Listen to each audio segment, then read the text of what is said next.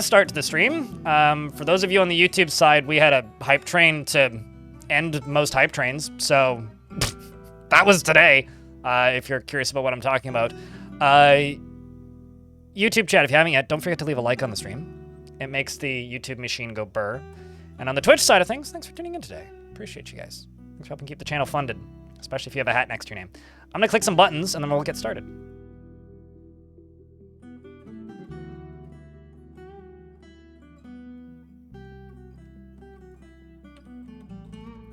So, plan for today is we're going to make more progress on the fort. Now, I've talked about this a couple times. If a soldier leaves the map, it's very unlikely that they'll make it back into the map. Now, I was thinking about this last night. I think that's okay. I think what I'm going to do today is I'm going to find a dwarf who's very, very brave. I'm going to find somebody who's a very good fit for this. And I'm going to let them train for like a year. I'm going to give them a cool nickname, and I'm going to tell them to go attack the goblins by themselves. Or, alternatively, demand tribute. Either or is fine. Probably just demand tribute. Then what I'm going to do is I'm going to hope that they make it back, one. And if they do, try and get them back into the map, and if they don't, catch them in a cage as a zombie and try and use them as a warrior.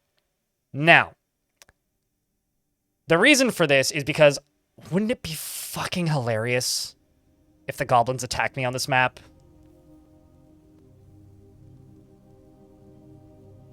Wouldn't it be fucking hilarious? I want to see that. I was hoping yesterday that the population would get high enough that we'd be able to do that. But yesterday, I got 2 different notifications that we got no migrants this season. I'm not sure if we're going to get traders. Every single caravan that's attempted to trade with me hasn't made it into the fortress. They've all died. I've managed to speak with the outpost liaison every time, but I haven't successfully traded yet. The fortress is now on year 5.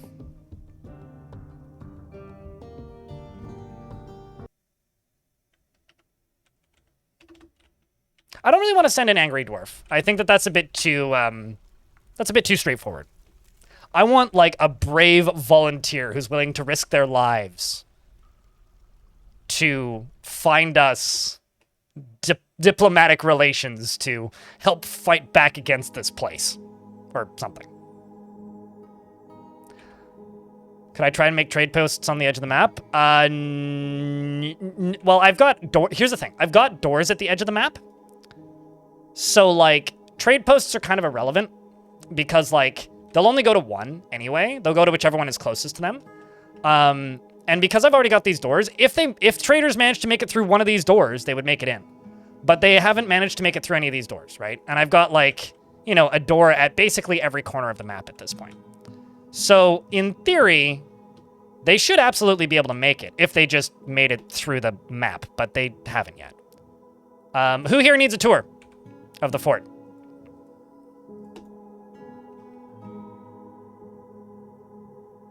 Can you be that volunteer? I doubt it. And the reason I say I doubt it is because I want to go through and find somebody who would be perfectly suited to this. Cleaves in a steer lifestyle. Someone is fearful. Yeah, you're fearful. Like, a dwarf who's fearful wouldn't do that, right? Right? Like, I need to find the perfect dwarf for this. A dwarf that's free, absolutely. What kind of dwarf would you like? Would you like a dwarf with a beard or a dwarf without a beard? Do you have any particular job you would like?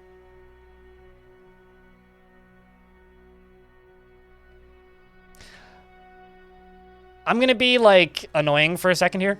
Likely, the dwarf that I end up sending out will be one that's not named after a viewer, but one that's given a name like, you know, something along the lines of a blockade. You know, that kind of thing. Well, this is an unnamed bearded dwarf with a happy day and a beard, so potpourri. You know, I used to call you potpourri because I thought it was funny. And somebody, like, got very adamant in the comment section about how I was pronouncing that word wrong. I'm like, fine. I'll say it right. He is bashful. And he tends to ask others for help with difficult decisions. He is brave in the face of imminent danger. And he often feels discouraged. He has a sense of duty, and he tries to keep things orderly. He isn't given to flights of fancy, and he tends to share his own experiences and thoughts with others. Also, Navy, are you okay with me giving you a dwarf? Would you like a dwarf? Because you are crazy. He likes a little excitement now and then, and often feels envious of others. He has a greedy streak, and he generally acts with a narrow focus on the current activity. He needs he is a hardened individual. He dreams of raising a family, and this dream was realized, which is probably why he's super happy, because he's got his son, who's the firstborn. And his wife's in the military. He dreams of raising a family, and this dream was realized. He likes steel and blue jade, as well as oyster shell, longfin mako shark parchment, the color goldenrod, gems, blowguns, and shields, and slabs for their aloofness. Wait, slabs? And the color goldenrod and blowguns and shields and cats for their aloofness. There we go. Giant kestrels for their coloration, and the words of the lilac of embracing, and the sound of the carmine musics, and when possible, prefers to consume fisherberries, pearl mullet beer, and absolutely hates rats. His long beard is braided, and his medium-length sideburns are neatly combed. And of course, he has a son who I named Firstborn. His older sister is dead. And so is his cousin, and so is his niece. However, his wife and his only son are very much alive. Welcome to the fort. Pillars? Something, you know. We'll name them something. For Navy, I do kind of have a dwarf in mind if I can spot him. Assuming he didn't get named something unrelated. He may have gotten named something unrelated.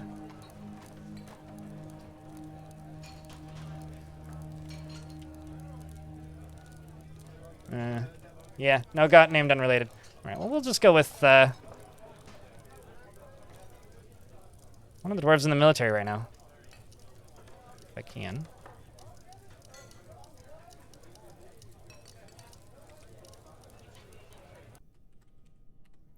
Navy has no sense of vengeance or retribution, seeks out exciting and adventurous situations, and he can handle stress. He finds helping others emotionally rewarding, could be considered rude, and enjoys the company of others. Needs alcohol to get through the working day. Dreams of raising a family, personally values eloquence, values peace over war, finds maintaining decorum a silly and fumbling waste of time. He likes rutile tin ruby and the sound of the taupe suitor, and when possible, prefers to consume thrips, moghopper, prickleberry wine, and dwarven sugar. He just likes to eat raw sugar and toads. He worships Id. He's got several friends in the fort, and is a dabbling spear dwarf. Also, in regards to spear dwarves, let's just jump to my recruits here real quick. This dwarf, not the happiest. But this is Entropy. Entropy was very unhappy and is happier-ish now. Let me actually boot you back out of the military and replace you with somebody else for a bit. Same with the other one that's a little bit upset. But as far as tours go, so this is a return to the worst map in Dwarf Fortress history, which is my most viewed video on YouTube. If you go to the surface, you die. You become one of these, basically. These opposed to life husks. They're like zombies, but they're technically still alive, so they can train skills, they can get stronger, and they don't have unique sprites associated with them. Yes, that's a Magma Man. They cannot be converted, tamed, and will just kill anything that moves. They are pretty terrifying, and anything they touch and pierce the skin of gets converted to one. And if you look on the surface, it's clear if I turn on ASCII. All of this yellow is areas where the snow has become filled up with the abominable smoke. The abominable smoke, if you stand in it, you become a zombie. It's also falling from the sky randomly, so if you get covered in it, you become a zombie.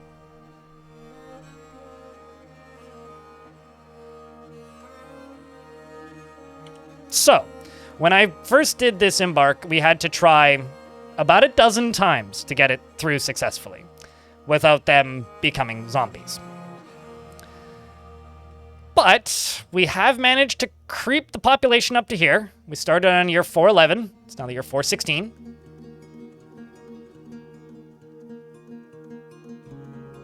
This is the sequel to Godly Tombs, which is Strangetomb. As for the entryway to the fort, or as for the world itself, the map is very shallow. here. This was always kind of weird previously, too. This is surface level at layer 48. The magma sea goes down to layer 13. So the lava starts at layer 28. So we only have about 10 Z levels, meaning everything is very close together. My goal for this fort is to use a combination of impulse ramps and minecarts to hopefully fend off and or defeat hell, ideally. And I'm trying to power it with this. I'm very much working towards that goal. Right here is the fun tube, where hell is probably located between like here and here. So it's likely only 1 or 2 layers down. So we could get to hell very quickly and easily when I feel like it's time. So today I'm going to spend time working on this and trying to agitate the goblins. As well as trying to beautify this, working on our clay, so we have fire clay, setup, and stoneware blocks that I'm slowly working on, which I should queue up again. As well as, our magma furnaces where we are making steel gear. Now, there is no metal on this map. So all of the metal that I have on this map comes directly from my embark. When I embarked here, we brought a bunch of iron ore, and so I'm working through the last of it. That's everything. That's kind of the tour. As for the layout of the fort, it's just this simple stairway, these sets of bedrooms, and this humble fortress. Oh, also, I do in fact have a nest box for some cave crocodiles, and I'm hoping to breed cave crocodiles. I'm also going to go to this stockpile here and just type in cave, go to egg, and say cave crocodile egg. Please don't use those or store those there, because I would like them to get et.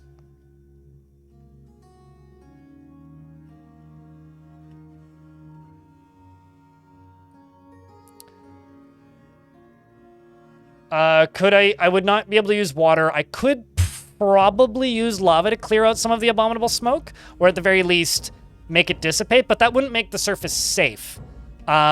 Because it's constantly raining, right? So whenever it's raining, not snowing, raining, because this is 2 biomes, which is, there's no warning of when it happens, like a third of the map just gets covered spontaneously. So anything that's on the surface when it rains becomes a zombie, regardless of if it's mixed with the snow or not. It's just worse because it's mixed with the snow. We'd have to go up there and then clean it once the snow goes away.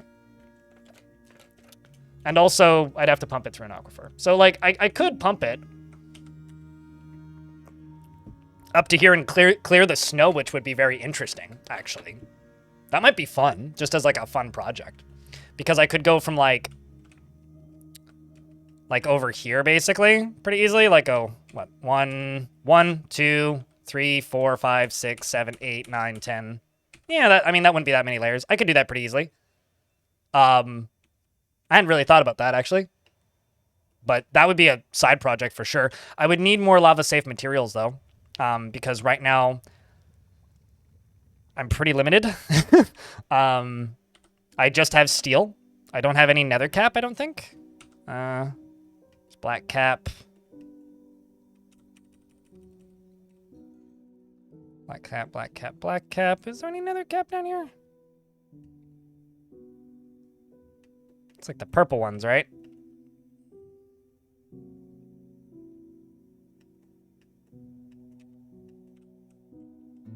I'm not seeing any nether cap anywhere.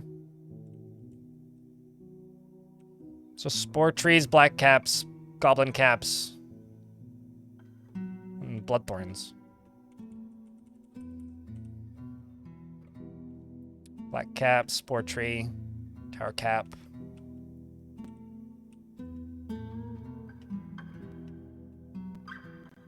Nether cap is lava safe, yes. So I would either need sand or nether cap. There's tunnel tube.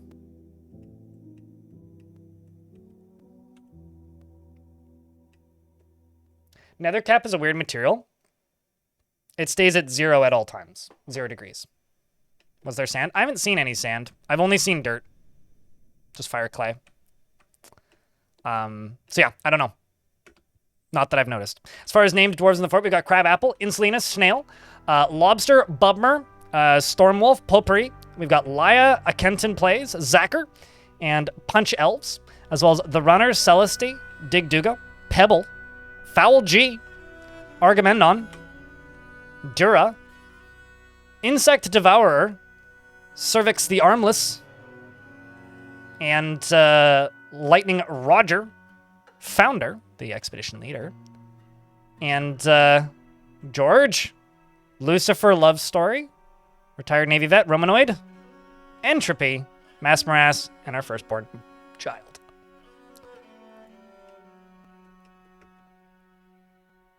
And it dropped the cauldron. You made him drop his cauldron, man. I mean, 'tis to be expected, I think.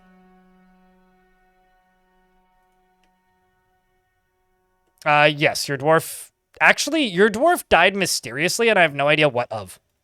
Like, you just appeared dead one day, and I was very confused.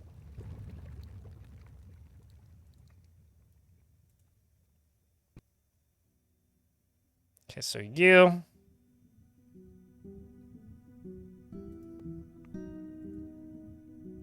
right here.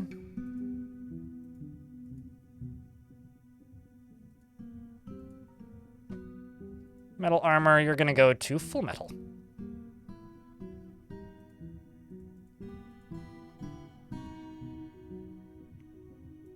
The reason I'm slowly moving them to full metal is so that they equip boots, which it basically makes them remove their clothing and put on just a full gear. Might have been a ghost. Nope, they weren't scared to death.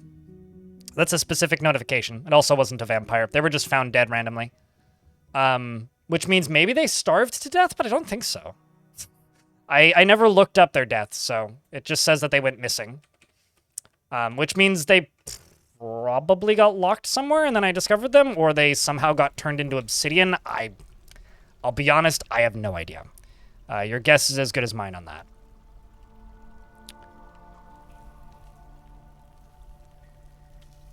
All right, so what were other things I was working on? Because I don't know if I want to just jump in directly to working on impulse ramps. Box unclaimed. We did soap, cave crocodile soap. I need, you know, this is my hospital right now. Which honestly feels wrong. I'm gonna see if I can make a better hospital. I want this to be my hospital, and I want to move my kitchen. So let's move the kitchen and such. Whoops. I keep losing my spot. Let's move the kitchen from over here to over here and make this into the hospital. Because this has the well in it, so that makes a little bit more sense to have that way. So I'm gonna get rid of my still. I'm gonna get rid of my kitchen. And I'm going to dig out this. We'll also expand food storage this way.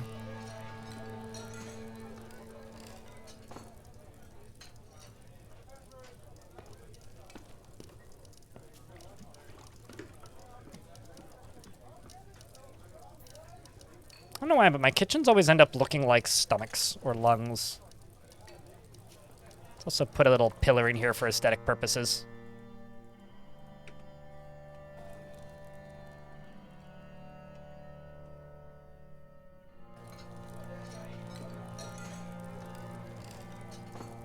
I was thinking of them as like a purpley blue top for nether caps, but...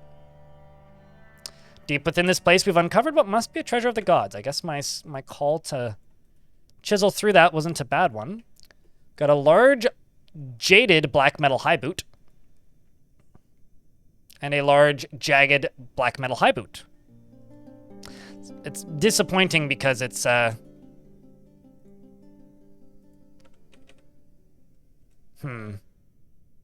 It's disappointing because that oopsies. It's disappointing because that could have been,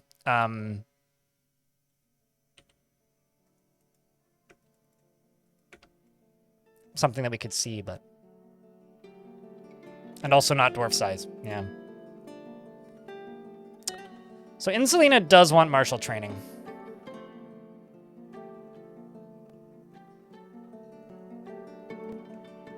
Still looking. It's probably going to end up being one of the dwarves in the squad already that gets sent out. But the thing that I'm debating on is whether or not I want to send them out in full armor as a, this'll be badass kind of statement. Or not. I'm not sure yet. Chat, for the dwarf that gets sent out to go try and agitate the goblins, to encourage them to deal with these surface problems for us, do I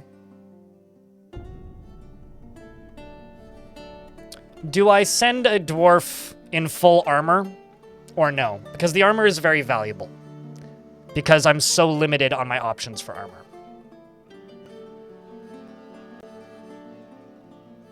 Yeah, you're not wrong. Kind of looks like a kidney now. I could train somebody as a crossbow dwarf.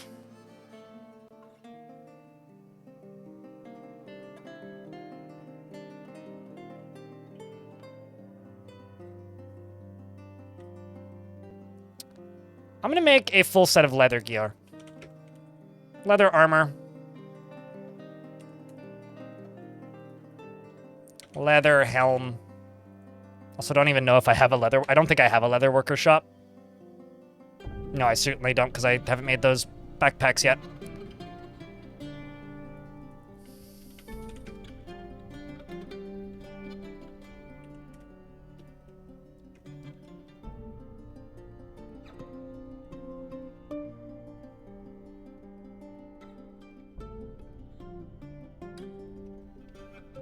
And then this is for cloth. I'm also just going to allow leather as well.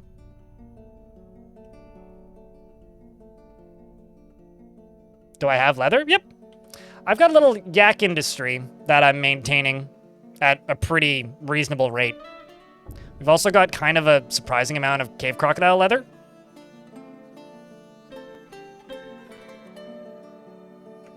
And also, I should move those backpacks down to maybe 6 instead of 10.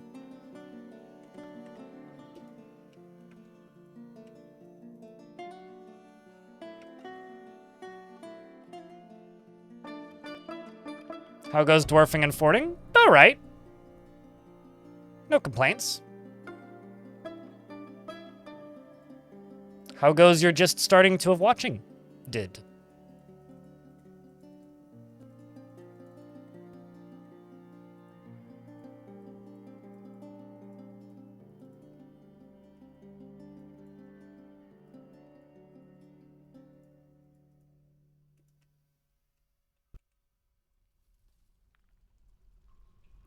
Grr. I think I will get rid of these 3 and just do this instead to maintain the pattern a little better. And then fill in the last of this with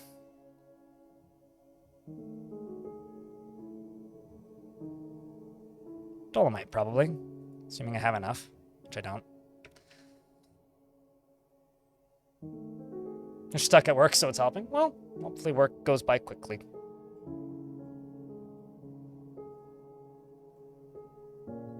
Blue 11p in YouTube chat says, "Oh, thank goodness you're here. I was lying on the ground thinking about Dwarf Fortress. So now you're lying on the ground watching my stream? I hope that's an improvement." Zem's is going to be as a kitchen. You know what? This area I can just smooth. That can be stockpile or whatever. I'll wait until this is all done.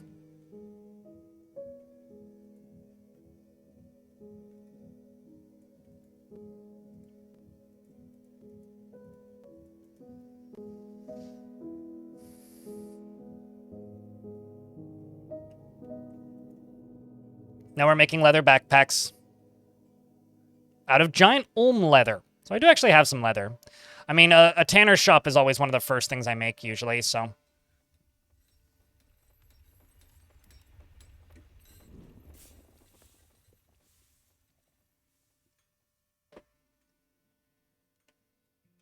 It is usually one of the first things I make. If I have a butcher shop, I have a tanner's shop right next to it. I don't like these crocodiles just being able to poke their heads out the door. This is making me uneasy. Just kind of filled in that room. I get that they're trained, but, like, get back inside. Silly. Go home, Crocky McDial. Get in your pen. Now, please. You're making me uneasy. There you go. Silly Billies, indeed, yeah. Toothy and other toothy and... Oopsies. I haven't changed my mouse, but I changed the positioning of my mouse slightly. And I keep on, like, switching layers while moving the camera around, and it throws me off every friggin' time I do it. I don't know why I've started doing it. Like, or why it's become, like, this nervous tick that I almost do now, but that's the case. Let's go for food, everything but prepared meals. Crocodile eggs. And a drink.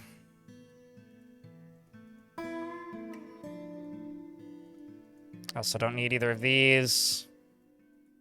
Any of that. I don't know why I'd end up with that. That we can keep.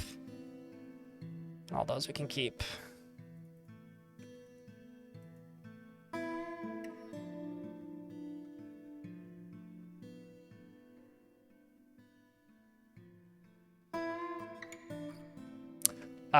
Possibly. There is construction outside.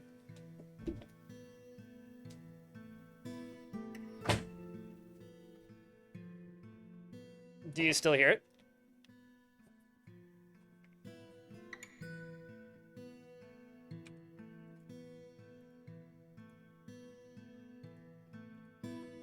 If you're hearing the high-pitched, in regards to the high-pitched tinny sound that was reported. Just checking audio on your end. Huh. Because the construction is making kind of a high-pitched tinny sound, so it is entirely possible that was it, but... If you're still hearing it, then I'm not so sure. Oh, it's gone now? Well, then maybe it was me. It's certainly possible. Like, I'm... The thing is, not everybody's audio setup was created equal. Like, I often hear things in my audio setup that most people are like, I don't hear that. What are you talking about? Generally, that's because my audio setup is just... It's just better than yours. But because I've spent too much time building a nice audio setup, I'm often not willing to sacrifice the quality for small things, and I do find that because I spend too much time on it, or I've spent too much time on it in the past, I often hear things that a lot of people don't hear, so... The construction's moved far enough up the street now that I'm kind of... Oh, shit, I missed an ad break. Oh, well. The construction has moved far enough up the street now that I kind of just let it run, even though it's, like, still loud. It's just way less loud than it was a couple weeks ago. Anyway, in Selena, the miner has been taken by a fey mood.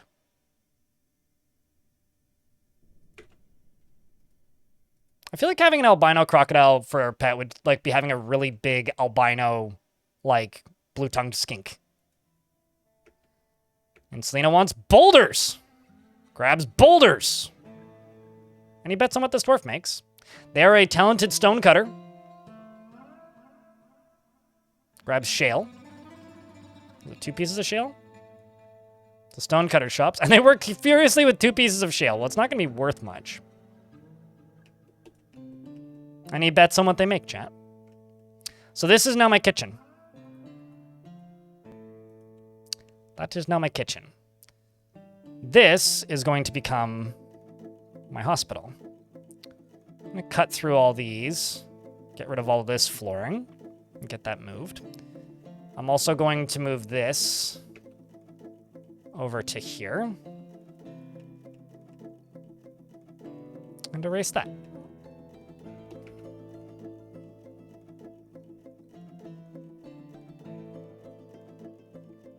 I mean, you gotta wager a valid amount. Although I think you know this. But you just reminded me to type in tickets. A scepter? Not at a craft store shop? That'd be mighty strange. Okay, well, drinks are going again. Kitchen hasn't queued up just yet. Entropy is up here and eating. All right, Entropy, I'm going to boot you out of the military now. I need to find a replacement for the Entropy, though. You want to be around family, you want to practice some martial arts.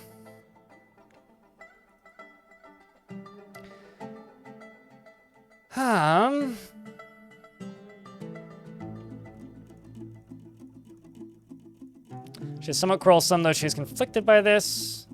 She's a calm demeanor. Lightning, I think I will replace you with Entropy.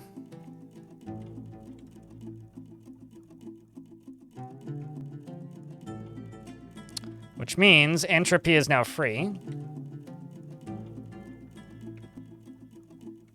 So the logical thing for this dwarf to go do now is to eat some crocodile meat, logically. And then dump all of your clothing on the ground like there. And then go off and get some new gear, probably. Or put away old gear. Instead, he's going to wear a tunic, a robe, and a cloak. But at least he got to make an exceptional inquiry of a new item. Am I worried I will go deaf? I am, like, absurdistly careful with my hearing, so no, not really.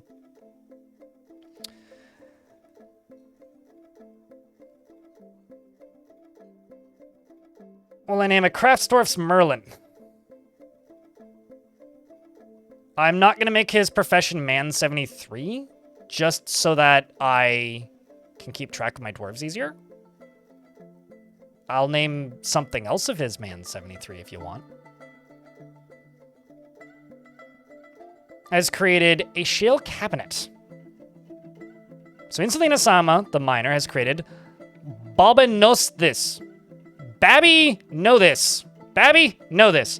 I made you a shale cabinet and you're gonna like it. And offers it to the strangled weasel. Babby seems like somebody's name.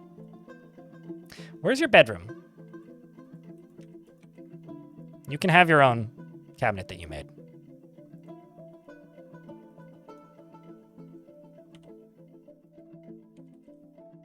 So I don't have any crafts dwarves. I have engravers. I have a singular weaver. Or clother, rather. I have a shearer. And some doctors. But I don't have any crafts dwarves. So could you just let me know, would you like a dwarf with a beard or a dwarf without a beard, Merlin? The population here is kind of limited in case it's not obvious.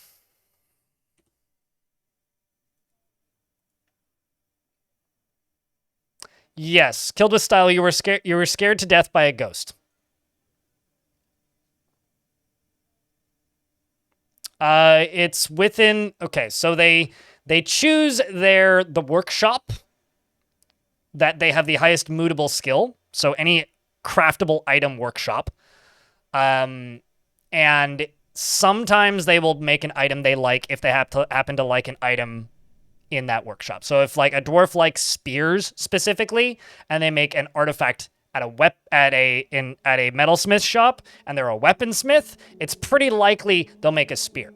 Outside of that, it's what they can make at that shop. Okay. Beard, please. You can have the animal caretaker.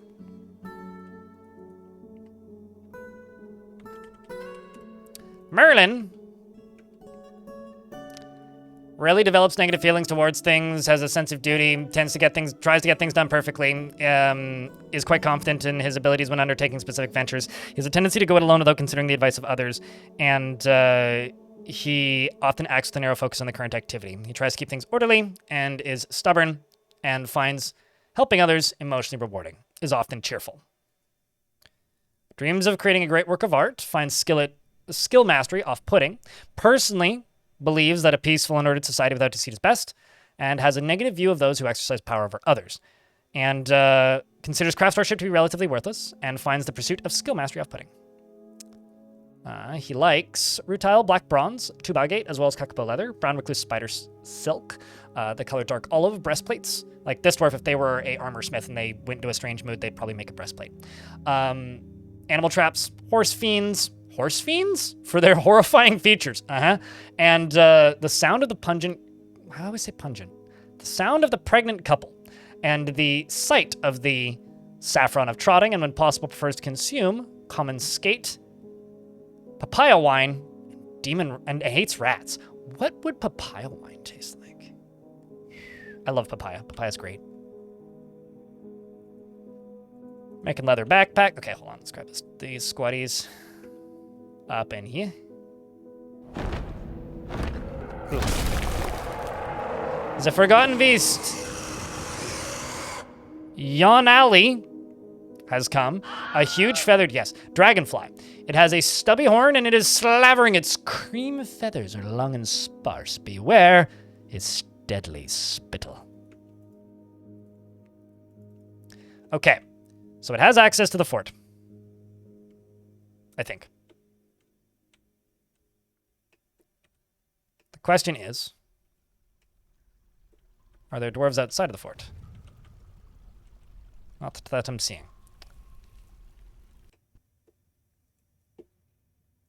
All right, dwarves, go to the room.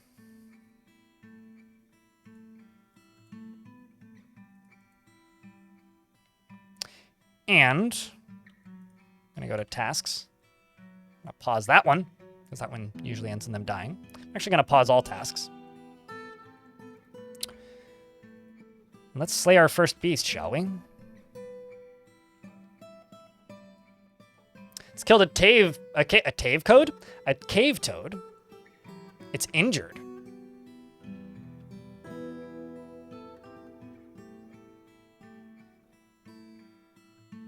All right, chat.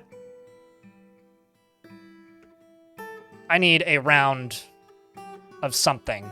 File Force of Darkness, maybe? Undulates, alternatively? For good luck, because my military hasn't fought anything yet.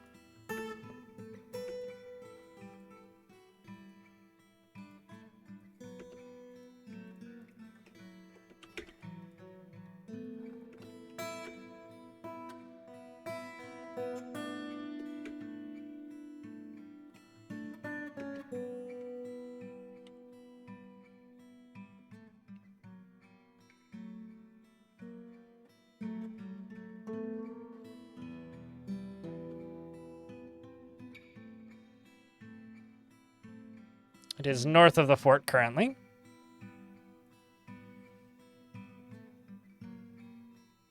I don't know what I'm supposed to explain, Merlin.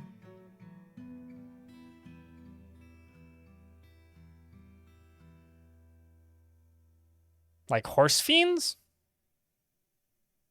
What is this? What is this one made of? It's just a dragonfly, isn't it?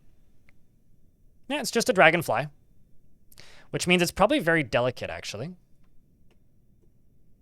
And it hath deadly spit. It hath deadly spit on me! Also, there's a ghost. Hold up.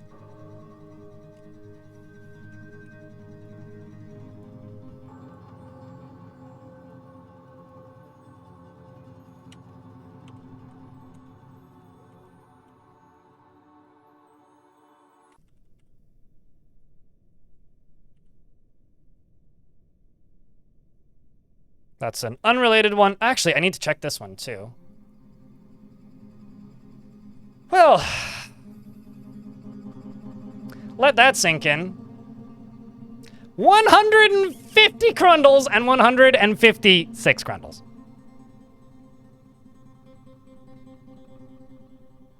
I'm kind of shocked it hasn't managed to kill a gremlin yet. Like...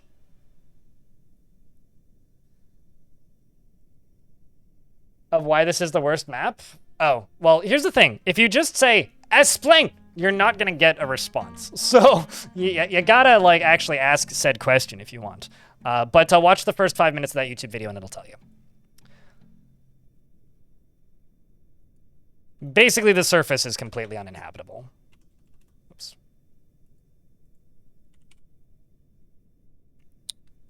Like, I haven't managed to successfully trade yet, not for lack of trying.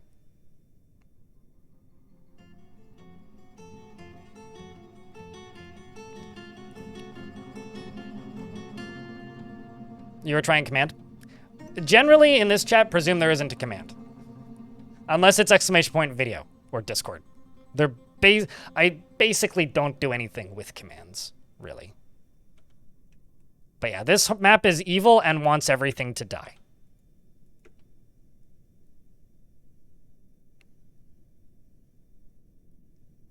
This Forgotten Beast is literally a bug. Okay, so it can get to us. Here it comes. It also is... That's mean. Overcome by terror. I don't blame it. It was literally kicked. Literally kicked. It kicked it into the lava and it's like, I'm enraged. Well, okay. Umbral Echo. Mister.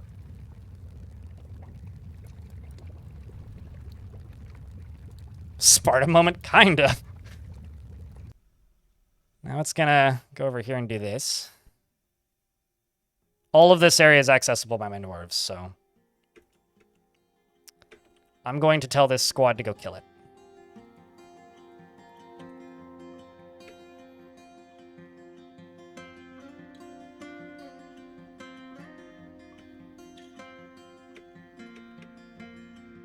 Okay, so it's now a layer up. And this recruit is missed by its extract. Dodges out of the way. It's standing up and lying down. Figure that. The recruit stabs the Forgotten Beast in the foot with his steel spear. This dwarf, retired Navy vet, stabs the Forgotten Beast with a steel spear. A ligament has been torn, an tendon has been torn, and says, "The battle rages, I am not scared!" He is in fact lying, but at least he's trying to be brave. A few more turns go by. I was so fucking worried about that.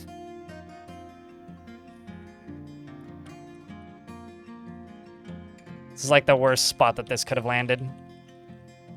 Climb out, dwarf.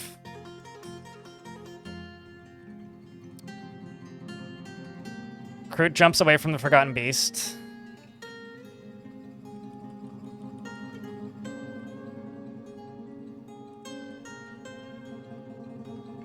Oh boy.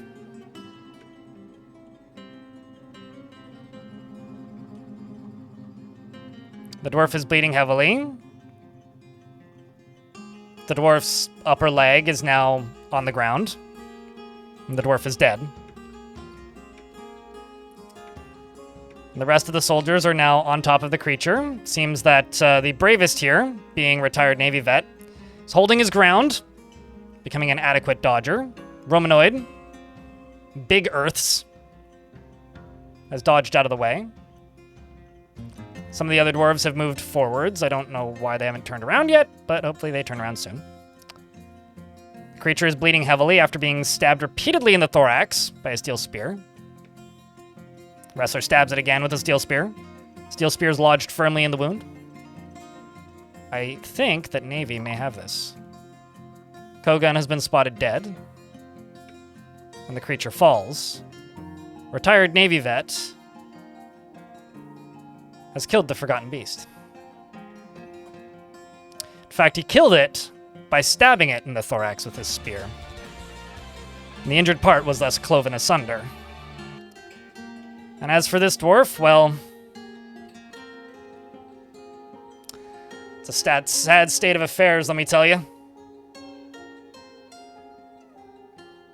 Chat, I will be back momentarily. I need to take a piss.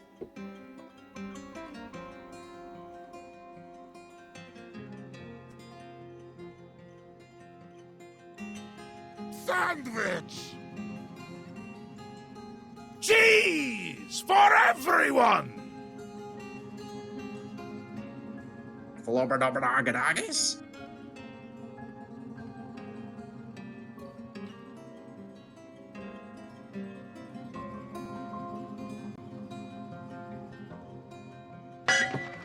Bring out your dead! Over here, he has a Let's take sword! a lovely fruit, a tomato. Remove everything that's good from it, the seeds, the vitamins, the nutrients, everything that's good about it, and just jam it full of shit, garbage, shit sugar. And put it in a shit bottle that sounds like shit when you put it on your shit. It's shit! Stop eating ketchup!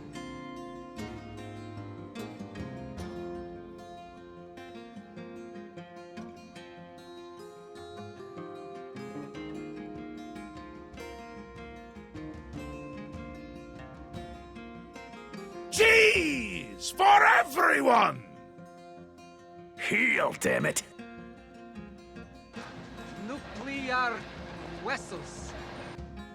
This is my favorite roguelike on the Citadel.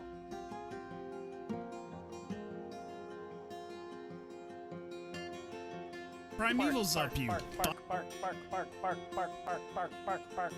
See how he bites off the shell to get at the nut?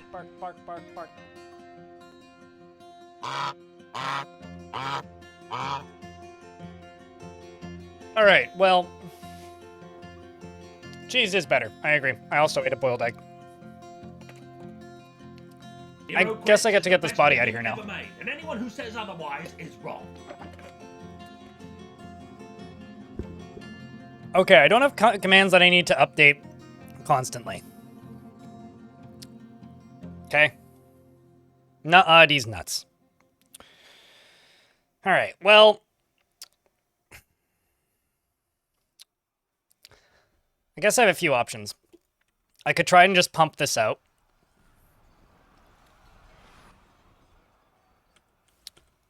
I could cave the ceiling in, but I think this is all aquifer.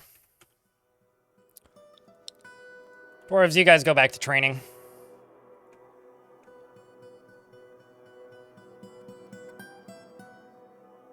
Clear prop.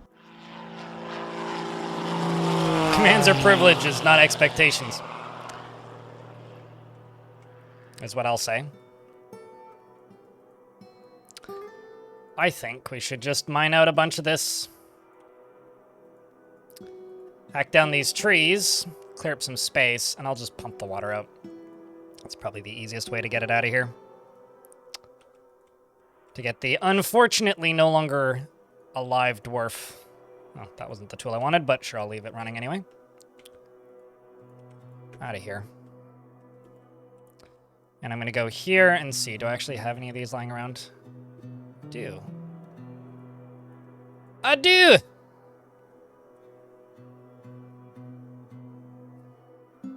And what are you off to do? Put that in a stockpile? All right, dwarf. Good luck.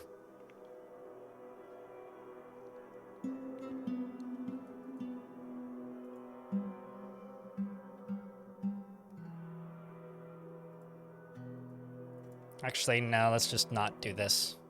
We'll do this.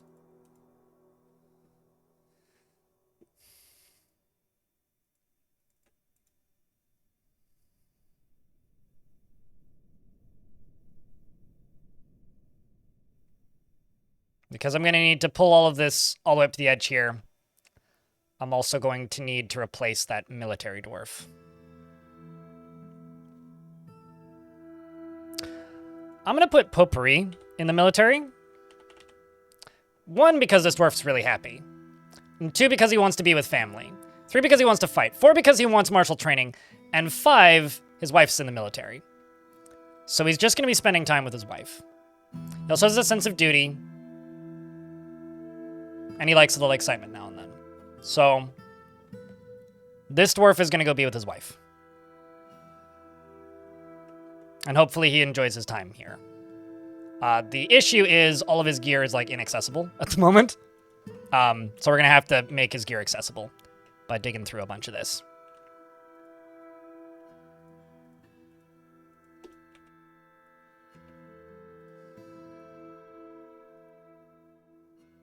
And let's just bring some of this over. Bring some of this over. Bring some of this over. Bring some of this over. And we'll leave it there.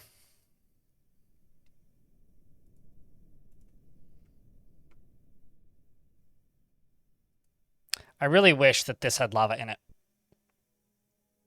Because then I could just spill some lava out, like, right here, and it may actually just seal this off and make my life a lot easier here.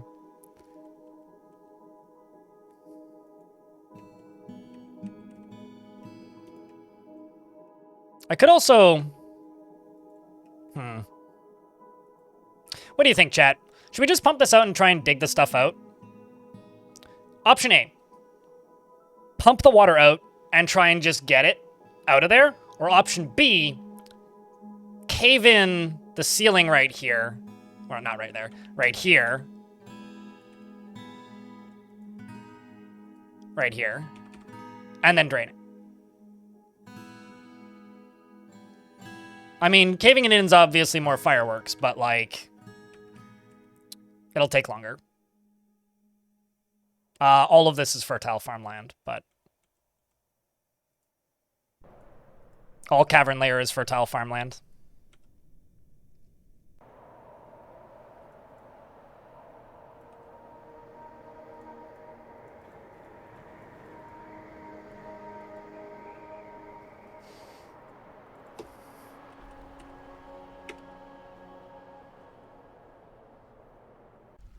I don't need anywhere near as much of this now.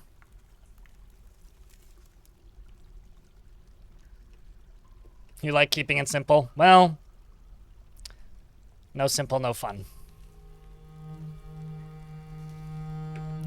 Let's also go up to here real quick.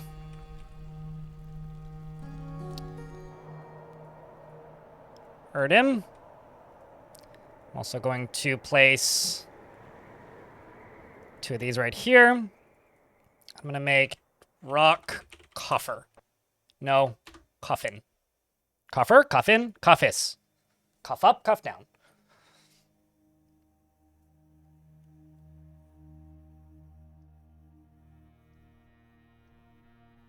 That's been your go-to for that. Yeah.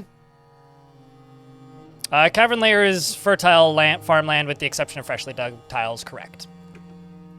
Freshly dug tiles are not considered fertile farmland.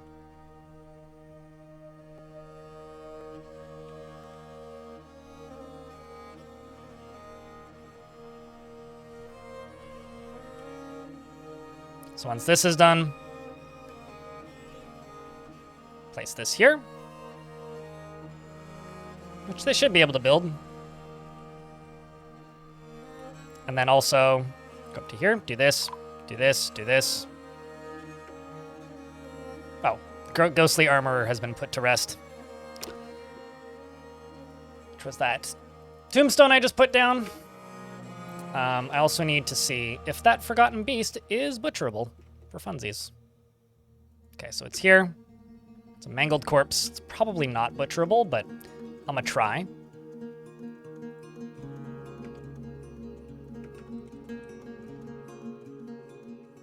There is a butcher animal task running right now. Looks like it.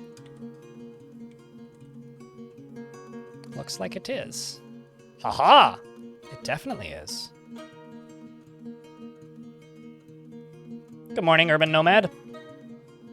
How is thing? Also, DS, it's good to see you as well. Neither of them aren't safe. Tactical, it's just like, how guaranteed do I want to be about getting it done the first time? There really isn't a difference in safety between the two options. So this fortress has been short on meat for quite some time. Due to the fact that, you know, basically all my meat supply comes from the occasional thing that we catch in a cage and my yak supply. So all of the meat that we have, we've butchered ourselves. Which means this dwarf is about to go butcher this. And our meat's gonna skyrocket. So this creature, which this dwarf is hauling, weighs 16,121 dwarf units, whatever that is. How much meat do you think we're going to get out of this?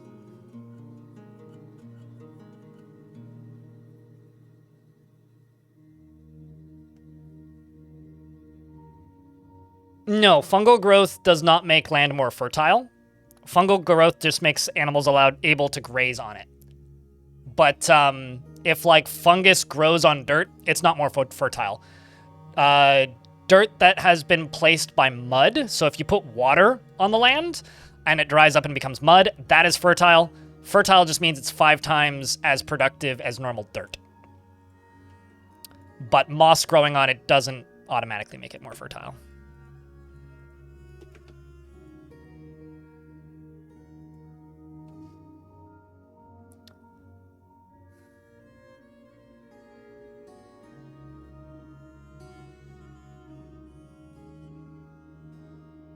Thank you, Leah, in YouTube chat. The YouTube chat's always a little quieter than the Twitch side, but appreciate you for tuning in. That's a not small amount of meat. I mean, how much was it? 447? That is easily the most meat this fortress has ever had. How much fat is that? 73.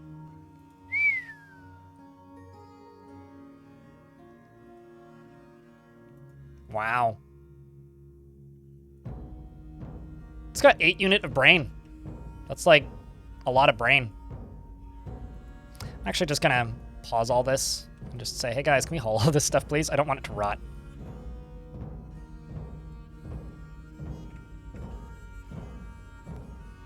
Can we haul all this stuff, please? I don't want it to rot. Also, you're not supposed to take seeds. Excuse me? Oh. Duh. Well, I'm stupid.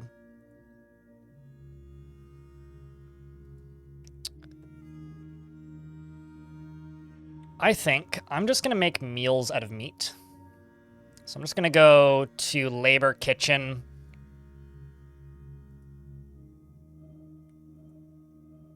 Say, please don't cook any of my ale. Although I should be growing pigtails. I am. So I'm just going to say, hey, lavish meal, go. Fucking go. Make us lavish meals there, dwarfs. We're also butchering another animal, which is probably the other part of that beast. Oh, nope, it's a cave toad corpse, which that beast killed. You almost lost a fort to cooking ale recently? Ah, am I planning on making soap? I have soap. Mostly cave crocodile soap. But I was planning on upgrading my hospital over here, but got distracted by that whole beast situation, so we're doing that now.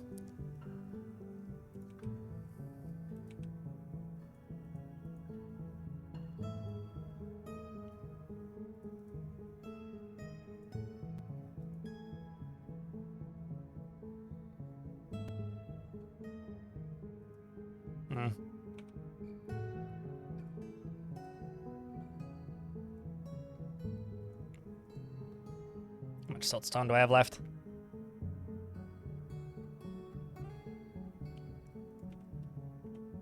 You know what? Why don't I just use the fire clay?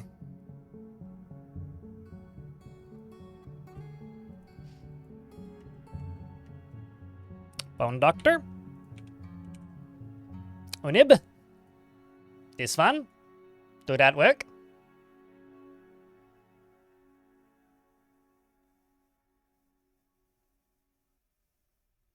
Butchering this is like landing a whale for these dwarves. How much meat do whales have, actually? I know how much giant whales have, but how much do normal whales have? Cathode! Thanks for the 16 months!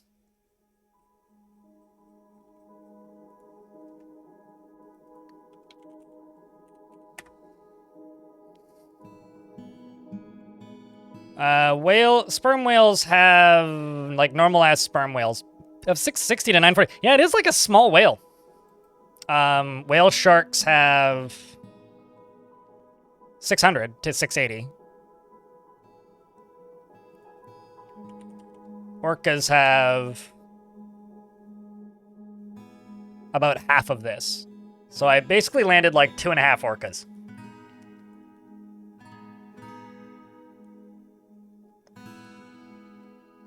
Cathode, thank you very much for the 16th month. Welcome back with Prime. But Zachris, does this work? Does this work for you? This is my bone doctor.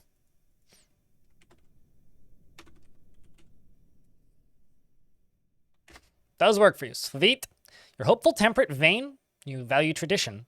Never feels to overindulge in anything. He is an optimist, and he's greatly pleased by his own looks and accomplishments. He's very quick to anger, and he's grounded in reality. He's confident under pressure, and he's made deeply confident, and he's confident under pressure, and he's made deeply uncomfortable by differences in culture or appearance. He tends to ask others for help with difficult decisions, and he tends to reveal personal information. He's quick to form negative views about things, and he tends to consider what others think of him. He doesn't often feel envious of others, and he often He doesn't often feel envious of others, and he often feels lustful. He has a sense of duty, and he tends towards forming deep emotional bonds with others. And he doesn't really care about anything anymore. So I've been kind of thinking, Insulin-Osama was the first person to request a dwarf to be the diplomat. I'm going to honor that request. But first they must train. So I don't like the name of this squad. The Tempted Bolts. Let's call this the Special Guard? Let's call it the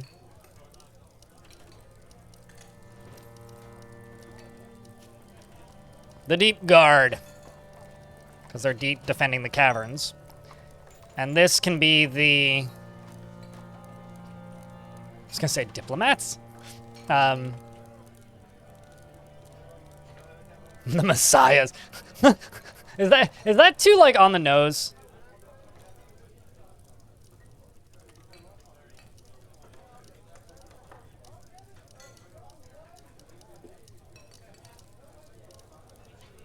What do we think, chat?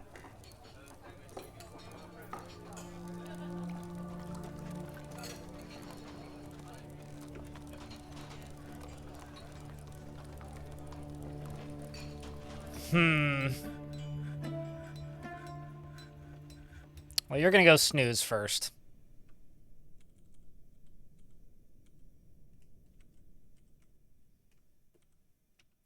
We'll get you over here in training. I'll just set you to constant training. And let's zip back over to where that dwarf died. This is done.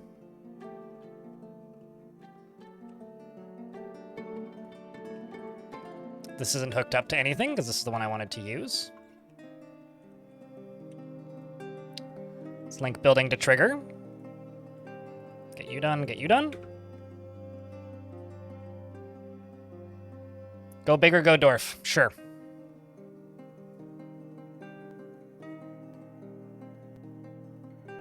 The Subterranean Skull Smash. I mean, the Special Guard isn't a tough name. Sounds pretty tough to me.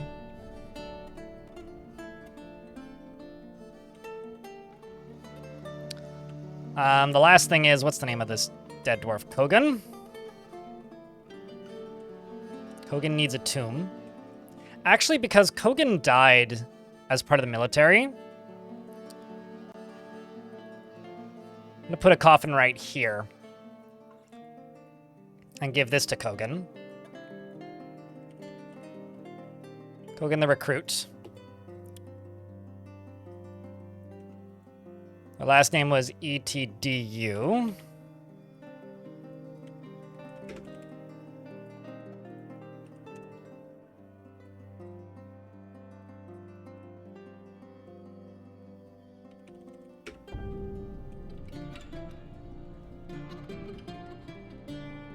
She was the second eldest daughter. Constrained rims. I'll put a statue there for her. Kogan's dead. Kogan's Heroes is my favorite Dwarf Fortress sitcom, let me tell you.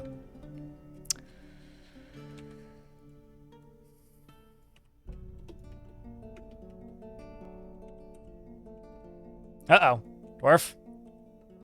Well, you're not the brightest tool in the bunch, let me tell you.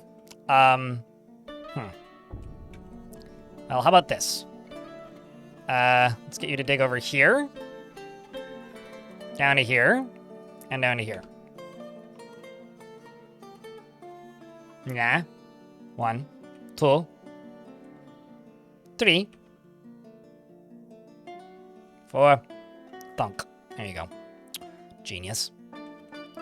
Alright, now that they've done that, let's channel out this. And this. Well, actually, let's do the outsides first. This is all hooked up.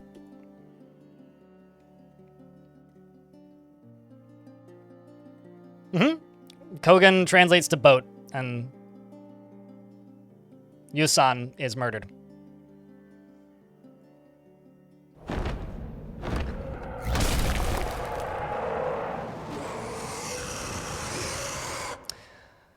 Forgotten Beast, Aspad has come. A huge, hairy leech. It has thin wings of stretched skin, and it undulates rhythmically. Its carmine hair is patchy. Be aware its bite. Okay, well, this one doesn't have access to us. But it has killed a voracious cave crawler here, and it may go fight that other Forgotten Beast, because that other Forgotten Beast that's killed like 100 things is in this level.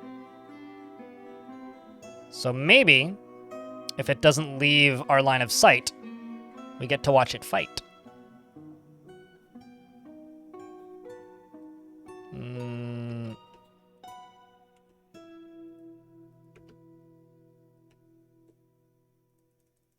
Maybe not. Oh well, that's slightly disappointing. Oh, there it comes. It's back. So where's the other one? Oh, it's not on screen right now. The one that's got 300 plus Grundle kills. As if we ever left deep sea fishing. Not gonna lie, that does sound like an appropriate way to refer to a leech, though. Aspad.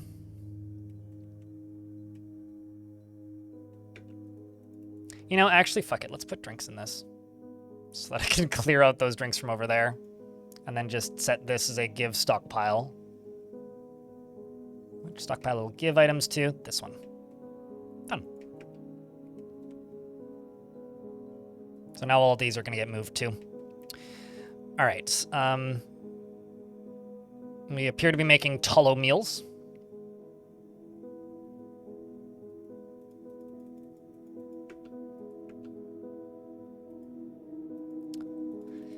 And I don't have a strange move that I missed, did I? Nope.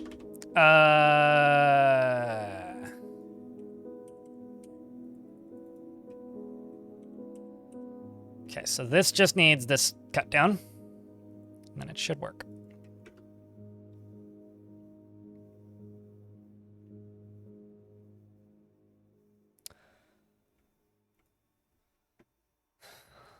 Also, George, good evening. Hello.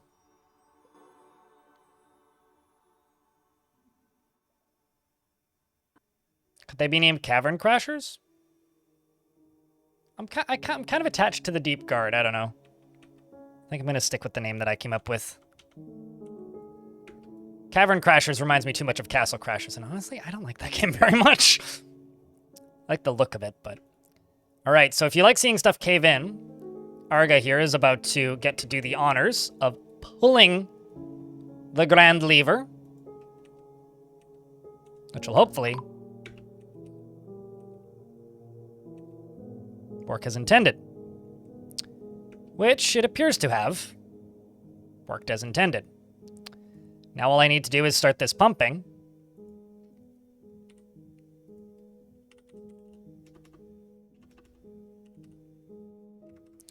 And I just need to wait for a dwarf to come over here and operate said pump. Here comes Logan. Oopsies. Who's another dwarf who wants to fight? He wants martial training.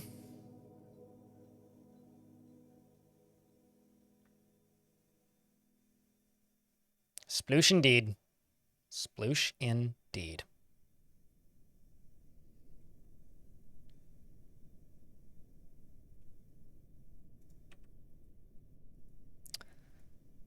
And a dwarf should come here and remove this in due time.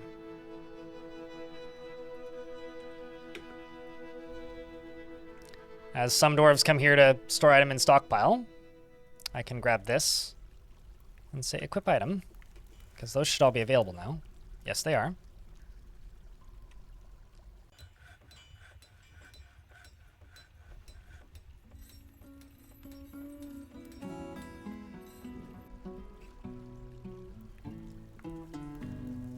And you up here can stop pumping now, and I can deconstruct all of this, and this,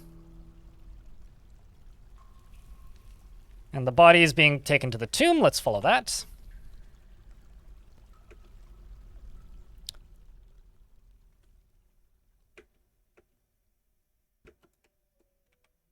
And now that the dwarf has been memorialized, got a shale statue of the dwarf ready to go. Sucks it had to go that way, but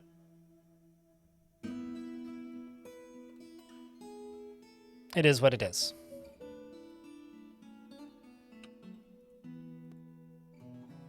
This dwarf here, Potpourri, and you are now going to be assigned to full metal. And I need to check my steel. Okay, so let's do pig iron and steel. Let's get the last of that stuff done. And I'm going to do something that I think a lot of people don't ever really see you do. Let's make rock armor stand, rock weapon rack, and I'm going to make them all out of the same materials, so at least they're uniform looking. Let's do dolomite and siltstone. And for the statue,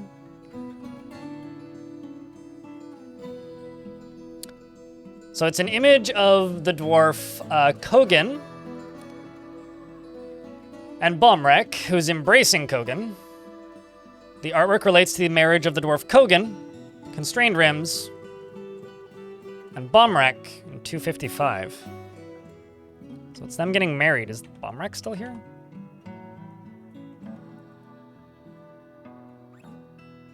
No. Bomrek never made it here.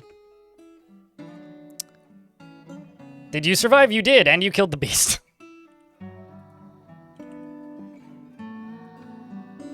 You did, and you killed the beast. But we did lose a dwarf who's up here now. It's a shame.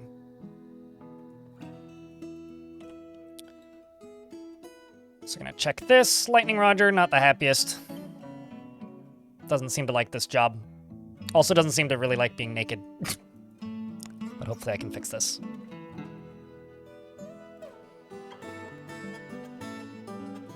Also, am I making steel greaves? Got 2 pairs left I need to make.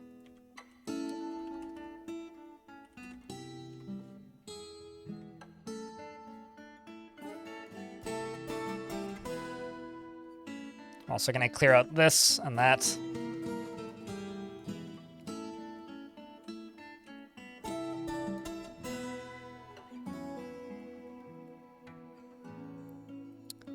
Now you, I'm gonna give you a custom armor. I'm gonna give you leather armor.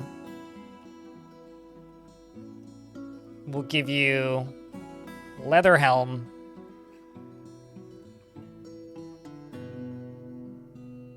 Any legging, ideally leather. Gloves. We'll give you a wooden shield.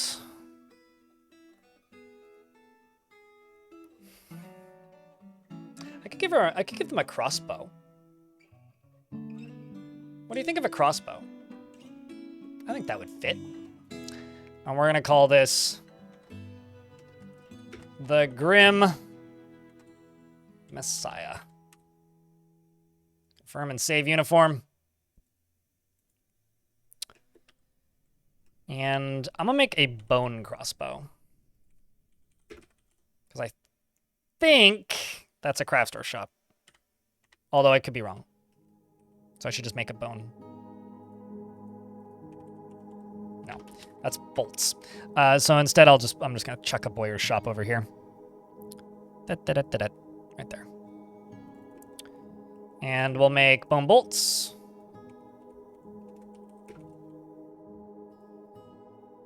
And I'm going to make a leather quiver.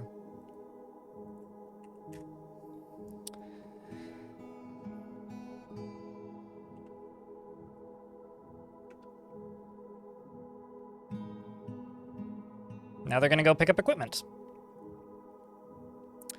I'm going to also need to make a singular wooden shield.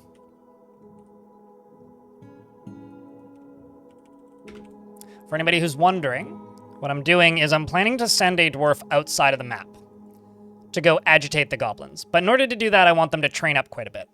So I'm going to give them the better part of a year to train. And my hope is to send them off of the map to go fight. Or not fight, but like demand tribute from the goblins for holding this location. If the goblins say no, they'll attack me. If they say yes, they might bring me tribute, and then they'll attack me anyway. That's my hope.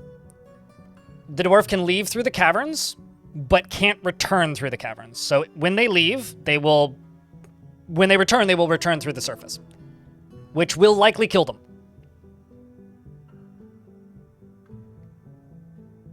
Failures to send? I also just got welcomed to the chat room. Hey, Twitch chat, did you just get welcomed to the chat room? Hope you feel welcome if you do. I just got welcomed to the chat room, and I'll have you know I feel very welcome.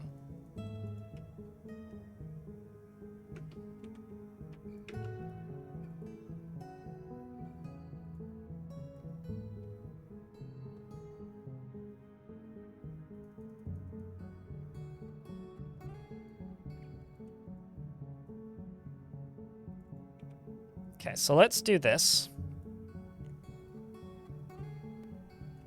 Let's do 3 beds. Let's do 4, 5 beds. Let's do... Oh. Do I...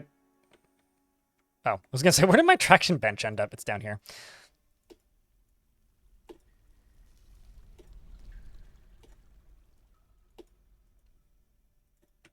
And I'm going to get rid of this. And I'm going to move it to up here.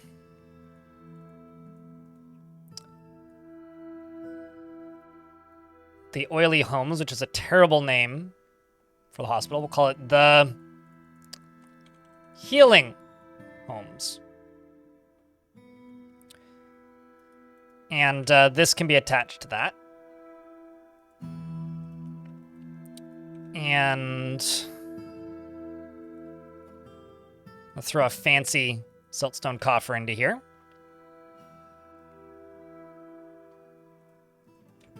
And maybe like a fancy pedestal with something on it in the future. Are they slippery? Well, they were. They're not anymore. The Oily Home seems like a place that a dwarf would name like their truck stop. The Oily Home! For those of oil! You know? Much more of a truck stop, less of a hospital kind of deal.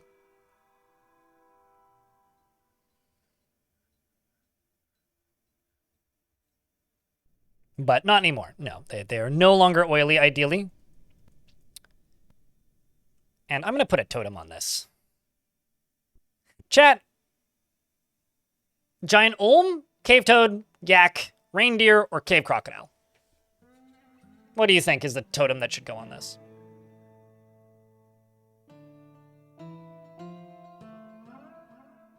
You hope to never see an oily home. It's just somebody who smokes way too much. Like, an oily home is just somebody who's smoked enough that you can see the residue on the inside of their windows. That's an oily home.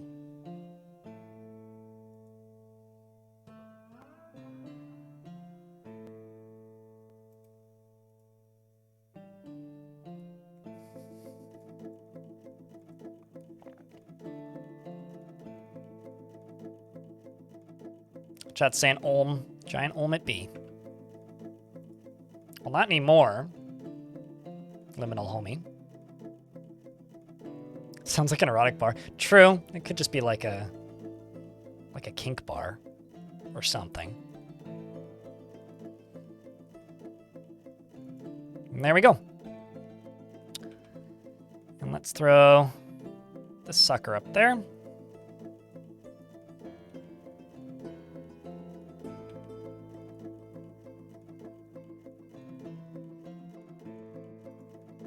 Kinda don't like the look of the sandstone next to that. I'm gonna get rid of that.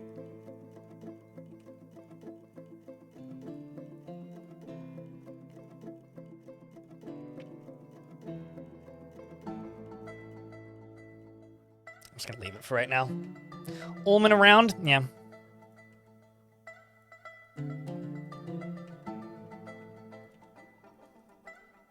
Oopsies. Let's get rid of these. Get that smoothed for now. Nothing else. Same with under these. Same with under these. Actually, all of this. Okay, so you down here. Let me just grab you and update you. There you go. You can now go grab the last of the stuff that you need. And I'm gonna go to this, and I'm gonna go 1, 2, 3, 4, 5, 6. And then I'm gonna go to this, and I'm gonna go 1, 2, 3, 4, 5, 6. And you are mostly naked. That's not optimal. There we go. They're almost done. I just need those greaves, which we are forging as we speak.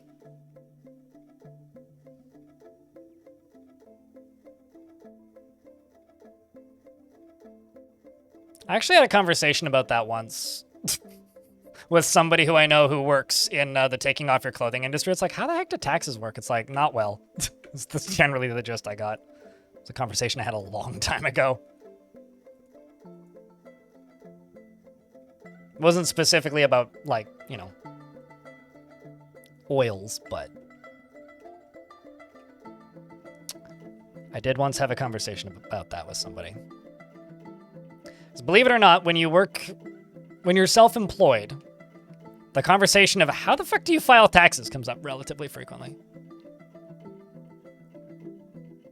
All right. The way I see this is best case scenario, this dwarf is a hero. Worst case scenario, we get a cool zombie out of it. So we're going to let this dwarf train for a while. The rest of this squad, I'm going to move to monthly orders and actually take them off of mandatory training. And I'm going to set this to storing weapons and such. I'm going to expand this out to here. And so they will store their gear in here when not using it.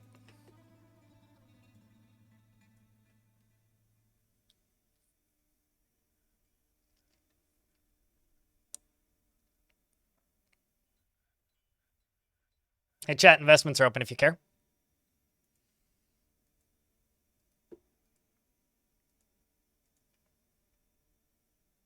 Oh, no. Navy was uneasy after seeing Nil die. That's not good.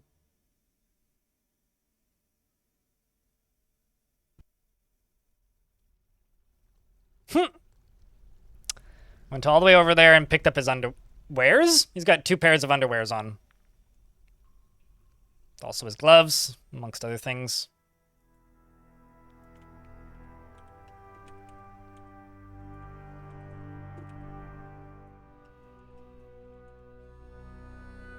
But now they're gonna store their armor where it's supposed to go.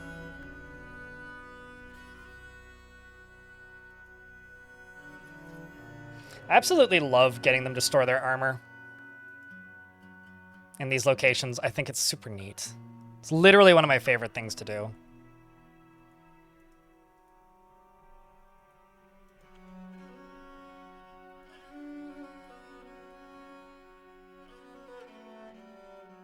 When did that start working? It has been since Premium released.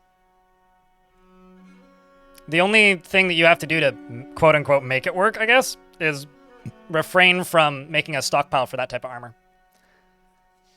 Otherwise, it'll double it up. Rexars, hello. So if you have a stockpile for armor, then it, I guess, won't work because they'll take them and put them in the stockpile. Does Canada have something like IRS? We're a civilized modern nation. No shit. We have Canada Revenue Services, yes.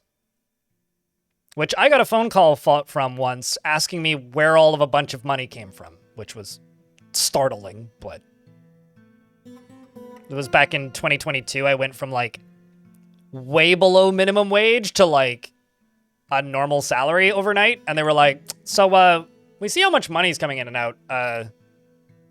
You just got a really large lump sum of money deposited all at once. Remind us what you do for a living? Well, one of the most awkward phone calls I've had in my life. Yeah, and then the guy sounded like he was laughing, yeah. He's literally just oh, you're a YouTuber. Okay, that makes a lot of sense.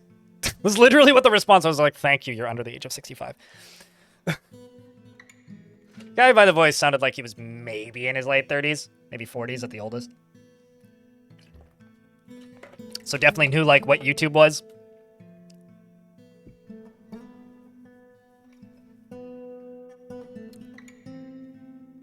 I sell beer to elves. I murder elves for a living. What of it? You know, generally don't fuck around when you're talking about like taxes.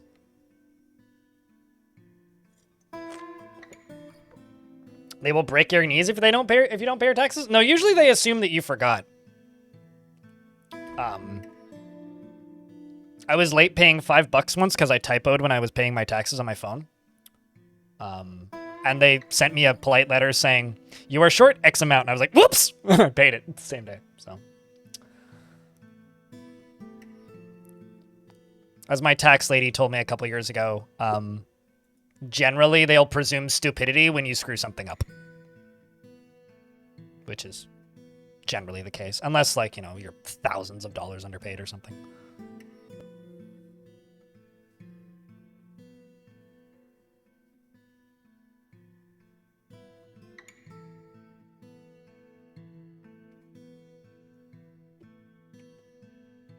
I don't know what tool they're using in the construction site across the street, but it sounds like a phone vibrating in my apartment, and I keep thinking my phone's going off, and I keep looking at it and going, nope, it's not going off. Why do I hear it? It's 'cause it's outside.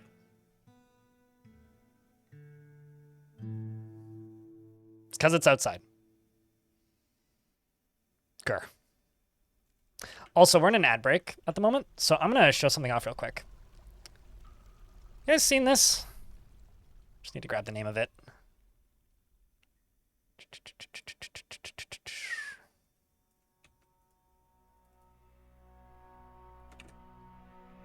It's a game that's like coming soon on Steam.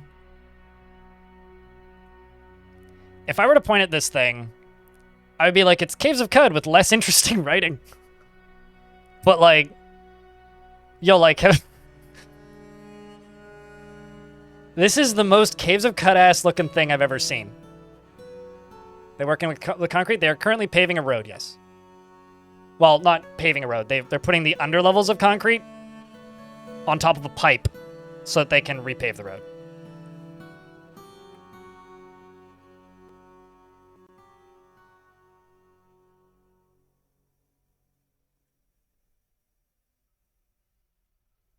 I highly doubt that, kitty phone. They didn't ask to see my YouTube channel or anything. They just took my word for it. Cement vibrator, sure. Horny prison for Zalvi, no. But yeah, this is like the most like Caves of Cud looking ass thing I've ever seen. The other game I wanted to mention was this.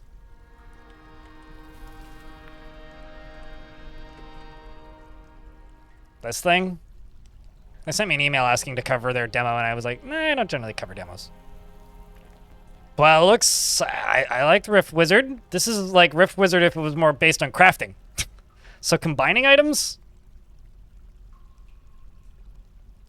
Cement vibratory is a real thing? I refuse to believe that. Sounds like some construction gotcha fan art nonsense. So Alchemist's Cove is the first, is this game. And the other one is... 20? 20. 20? 20. Toonie? Toonie. Must be Canadian.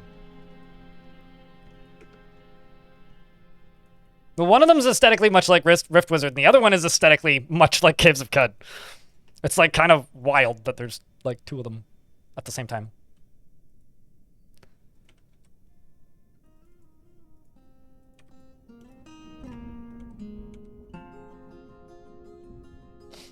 Beardless, please, with the name Electra.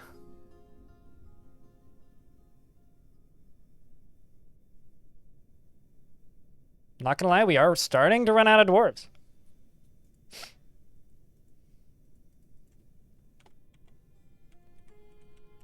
Electra is a legendary weaver. She has an utterly languid pace of easy living.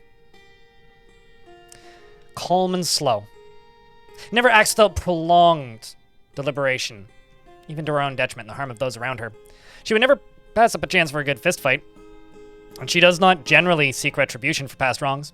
She rarely feels discouraged and is pleased by her own appearance and talents. She tends to be a bit stubborn in changing her mind about things. Also, hold on a second, I need to check something. Let's actually put prepared meals in there, just in case.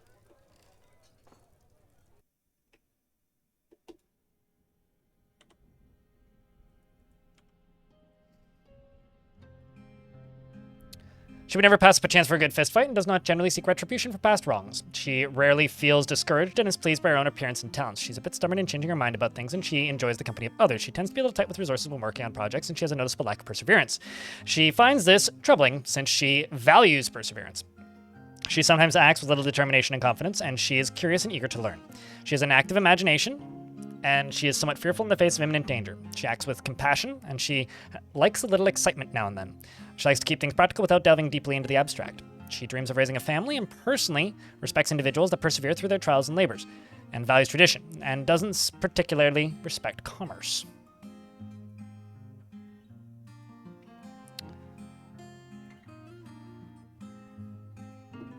She likes nickel, silver, and milk opal and giant tortoise tooth.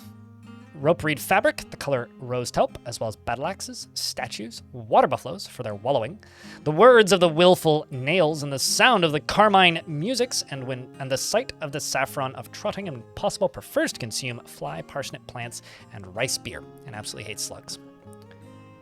Her ears are fused lobed, and her clear voice, and she has a clear voice, and her very long hair is braided.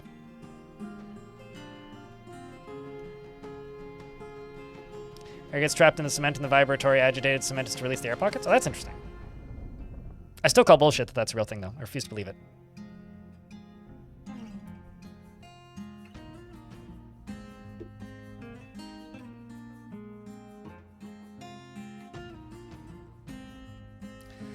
You went to buy an ice cream sandwich at the gas station and the card was declined and I had to put on your janky bicycle and pedal away shamefully, and the CRA has never looked in your direction. The key to get any tax agency to look in your direction is have direct deposits into your bank account and then suddenly get a deposit that is like 5 times what you normally get. Out of nowhere. With no like official change of job position. That's a very good way to get a tax group to look at you. I mean, I understand what you're trying to say. I can read through typos. Typos are fine. I'm sorry, USSR. In YouTube chat. I hope you didn't fall too hard, by the way. There's a person named USSR in YouTube chat, so think of your best USSR joke. Aha. Excellent. Chat, we is getting 49 baby crocodiles at some point. Assuming they get fertiled or fertilized by one of these boys. Fingers crossed. Better fertilize those eggs, you... I speak typos, yes. This is true.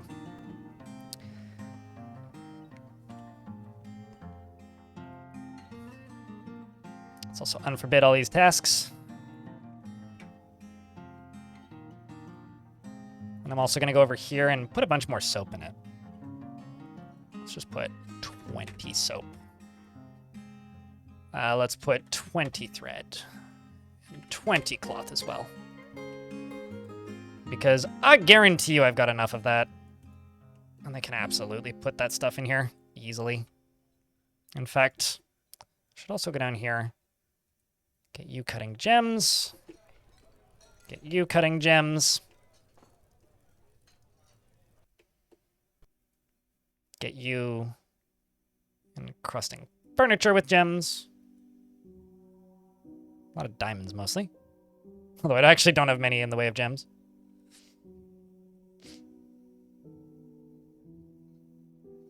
If only you could war-train crocodiles. They're labeled as aggressive, so they'll do aggressive things even without being set to be war-trained as war-trained crocodiles, I guess. Oh, I had this set the wrong way. Duh. I was wondering why there was no drink in my tavern all of a sudden. Put them over there, you weirdos. Ah! That's a lot of Forgotten Beast roast. How much do you think that's worth? It's a stack of 500 Forgotten Beast meat roast. The ingredients are crocodile meat, or crocodile tallow, cave crocodile tallow, minced giant olm tallow, minced giant cave toad meat, and cave crocodile egg, and minced Forgotten Beast meat.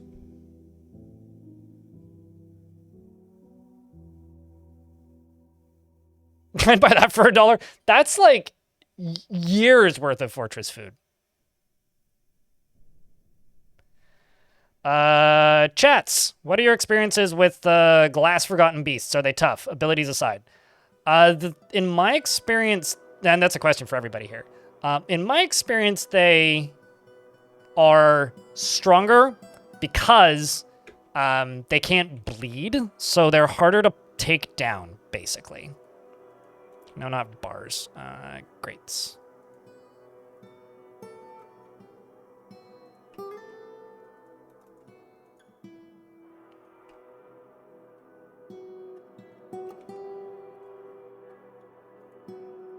I think those look nice. Let's also go here and just type in rock door. Something I was going to do earlier that I kind of forgot about. So I've got this setup, and this setup. So I'm going to go up to here and I'm going to type this, or do this.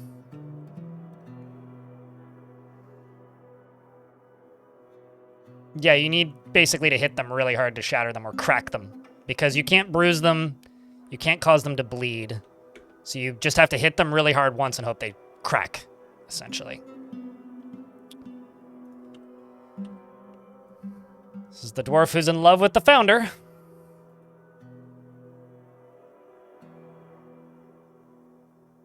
Well, Swords Dwarf will do it. They need to be sharp as all fuck. Basically.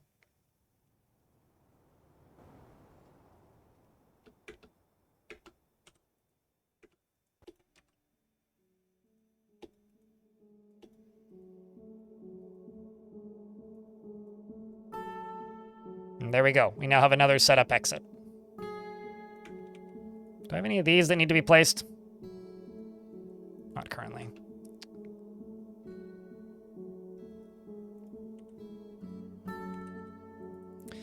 Okay.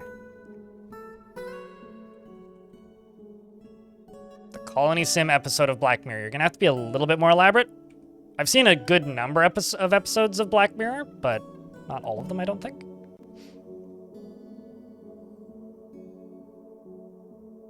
At least none that I remember registering as like a colony sim.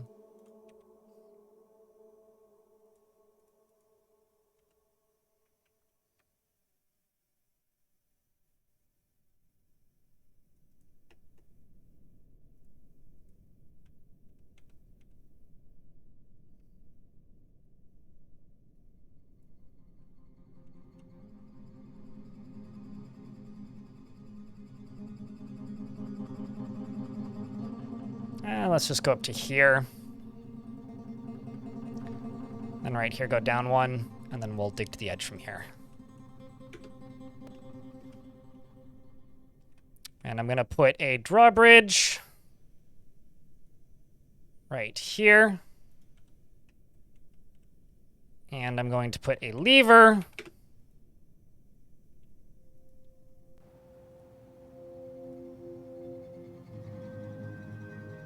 up here. I'm going to go back down to here, and I'm going to grab you, who's not connected to anything, and deconstruct these. I agree. Reading is in fact hard.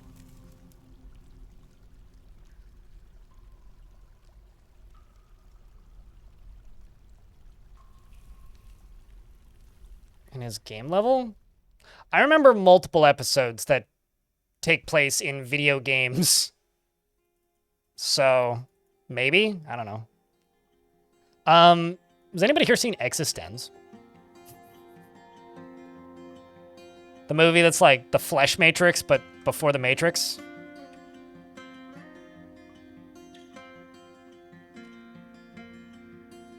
There's a joke in there somewhere, Mooncat.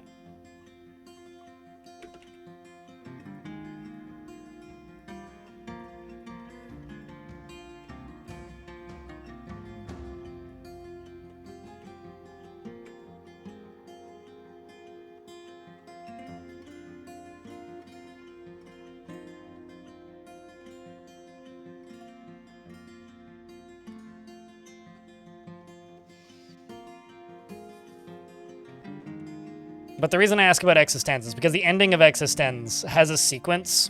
I'm trying to think how to say this without spoiling it. The sequence shows a lot of people with like iPads and like what look like smartphones. And if you were to see that scene from that movie in a vacuum, it would look like it was filmed more or less in modern day. Yet none of those products existed when that movie was filmed. And I've seen that movie a couple of times, and every time I see it, it fucks with me like crazy because of that ending. Because I'm just like, my brain always takes a moment to register. Oh yeah, no, none of that shit existed. All that stuff's new. For that, like invented for this movie. And it messes with me every time. Right, new mod with Lewin, I assume. And the issue wasn't within the code. It was the mod automatically copied to app data and thereby never updated. Oh. Yeah, I don't know how any of that works. What you trying to do? Zortos?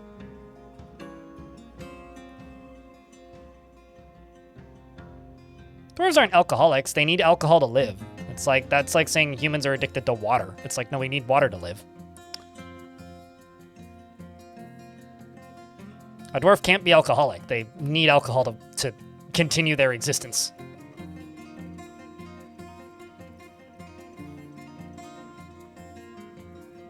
Giant Olmlung roast. 499 of those meals have been ate. Oh boy. Curious what the dwarves are going to prioritize for food. You grabbed giant cave toad intestine roast. Curious what your thoughts are on this meal. I ate in a dining room. This could be bliss. It's the simple things sometimes. Does it uneasy after a lack of decent meals? Mate, dude, what was that then? Rude.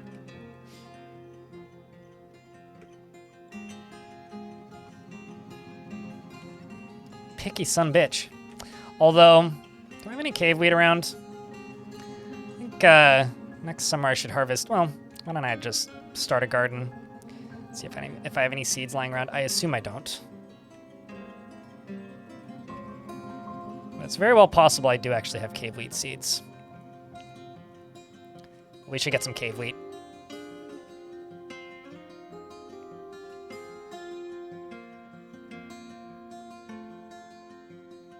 Oh, you're trying to limit certain things behind, like, skill ceilings?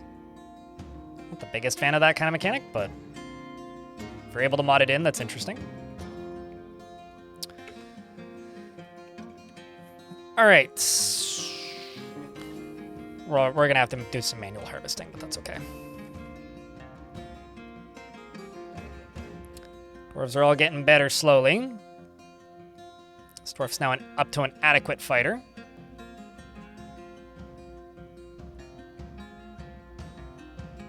I really wish I could make flasks out of not leather.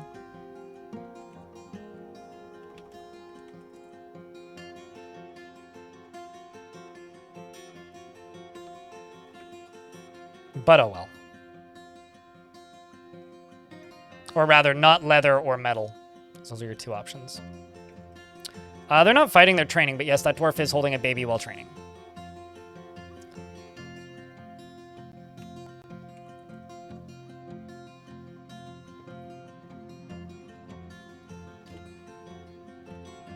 So I have 3 steel bars left.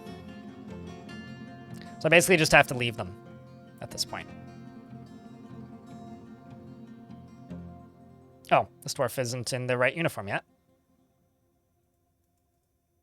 That is Kumil.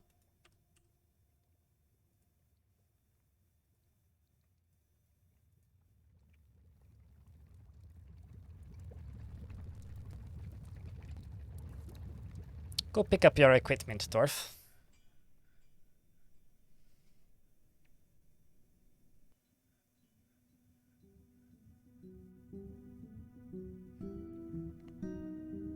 Yeah, I mean, because it's what? Flasks, right? Which are either made out of god metal or metal. Or glass, I suppose. Clear blue metal, oh, that's cool. Or it's like water skin, glass. I don't even know what they're called for glass. Is it a vial, maybe?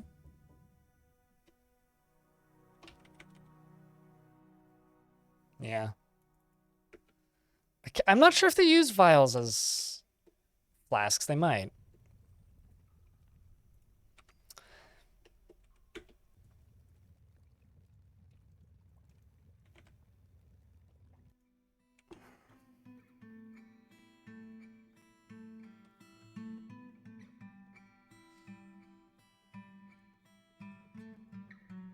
You know, I don't think I've done stuff with Fireclay since Starfield released. Because in the fortress that I named Starfield, we dropped floors of clay on things' heads. We also need some more color contrast in here, so that'll work nicely.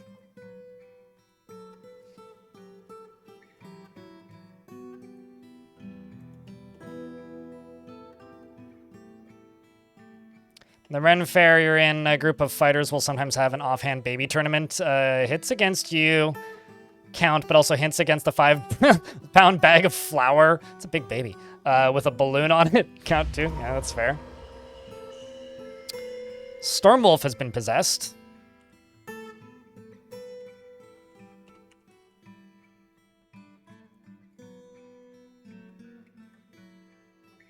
And claims a stonecutter shop, grabs boulder,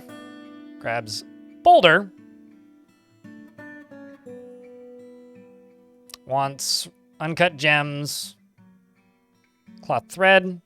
Yeah, okay, let's just go cut some gems out because I can go get diamonds super easy. Might as well. Nope, not that side. I'm gonna do this. Can also dig through these rubies. Might as well just get this area up here finalized as well. Can also dig through these. Let's see what we got. We'll see what we got.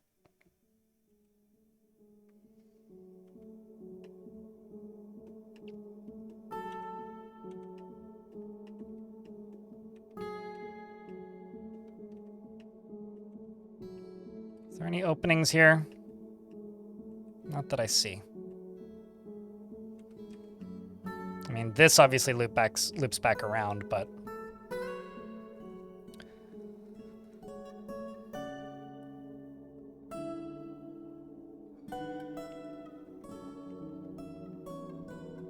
But yeah, I've heard about things like the offhand baby fights and stuff for various reenactment groups. It always seems amusing, to say the least, but never really been a Ren Fair person, mostly because I've never really had access. I have gone to, like, SCA events before with my ex because her parents were involved with that, but the most interaction I had with any groups like that who did any kind of like medieval reenactment stuff was a charity haunted house that I was a part of for a couple of years. And the way it worked was different volunteer or like community organizations basically could bid to have a room and in the haunted house. And if you got selected, you just dressed it up as a haunted house and then you got a portion of the profits. But you had to pay to build your own haunted house. And the SCA had a section, so they always made a haunted castle and just had like dudes dueling for like 6 hours. Which was always fucking funny as hell to me. Because it's just like, man, I'm dressed as a werewolf and just hiding in this bush. I'm waiting for kids to walk by. These fuckers are dueling! No.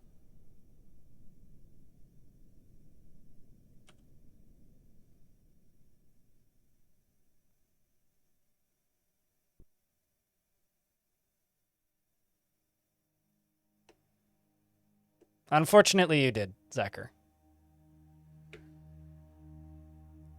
Chat, we just lost a dwarf. That hurts.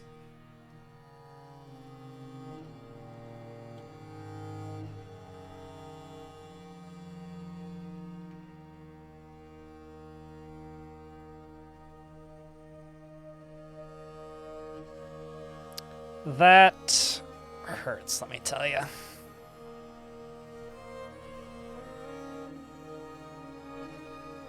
I don't even know who it was. For fuck's sake.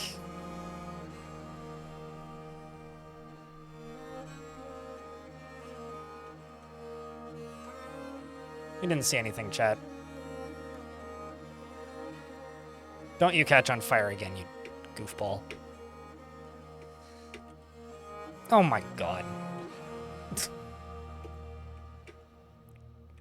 I like this video game sometimes. I'll pretend I do. Where did that lava even come from? I don't even...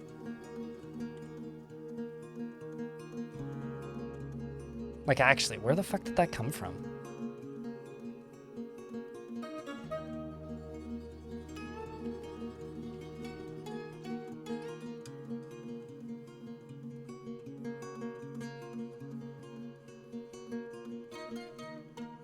It's bothersome.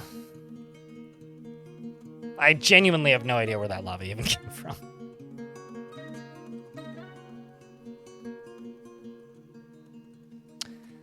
Hi.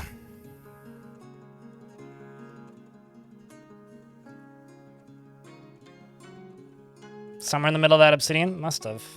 Yeah. It's a pain in the ass, let me tell you. What's that strange mood doing?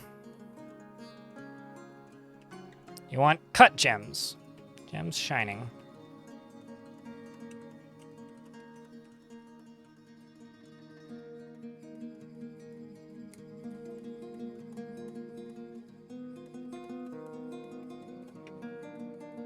Got rough, clear diamonds.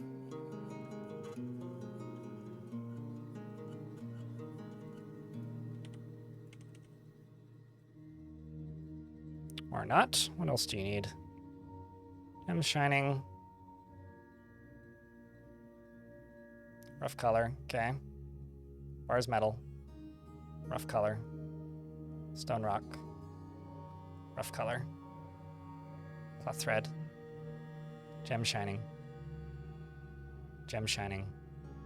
Rough color. Wow, this is a pricey one.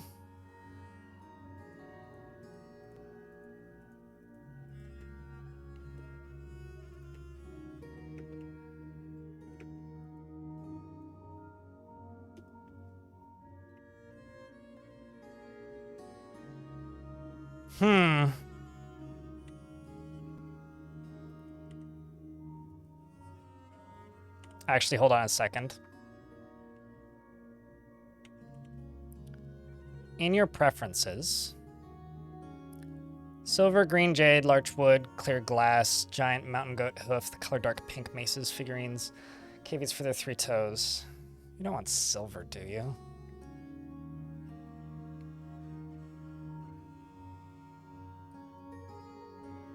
Because they come in order, right? So rock, color, thread. Oh, it could also be like farmer's workshop, like pigtail cloth.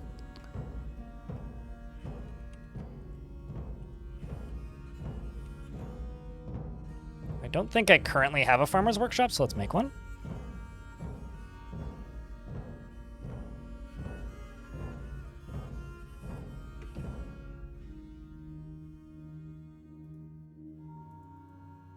Pigtail, pigtail, plump helmet,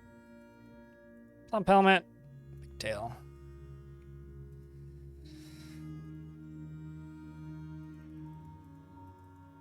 The real question is, who got burned?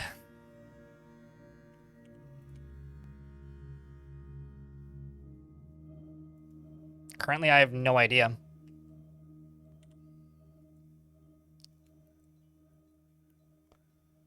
Currently, I have no idea. Oh. Adil, the engraver. Well, at least they didn't have a nickname.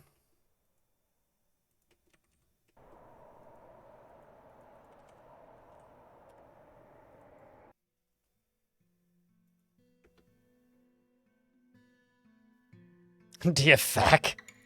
Hey, chat. We just hit an ad break, so I'm going to run a quick save. And go stick my empty mug in the sink.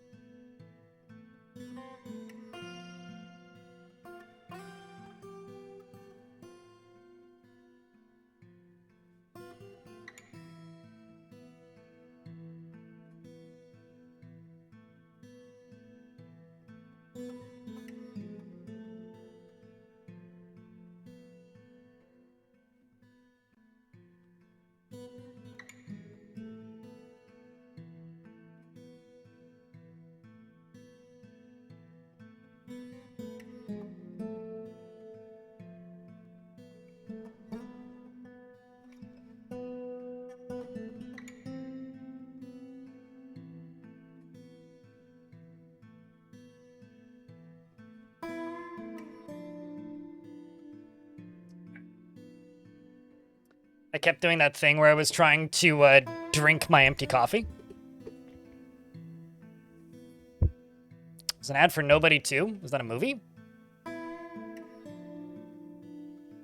Played some Helldivers. Time for lurking nap. Enjoy your napping at noon. And you go evening to people who say good evening. And you're meanwhile napping at noon. Bobtron, how are you doing? It's good to see you, man. I do clockwork. Please just tell me beard or no beard. The actual tasks are very limited due to the limited population. And as I said earlier, I don't actually think I have a single designated crafts dwarf specifically, but I can give you a non-military dwarf if that's the request.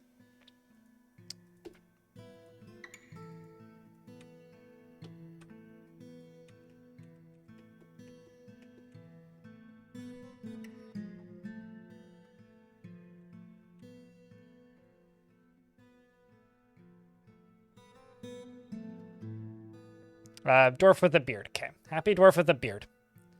Although I'm not even going to guarantee that they won't end up in the military if they suit it, because this is very much, dwarfs just get the job that suits them. Greg it on. Greg it on. Try my best over here. Thank you much. Boom, boom. For keeping that subscription alive. Has it really been 16 months? My God, time flies.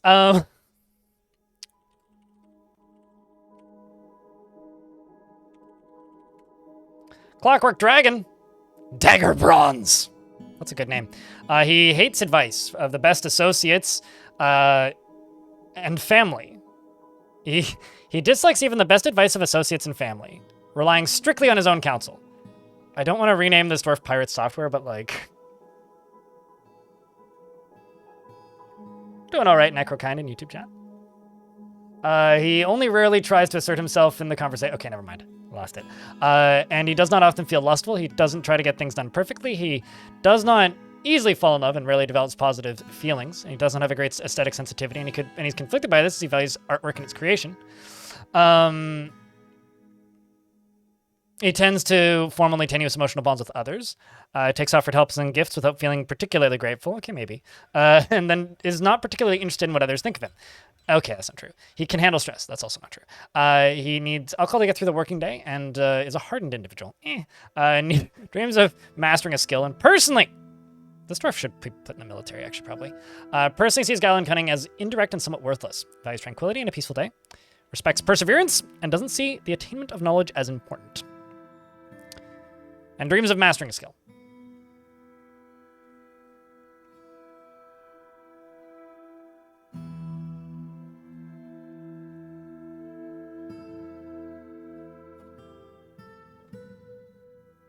He would tell his dad to delete my Blizzard account. You know, that would be fine, USSR, actually, in YouTube chat, if somebody deleted my Blizzard account. Because the only thing that's on my Blizzard account is a free-to-play license for StarCraft 2.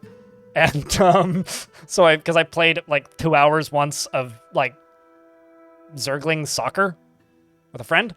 I have a Hearthstone account with no money in it. I played in the beta, like, a billion years ago. Like, more than 10 years ago. So yeah, that would be fine.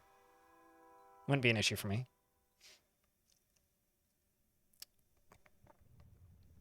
I mean, it was pretty fun. We also played a tower defense map that was not as fun as Brood War was back in the day. There's probably a Brood War in there somewhere, but fuck if I know where.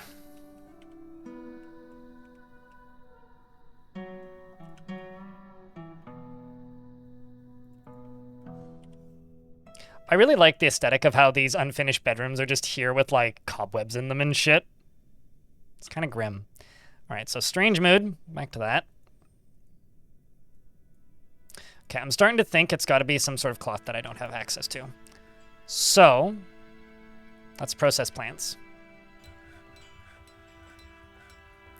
Shear animal and spin thread. Although I don't actually think there's any animals I could shear. Because I don't think... Yeah, yaks can't make cloth. I could make yak cheese, though. I feel like that happened a while ago, wasn't it? That they jumped to Brood War again? First, in regards to StarCraft 2? I feel like that happened, like, some time ago. Well, I mean,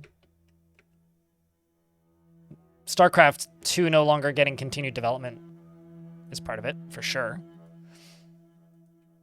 Okay.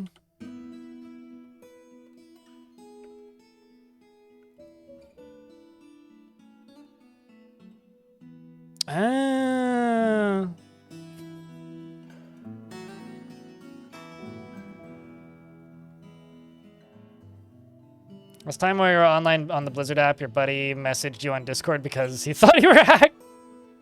Wait, you met, but wait, you were on the Blizzard app. Your buddy messaged you on Discord because you were hacked. Were you actually hacked, or did they think you were hacked?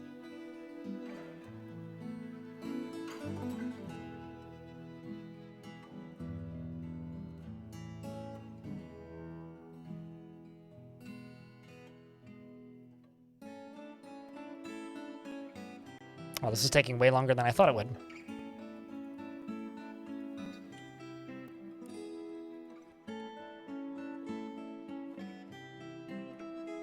Uh-oh. Okay, what else could you need?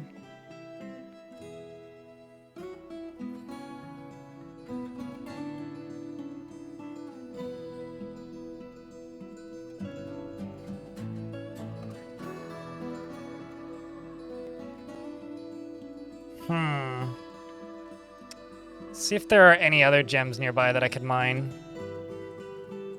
So it's possible I just don't have enough, like...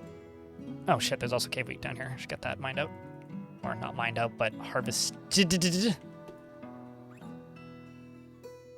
Same with the... Yeah.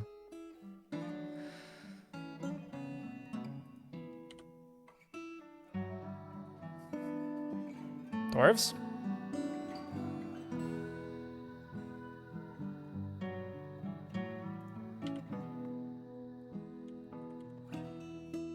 Why you no dig?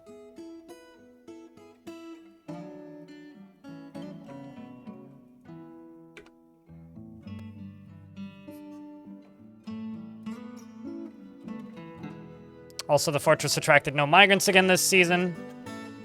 And we didn't get any traders this season either.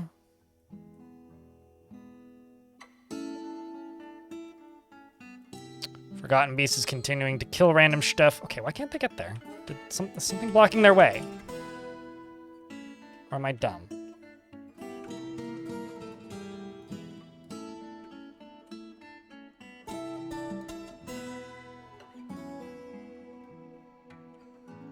Oh, I am dumb. They have no way of getting there. Duh. Okay, well...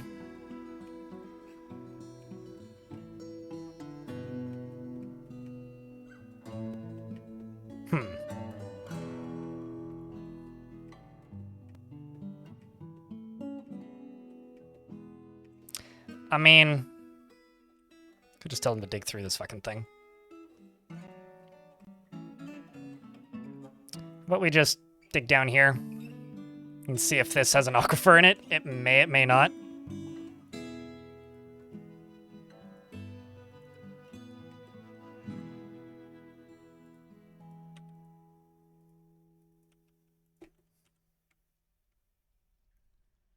Is Hylam still alive? No, you were one of the first deaths that we had. What was it that got to you? You got killed by the demon who came out of hell yesterday. You got gored to death and were one of 2 deaths, I think. It's pretty bummed out when you died.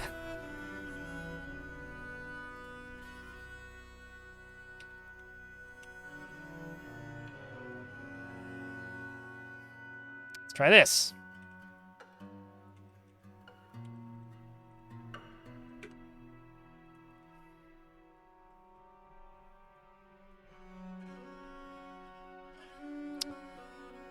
Old Merkham wants you to post beers, chat. Post beers. Yeah, because I want to say Hylam has a tomb. Yes. Hylam indeed does have a tomb.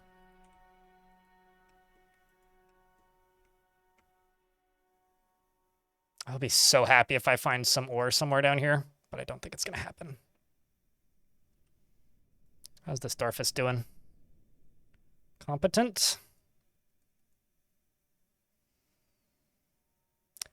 I think this is probably about as good as this Dwarf's gonna get. How's your gear looking?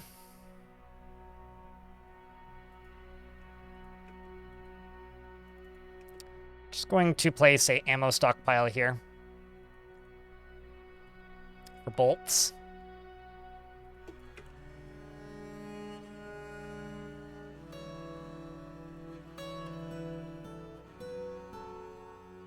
Just bolts, any material. There's got to be some bone bolts.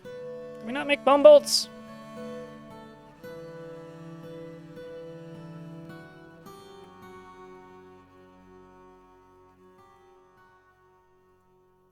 Yeah, they're right there. What?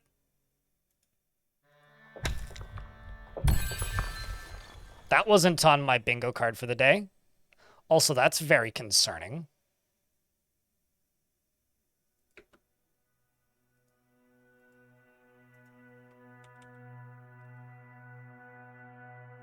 Shit. That means there's 2 Forgotten Beasts with access to the fort.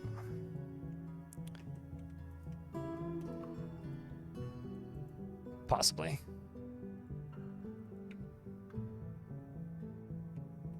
Is it actually a hold down to the lower levels? I'm not seeing it.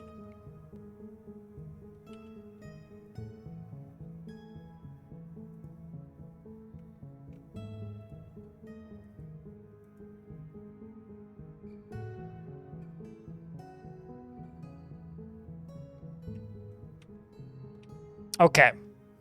That's the deepest downwards passage I've ever seen. I am no longer concerned, but that was scary for a second. I'll admit. I was momentarily very worried.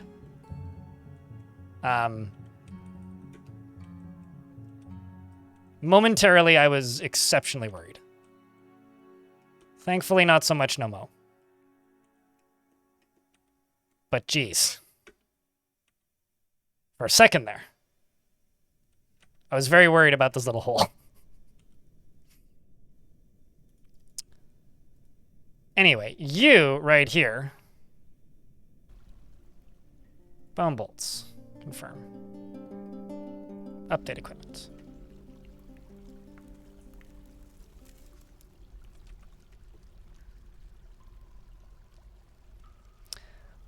I'm going to send this dwarf, creator of Babby Know This, one of the founding 7. I'm going to send this dwarf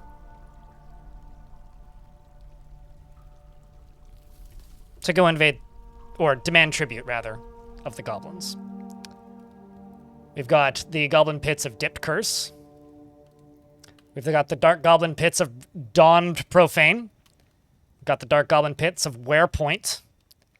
We've got the goblin pits of Mobbed Courages. And we have the dark goblin fortress of the Strifeful Sin, known as Abyssal Maligns. And here we have spidery demons. Sprite demons? Okay, so what's the amount of time? It's 2 days travel. It's just a hole in the ground, yeah. It could have connected to a lower cavern. I'm going to demand ongoing tribute. And I'm going to send the Grim Messiah. They're going to give us an ongoing tribute of bodies to train our demons. Or, not demons, our soldiers, I mean, zombies, yes.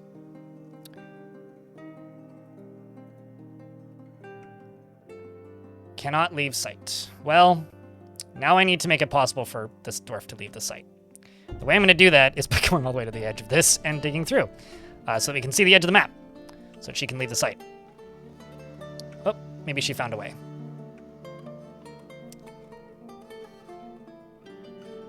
So, 2 days after this dwarf leaves, on the calendar, it's currently the 14th, they will go through the dice rolls as to whether or not it succeeds. Then, 2 days later, they'll return back. So they'll either return on the, probably about the 20th. Wish them your farewells, chat. Bid your goodbyes. It's a glorious moment. May you die well. Now I'm going to keep this menu up until they return. I'm also going to go here. And I'm going to dig out a lot of this, so that we have more open spaces in case we have to fight beasts.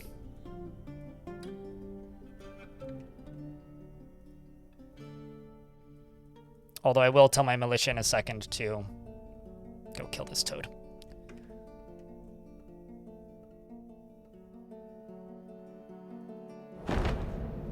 Speaking of, the Forgotten Beast Okon, not Alexander Okon, has come. A great three-eyed crab.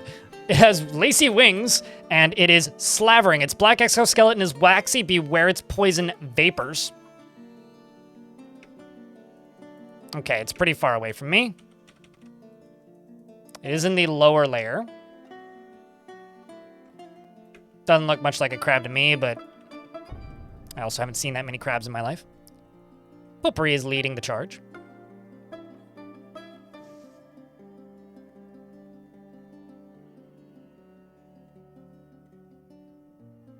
No, it's Esteban, not Alexander Okon. Esteban Okon is his name. Confusing him with Albon.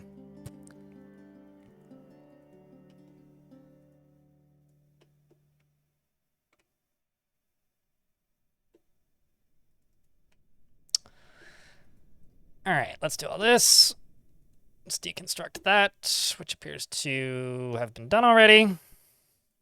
And deconstruct those. Maybe not this. clear out all these so we have more space for trees to grow, amongst other things. Also going to smooth this to see what's on the other side of it. Why crab if not crab-shaped? Because it claim it crab, okay? We can't tell it what it can and cannot be. Chat, I think this dwarf wants yarn. And if this dwarf indeed wants yarn, I'm not positive what I can do.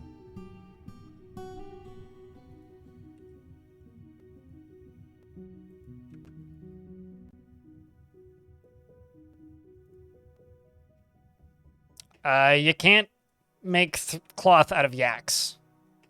They just make yak hair, and I've done that a couple. Or I've already got some of those, rather.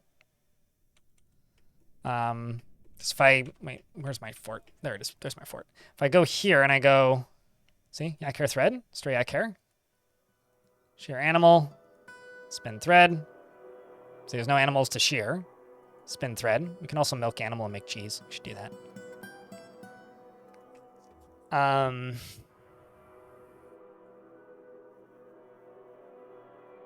I've also tried root weaving a bunch of thread into silk.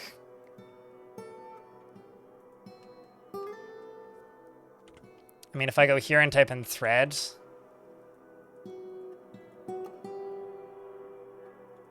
yeah, there's like obviously a shit ton of silk and tundra, titan, but there is no like yarn on the map.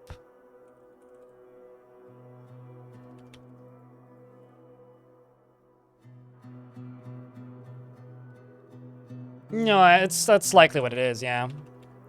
Let me just check gems. Gems shouldn't be an issue, though. Yeah, I mean, I got tons of cut gems. What rough gems? Also got plenty of rough gems.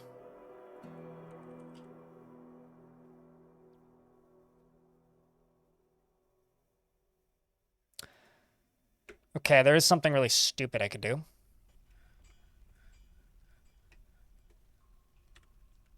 gonna try this. I'm gonna go to the surface. Okay. I'm gonna do this. I'm gonna go underground briefly. Open this. I'm gonna pull this.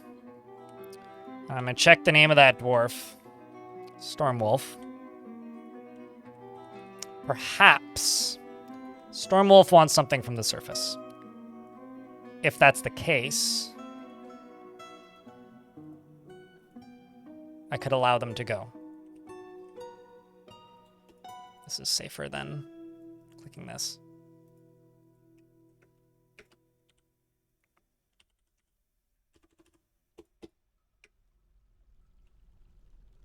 Also, this dwarf is back anyway.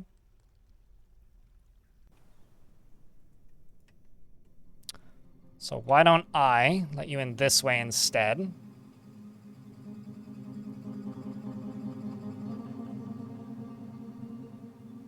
Cancel this one.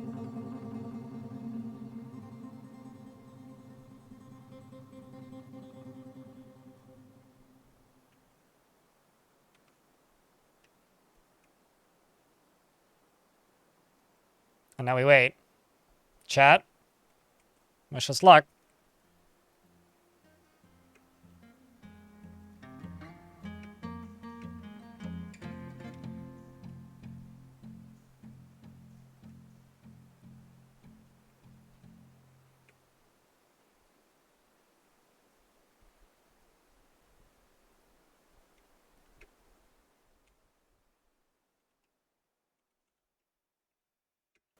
There are these two, which is scary.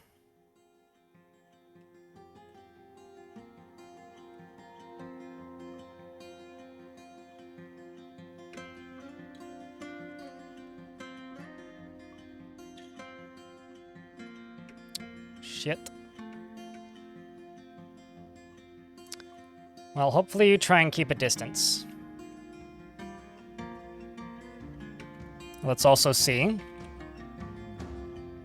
Okay, so that's not what they want. They don't want to be let outside.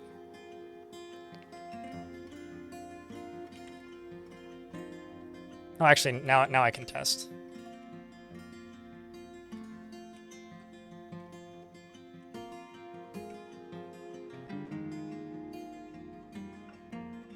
Turn around, you dum-dum.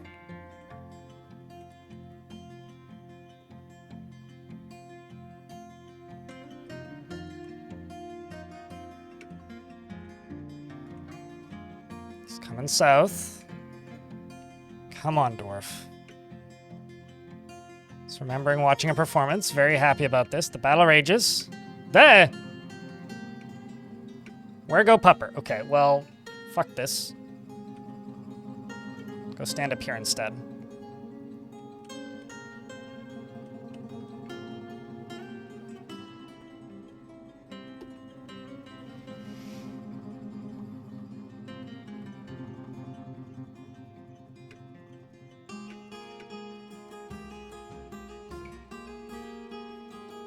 Go station north.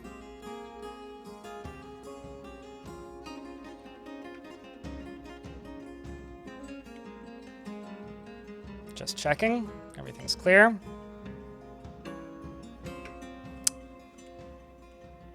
Okay, what are you running from now? Oh, there's these two. Okay, well, you can't go there. Let's try for this one.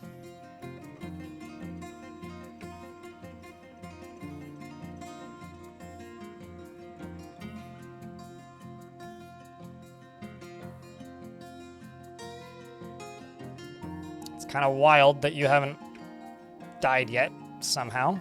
How about this one?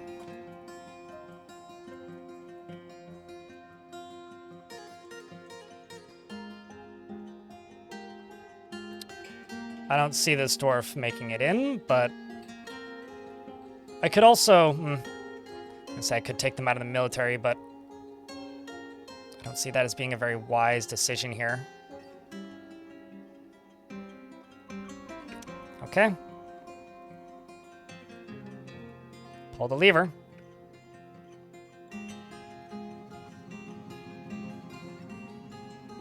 Pull the lever. There's one Titan left. But yeah, most of them got smacked pretty early. There you go. Ha! Well, we done did it. We done did it.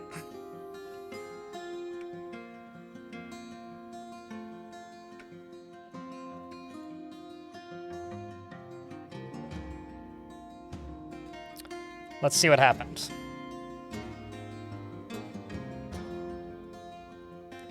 They went and demanded tribute, and it was rejected by Abyssal Maligns.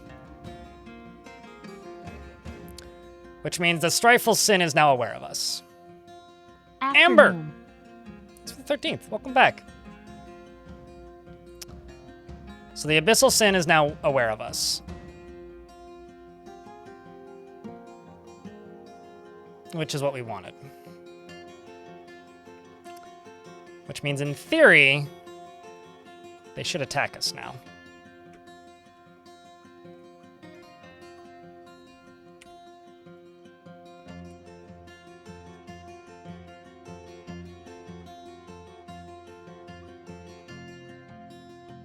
Let's see, is there any...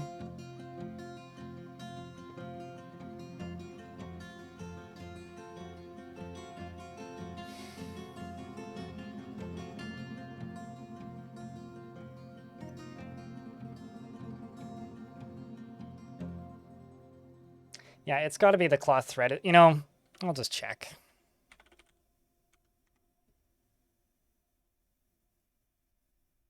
Yeah, it's yarn cloth. That's correct. I just wanted to confirm my suspicions. It's yarn cloth that they need. I have no way of getting yarn.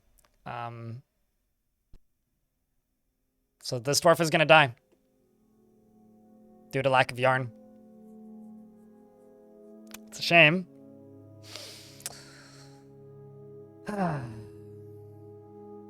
Press F's for that or something. Chat room, can I get a big round of beers, though? For Amber. For keeping that subscription alive. Thank you much. And welcome back. For a 13th month.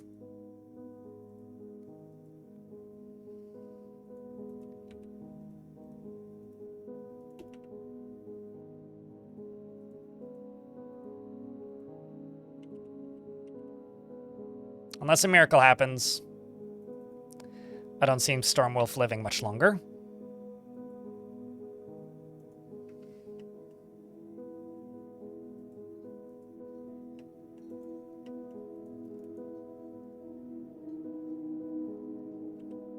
So now that you've made it back here, Dwarf,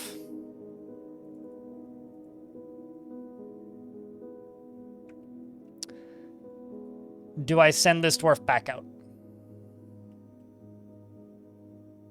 To go demand tribute from, say, the Scorpion of Slugs.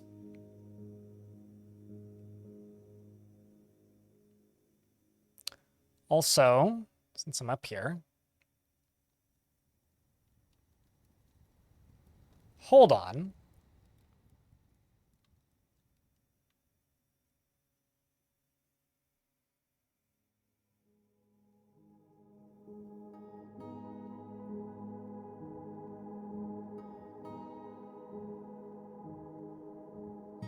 I think there's a slight chance that my Necromancer Adventurer is there.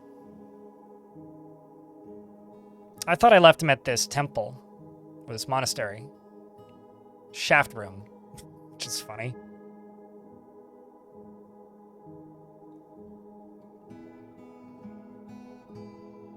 But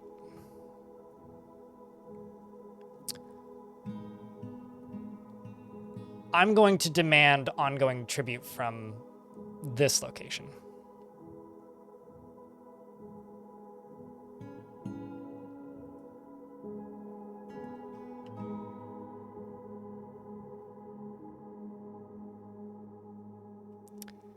Because if I can get 2 people to potentially trade with, I see no negative here. So, you ready for round 2 here in Selena? Selena's like, I barely made it back this time. God damn it.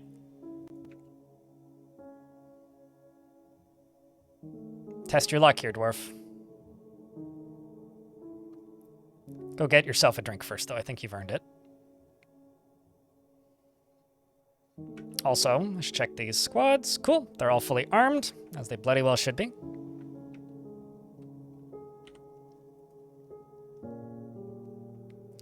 Also, I'm going to slaughter some of my yaks.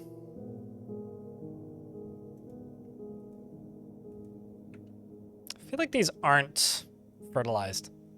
They don't look like they've been fertilized.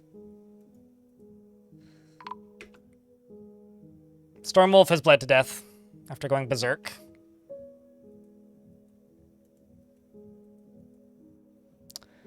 Seems that Imush had to put the mad dwarf down. Horrifying times we live in. Rages after killing somebody. This dwarf is in 1, 2, 3, 4 pieces. Killed Stormwolf, screaming, I'm about to lose it. Punched her in the head, bruising the muscle. Punches her in the lower body. Punches her, punches her, punches her, punches her, grabs her. George also helped here. In fact, punched the stoneworker so hard with their left hand that, punched him in the left hand so hard with his right hand that the injured part collapsed into, so punched him like this and one hand just gave up and went squelch. Cave crocodile. You would like a crocodile. Would you like boy croc or lady croc?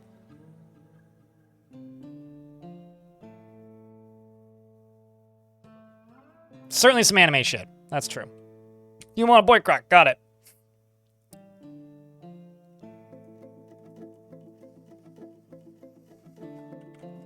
Not gonna lie, it's funny that it's called Some Otters. Some Otters is quick to anger, tends to ask others for help with difficult decisions, going ah, or whatever sounds crocodiles make. He is very humble and is not particularly interested in what others think of him. He does not go out of his way to help others and often acts with compassion. He is quite polite and tends to form only tenuous emotional bonds with others. And he isn't particularly ambitious. I also think that these eggs are not fertilized, so I'm gonna throw them out.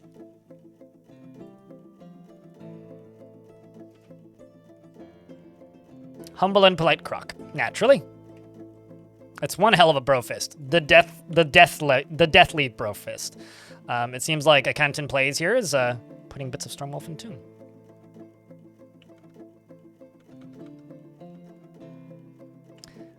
Sometimes it's a relief when Dwarf dies, YouTube chat. Sometimes it makes me sad. Also, YouTube chat, don't forget to leave a like on the stream.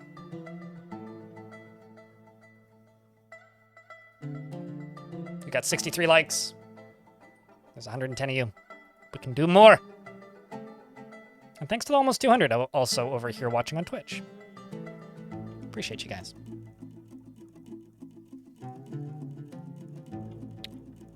Hopefully the Cave Croc children make the fortress proud. I'm sure they do. Here's hopefully your lovely Cave Croc wife has much offspring. Fun fact, did you guys know that all livestock are capable of divorce in Dwarfort? And they get married very briefly right before they have kids? You can see this in Legends. So-and-so got married, they stop being married. If they're two named ones, it says they got married. And then it's like, is divorced.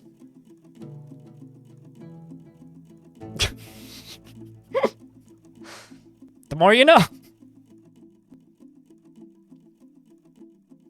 Which means if two cats have kids, they get married very briefly.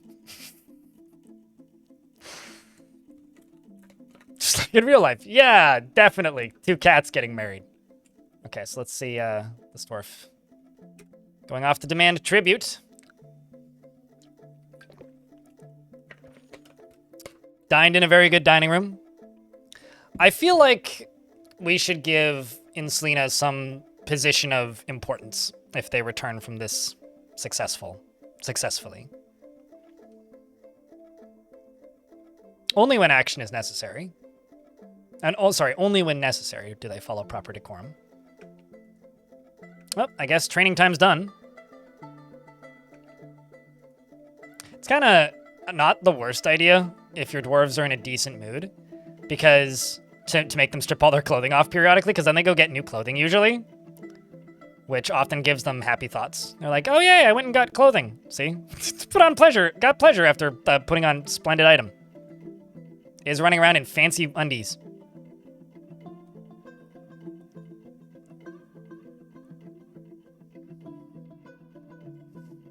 Although I should make a clothing stockpile. Let's just go right here.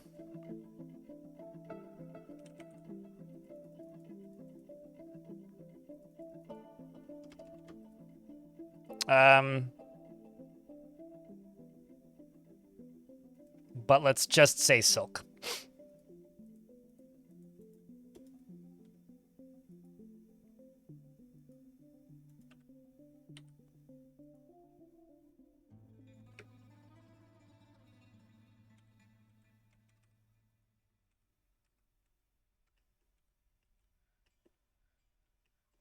And then that'll get put away, probably.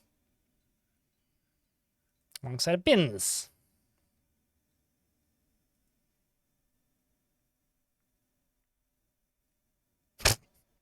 Wow! There do, in fact, be a lot of clothing that need to be put away.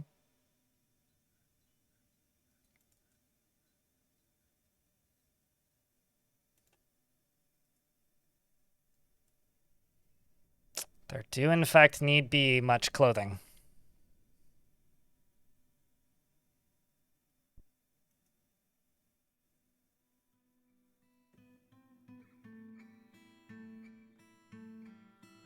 DF is so Puritan with kids out of wedlock. I think some things are just very hard-coded. I don't think that's intentional. Like, I don't think that was a decision made to make the game Puritan. I think that's just, like, an occurrence due to, like, hard-coded things from a long time ago, if I were to bet. Because in many ways, Dwarf Fortress is hardly Puritan. I mean... Yeah. In many ways, Dwarf Fortress is hardly Puritan, but I think there's just some things that are very hard-coded from a long time ago. Before it was even a consideration.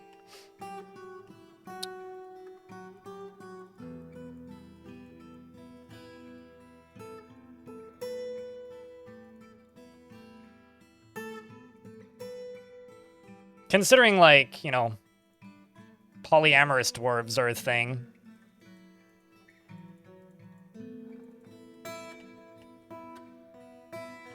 Although I would love to see dwarves get jealous of another dwarf's lover. I think that would be fun.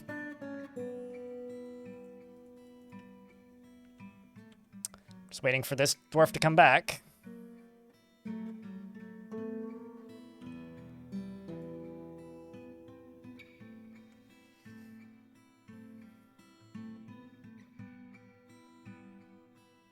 Feels funness, remembering making a friend. Also another thing I need to do.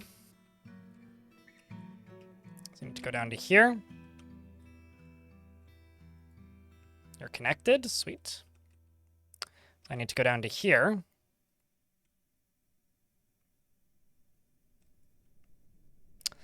Want to go all the way to there. Which will take them a little bit to get to, but they'll get to it.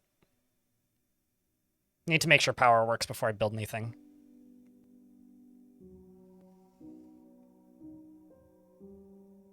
Yeah, like how you can kill a wagon, although they are hidden now. I've always wanted, like, you know, although, I'll be honest, I'm so excited about the wagons as cages thing that Tarn was talking about recent-ishly. Okay, so it was this one that this dwarf made it into. It's round 2, chat. Run, dwarf. This is like some sort of task that only the most skilled dwarves are ever asked to complete. Over here, he has a sword! Although the question is it worth trying to haul something down?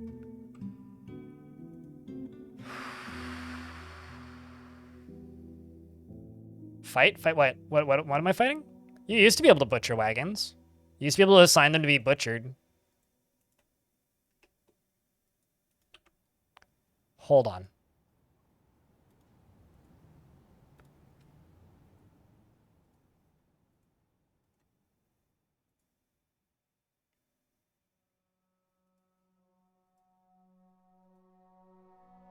Let's just see what you go grab.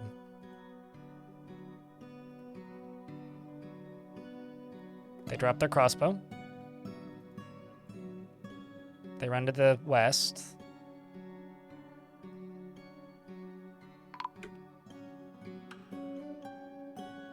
I guess the Marksdorf is... Oh, huh. This was one of my old dwarves from times long past. They pick up a bronze crossbow.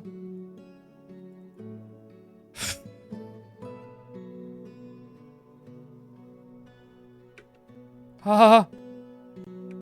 Ah!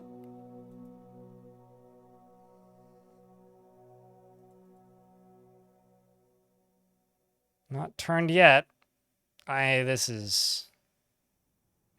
Okay, also, you should go here, because it's closer.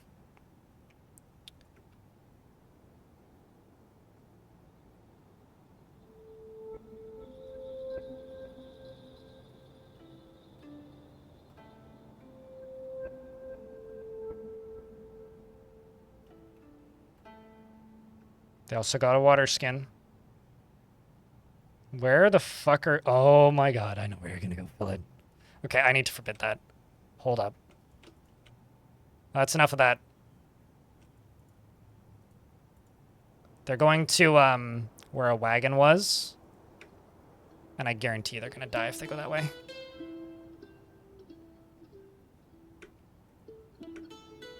Okay, they've made it. They've made it.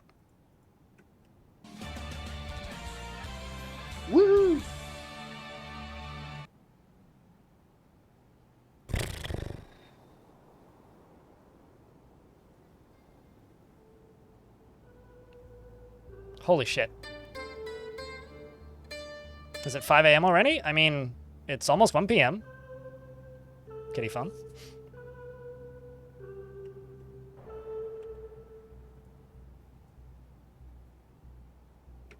So now this dwarf has managed to acquire a bronze crossbow. And we get to find out if they completed their mission. Demand tribute from another dwarven faction. We've made contact. It was rejected!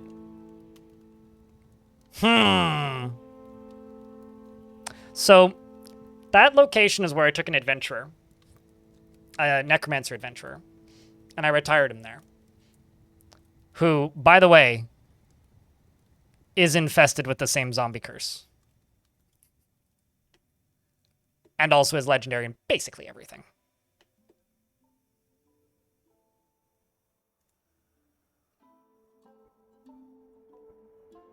But now they're aware of us.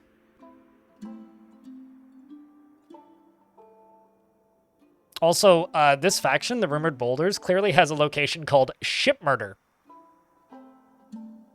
Which is really funny to me.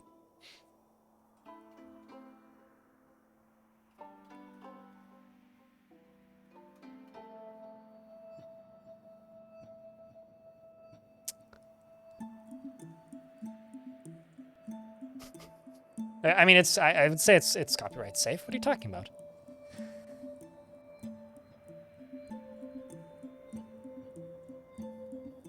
I'm gonna tell you this, chat. I'm getting hungry. I'm gonna go get me a sandwich. Holler if anything terrible happens. And I'll make sure to come running quickly. They should be... Sandwich! Should have pulled that lever.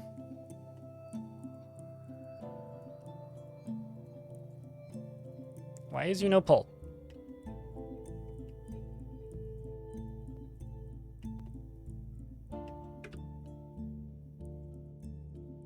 Oh, it is pulled. Okay, I just paused it right.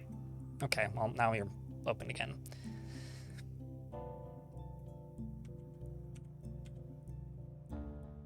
Close. Thank you. All right, we'll follow this dwarf digging, and I will be back momentarily. I'm gonna go grab my sandwich.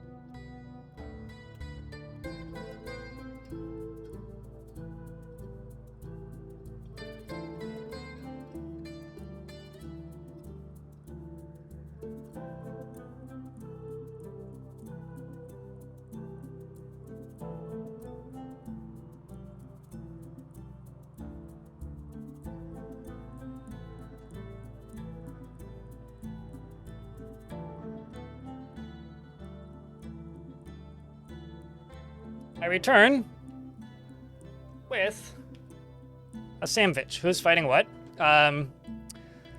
Okay, so a dog named Dastot is fighting with something. There's a stoat that's fighting a zombie farmer who's been up there for a while, who's probably legendary in basically everything at this point.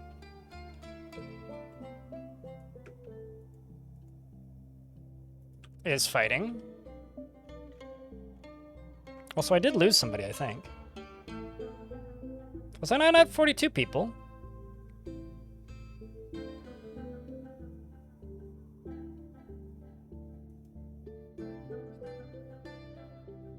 Was that 41?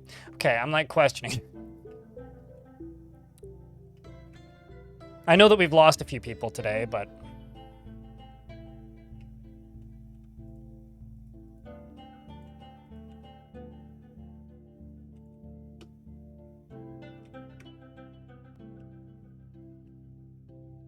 Still concerning.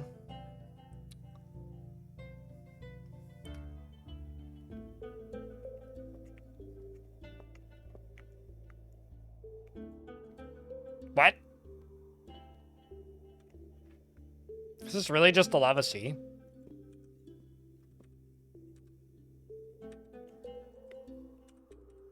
Well, this is gonna be a pain in the ass to build through.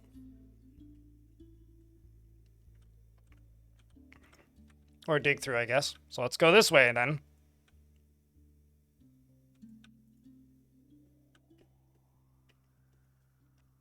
Uh, 45 is the highest it's been, but it was at 44 at the start of the day. It must have been the dwarf that went insane.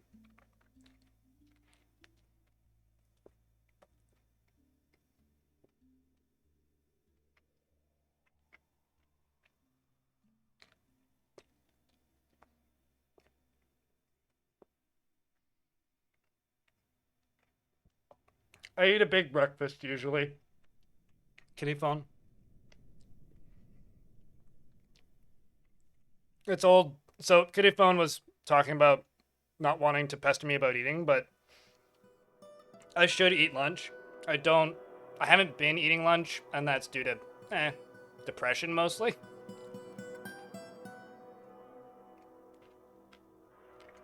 But I usually start my day with a large bowl of oatmeal and an orange, so. Or some sort of fruit.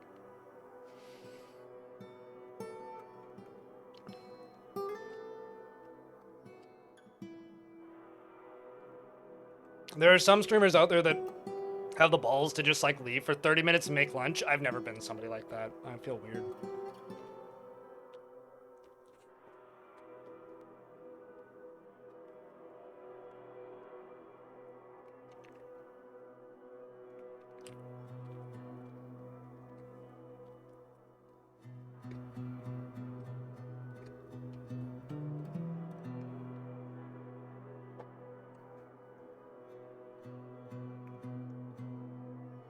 Also, for anybody wondering, this has spicy mustard, ham, tomato, and lettuce.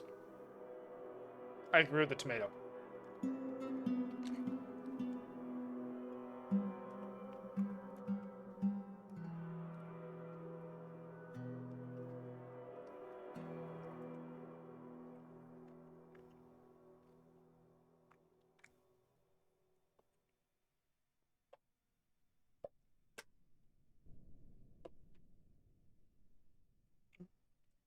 I must know. Ah, okay. So, if I go for here, that's not too far away.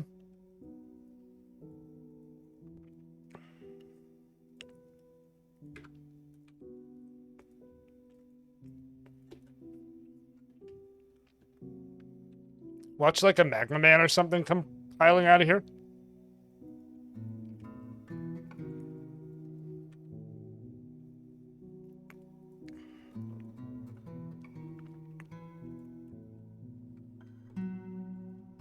Let's dig up to there.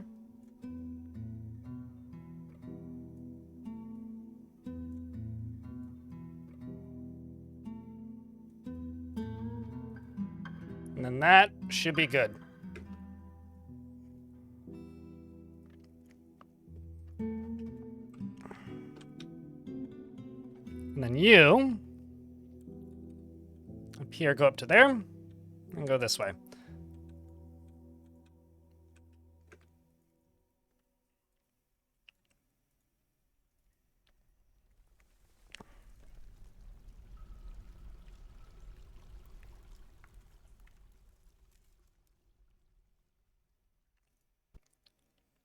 Magma Man? We actually have a Magma Man. He's permanently creating a small sauna in the caverns because dwarves can't pick up items that are in the same tile as him, which I think is really funny.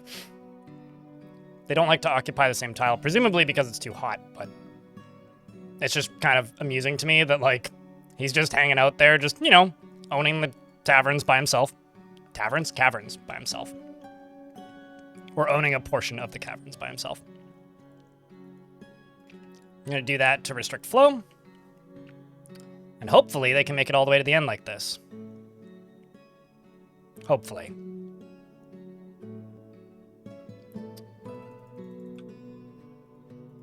I'm kind of amazed that that creature made it. Oh, shit. Deep within this place, we've uncovered what must be a treasure of the gods. Hold! Please hold.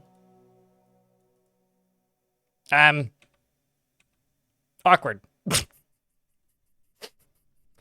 Well, now I guess we go this way. Can't win, can I? Oh my god, there's actually... Fuck. Okay, never mind. Pause. Go north instead. I'm literally just trying to get to the edge of the map so I can create a water power source and flood all this. Although the good news is I guess we can go mine these out. This also seems safe. I'm gonna gamble. Gorsh.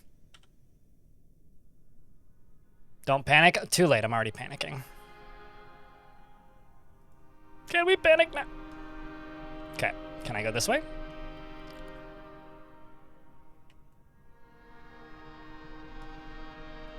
I am gonna smooth and fortify this, though.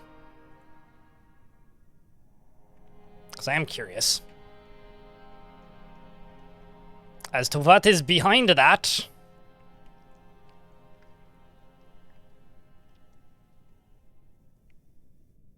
Because it's just water. This is also about as out of the way as a dwarf could be in this fort, so... With the exception of maybe being on the surface. But, you know, we really gotta hope. We've really, really, really gotta hope that those goblins invade us. What's the artifact? Good question. Adilreg is a conical rusted metal cap.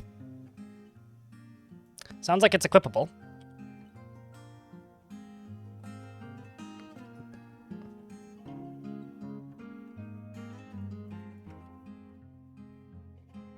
I'm not sure if a dwarf can wear it, but if they can, that'd be cool.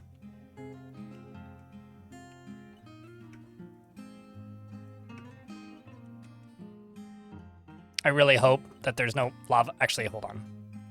I'm gonna do this first.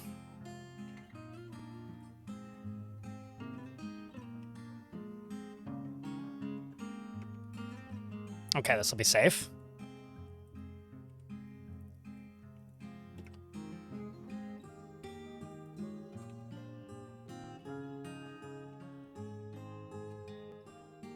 All the way up to the edge of that wall. Which means this is now the edge. And smooth and fortify that. You down here, fortify this. Oopsies.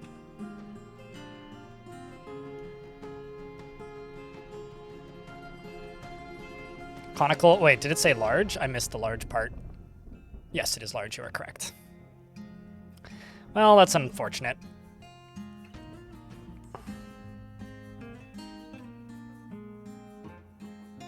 That's unfortunate.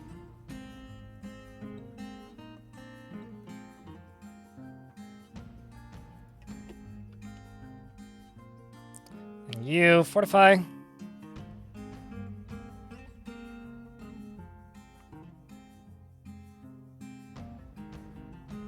I mean, I'll have you know I had a whole bunch of rust gear in...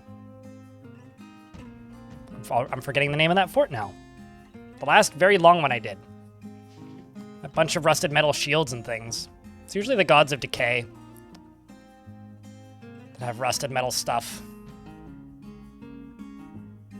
So the thing about evil entities is if they get zombified on the map, like Goblin Siegers as an example, they will leave. I've not successfully traded, no. Every single trading group that has entered the map has died. However... What? Raw adamantine, praise the miners. Oh. Hmm.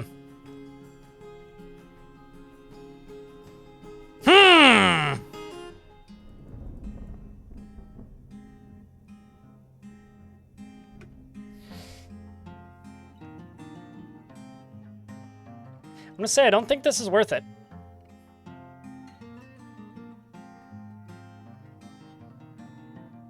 I mean, here's the thing, right? It's not really tempting because if I go, like, not that far this way, Like right here. This is adamantine. One layer below the layer that I can already see. So there is adamantine, like, literally right next to the fort. So, it's not actually that tempting for me. Speaking of, I gotta clear this water out. And also deconstruct this. Why is there a Crundle here? And how did you get there?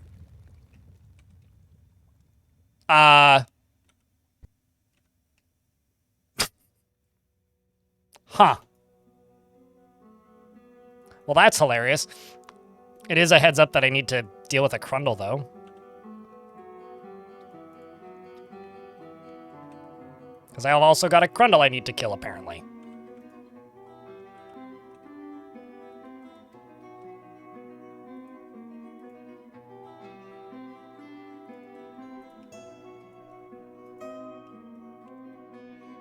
We're just gonna kill this Crundle.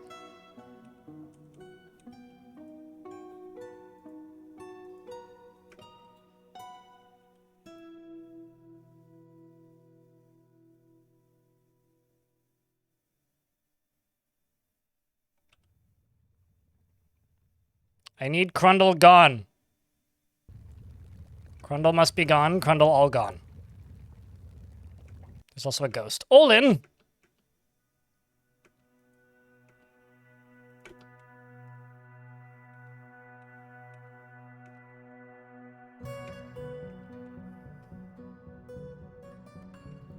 That ghost, right there. Where... my soul... There you are.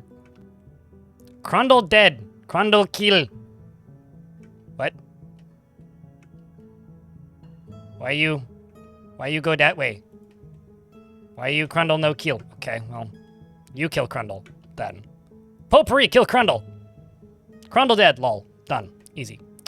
That's done. Sweet. Now, let's get rid of this ghost.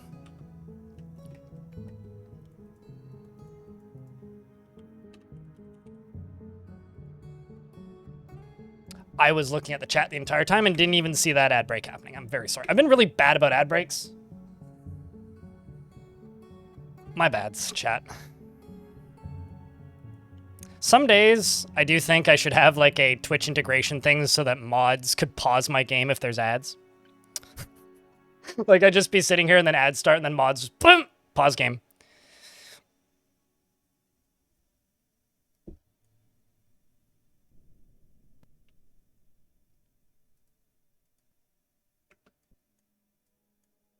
Okay. Let's go back up.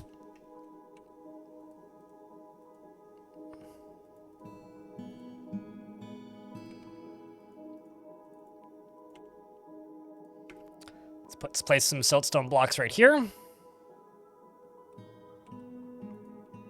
Expand this. And throw you right there. I think it's time again for me to let the dwarves clean stuff up. And get back to some semblance of normal. At least moods-wise. There's no one... You're literally saying that, and Bone Doll is, like, right there. Same with Urban Nomad. And not local host. And Ulvin Dagoth. Like, I know we had a big hype train this morning, but...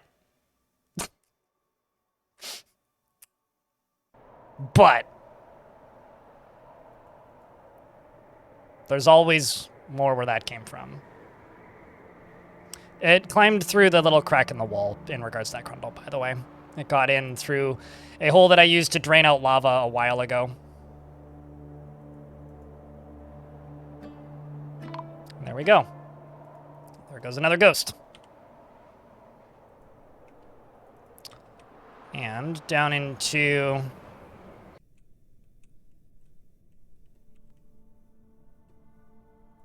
You know what is actually tempting with this is to smooth and fortify this. To see what's behind it, but it's not worth it because I don't want to lose dwarves to lava. That's the part that's not worth it.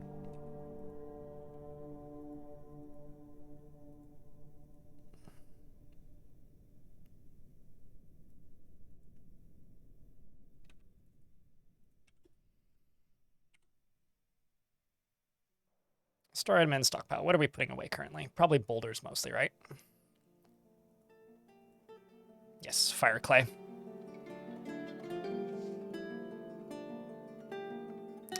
I've always imagined Crundles as quite literally the fucking minions. So honestly, you know, I would take your imagery of Crundles over mine.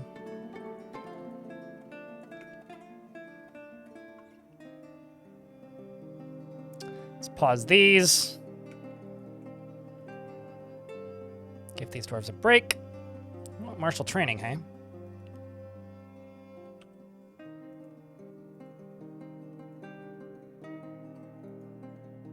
Ammo.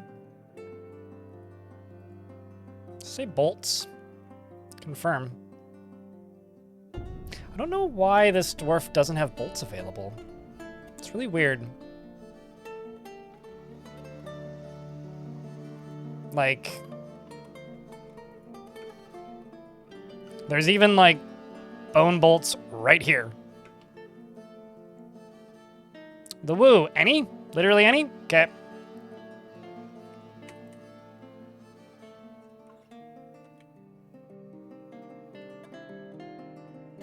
Sucks wool is the dwarf you get. The woo wants to fight. Rarely develops negative feelings towards things. Is prone to strong feelings of jealousy. Has a sense of obligations, preferring to act as the current situation demands. He's unhindered by the thoughts of others concerning his actions. He's reciting poetry. Tends to be a little wasteful when working on projects. Prefers to present himself modestly. Generally acts with impartially. Is rarely moved to mercy. Occasionally overindulges. Needs alcohol to get through the working day and does not mind being outdoors at least for a time. Is a hardened individual. Dreams of mastering a skill and personally believes that peaceful and ordered society without deceit is best. And sees perseverance in the face of adversity. Bullheaded and foolish. I'm actually going to add this dwarf to the military.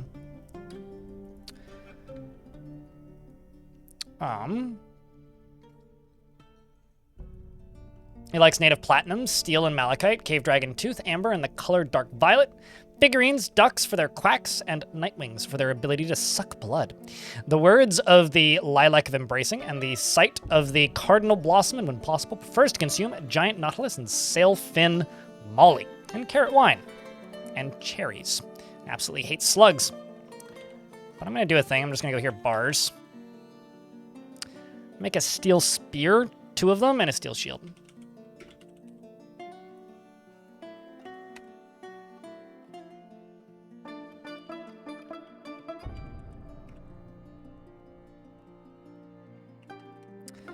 And I'm going to go here and I'm going to make charcoal. 20. Let's also make some more soap. Let's make ash. Make lye. Soap from tallow. Let's just do 20. 20. 20.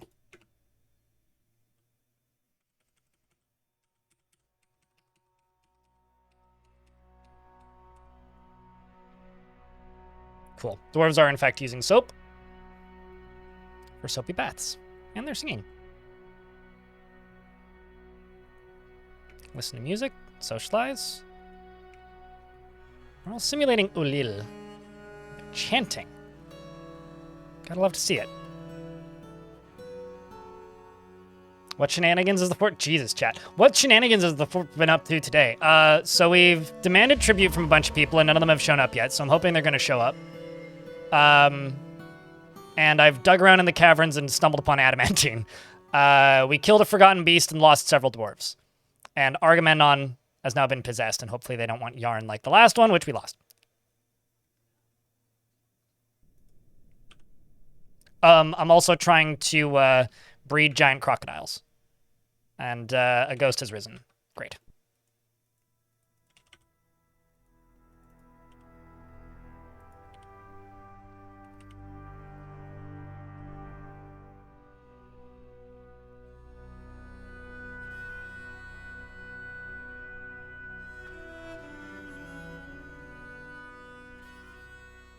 Trillion cut blue diamonds. Hot damn, dude.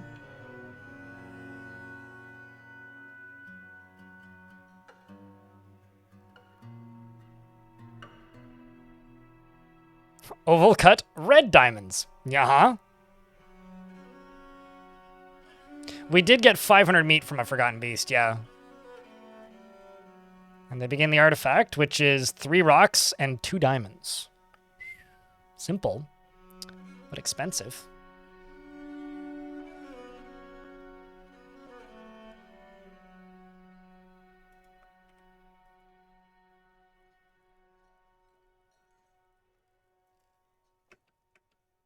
There you go. And now the Woo's gonna go pick up equipment.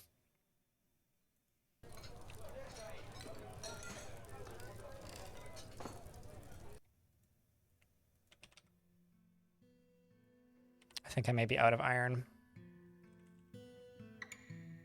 At least accessible iron.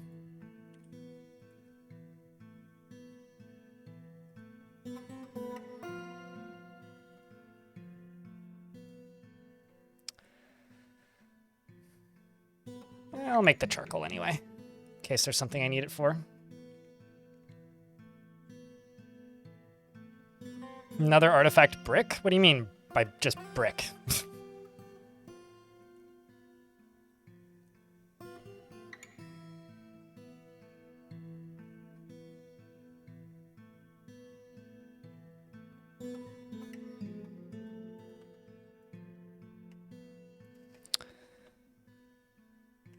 I mean, I've had multiple artifacts that were more than just a brick, but...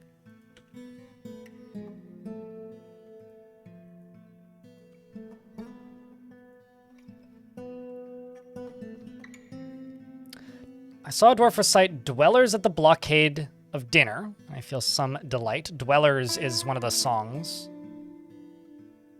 We're currently telling a story. I do wonder what story. The runner also wants martial training. Maybe I should put you in the military too.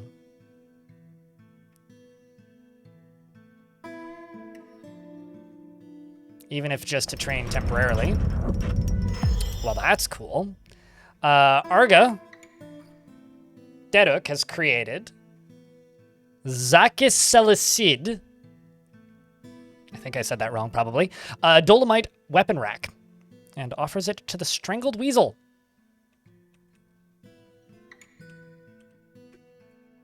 I'm also just going to get these dwarves onto constant training for a wee bit.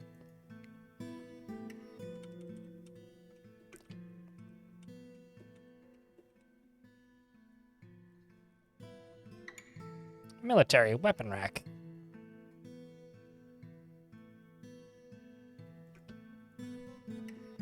Should get constructed pretty quick.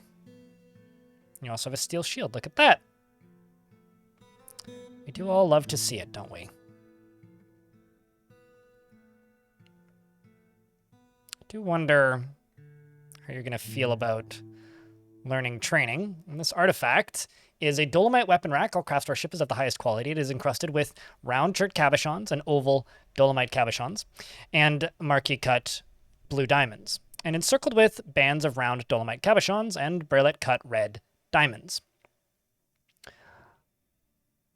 I'm going to memorialize those dwarves. Or that dwarf, I guess. Stekkud. He's got one left. Let's make some slabs. But I'm going to beauty up my tavern a little bit. Because one of the first things I said I was going to do today is I was going to make the tavern less this size.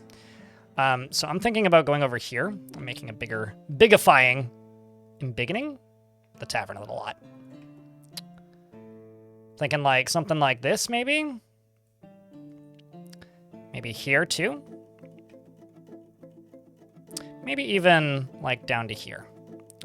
Give it a nice big space. I'm thinking like half big old dining hall, half like dance floor space and such, because currently the current tavern is very much lacking in the dance floor department.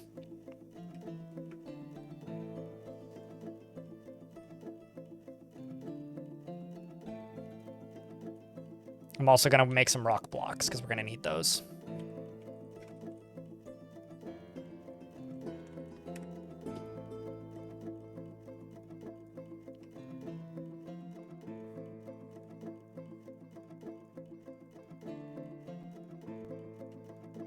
Because we are indeed going to need those.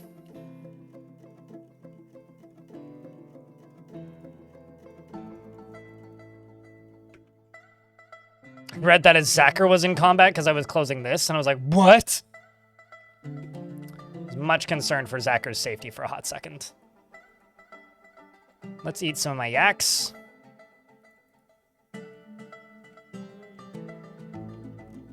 So we can get some tallow up in here. We've definitely used a lot of tallow for meals.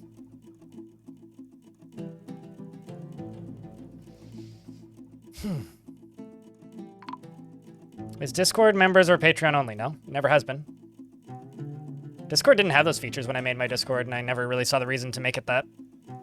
No, it's just join code blind. If it was, we'd get less bots.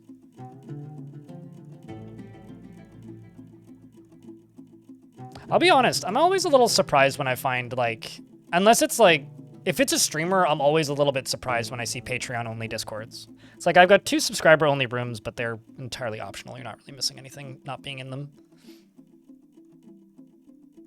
I'm always a little surprised when I see those.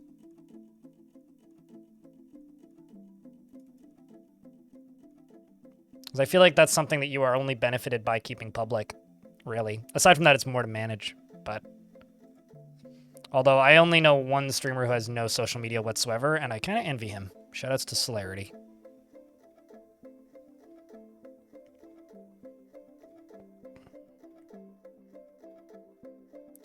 Thinking about throwing another workshop of sorts back there. I'm not sure what, but I'll throw something.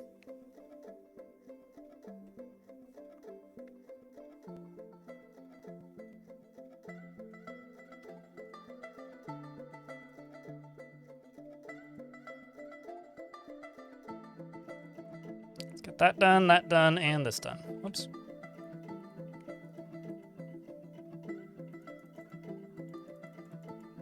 And this will be the old tavern. Whenever it's done. Oh, certainly they're easier to moderate, but like...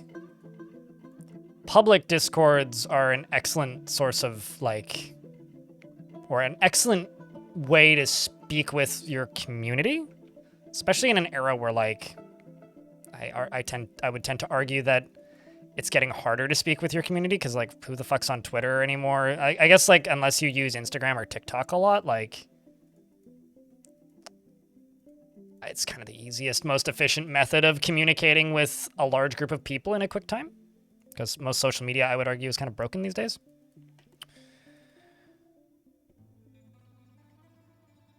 Except for maybe, like, I don't know, YouTube posts, but even those are like unpredictable and busted.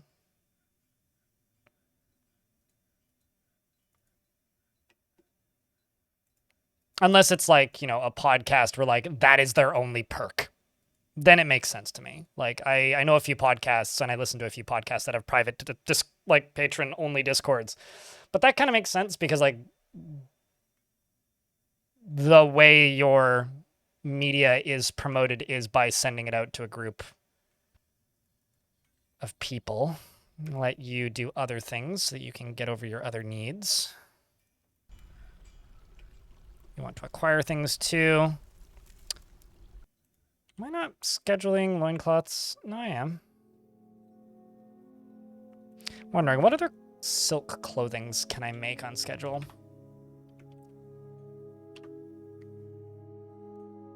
How about hoods? Let's make 40 silk hoods. Do those seasonally. Or annually.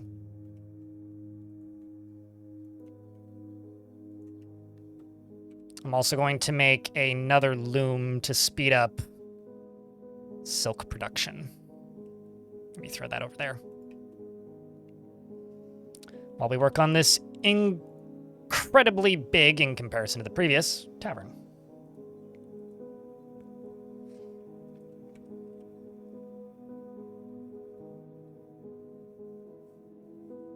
I'm just going to wait until I have better materials available, because that's like nothing.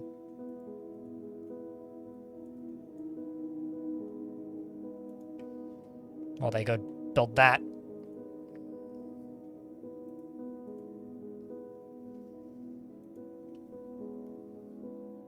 It's 25 minutes, elf pulls.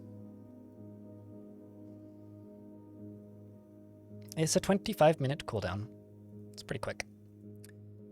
At least I think it's pretty quick.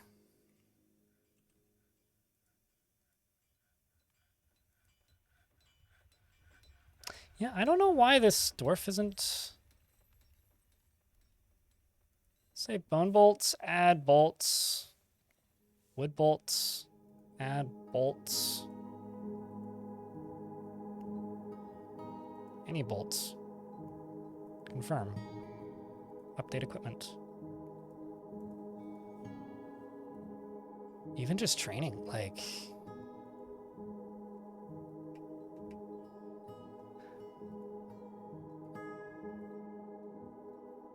Okay, hold on. The other thing I'm going to try doing is, what if I...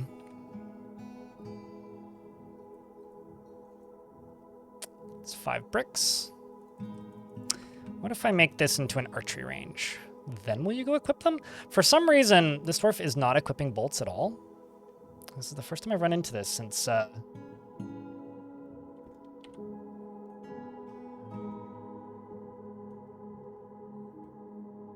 This is the first time I've encountered this. Oh, this has to be it, right? It's got to be the hunter bolts allowance. Yep, that's it. It's all just hunter bolts. Well, I'll get you training anyway. But I'll get you training with only wooden bolts.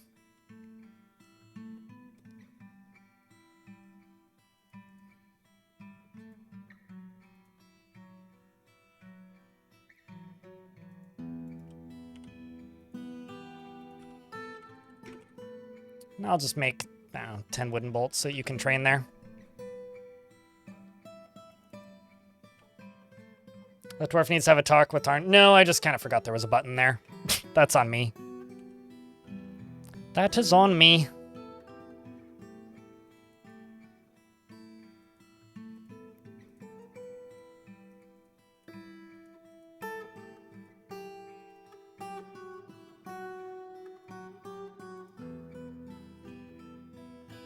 Chat Pandemonium, how are you? Was more common. I feel that way about malachite. But there are ways to make certain materials more common via modding. But yeah, outside of modding, you're kind of SOL in that regard. There are certain materials, though, that are really nice looking that are painfully difficult to find sometimes, like jet, as an example.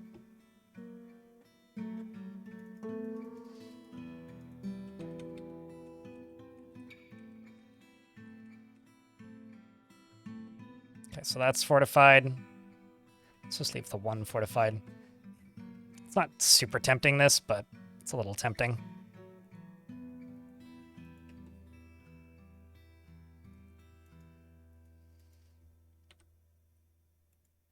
I'm gonna have to check in on that in a minute.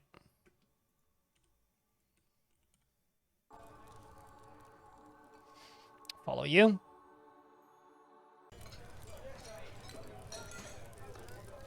It comes in tandem a lot with bauxite. Yeah, bauxite looks awesome.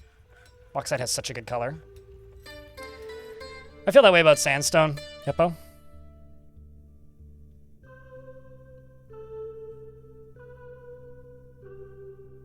Late winter, early spring.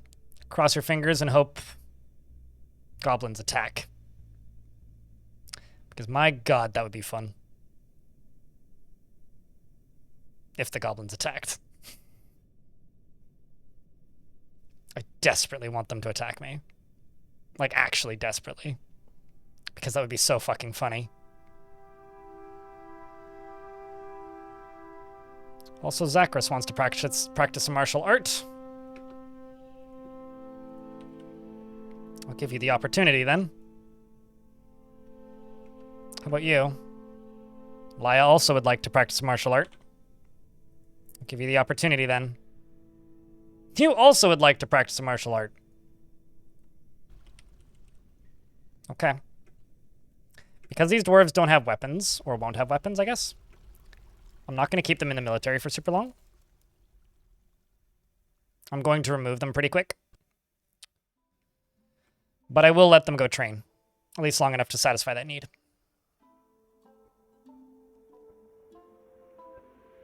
I want to see if your build works. Yeah. Yeah. I mean, I want to see what will happen if things appear on the surface right now. Let's also look at my least happy dwarves. Wait, what? You're in the hospital? You're injured?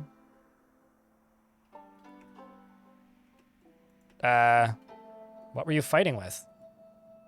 How did you get injured?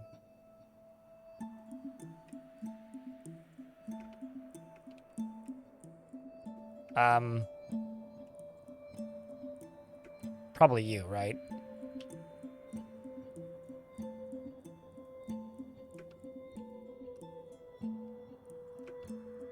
Please go kill Crocodile. Big thanks. Loves you. Your first lava trap and set it off. It did not work, and it was a great milestone. Yeah, I know the feeling. Oh, they killed it. Somebody did. Didn't see it, but... Oh, wait, no, they haven't killed it yet. Oh, did it go into the water? Must have gone into the water.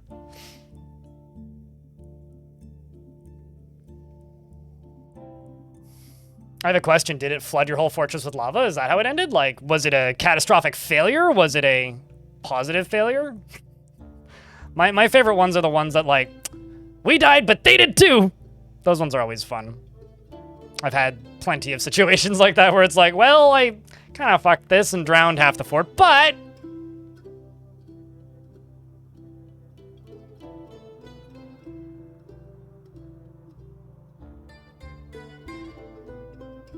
Just got a refund for something for a concert that I paid for, which I didn't ask for. That's confusing.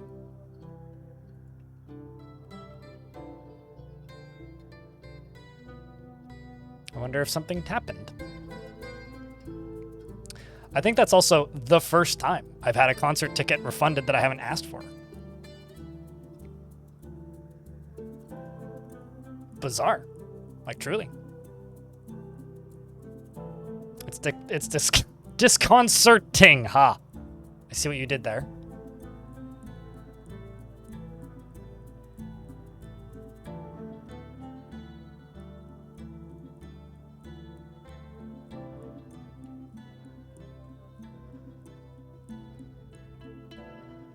Okay, so let's see.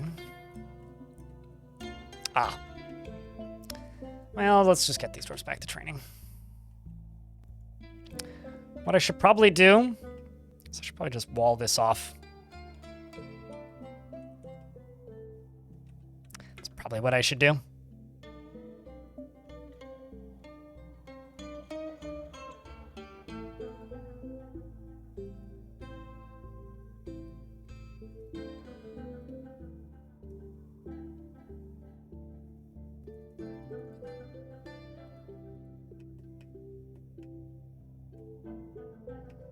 It's more perplexing than disconcerting, though.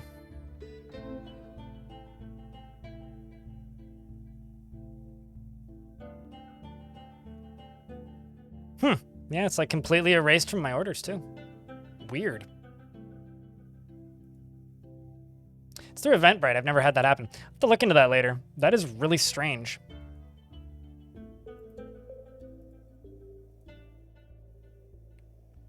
Like, genuinely really strange.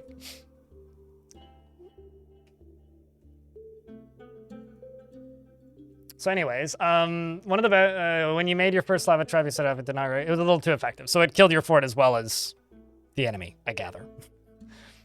I mean, that's always fun when that happens. That's always fun.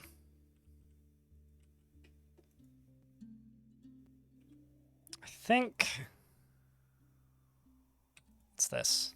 Not one of my dwarves. That's good.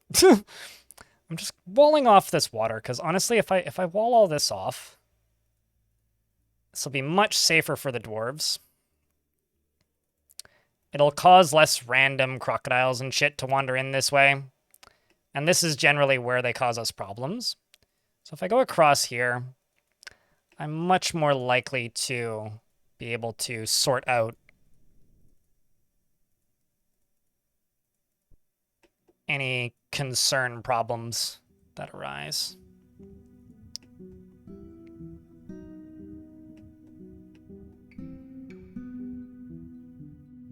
Let's get that done, this done.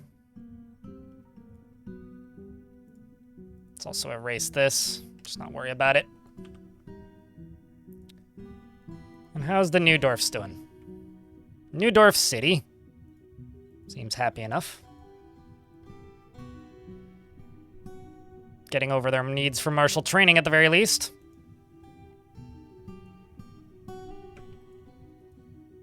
Chat, how often do you guys just throw random dwarves into the military so that they can clear their needs for martial training?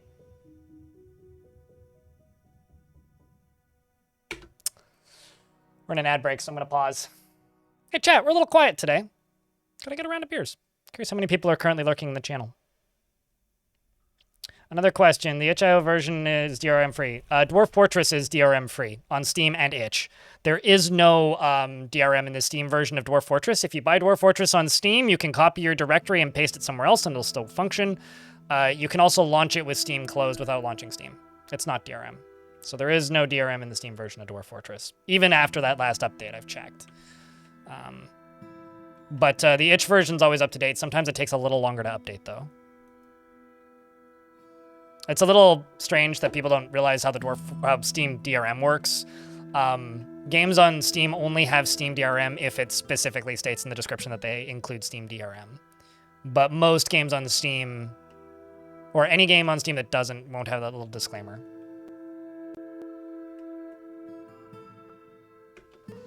Still in an ad break. Why did I unpause? Say, Lucky Soft, what's up? Sometimes you put in a bunch of military randomly just for a small amount of training for home defense. I may also just throw everybody in the fort into the military briefly. I'm actually going to do that, I think. Let's just get everybody into the military for some mandatory wrestle times. Non-optional. Mandatory wrestle times after, you know, we're done building this little blockade here. Maybe also a, not a pressure plate, a cage trap.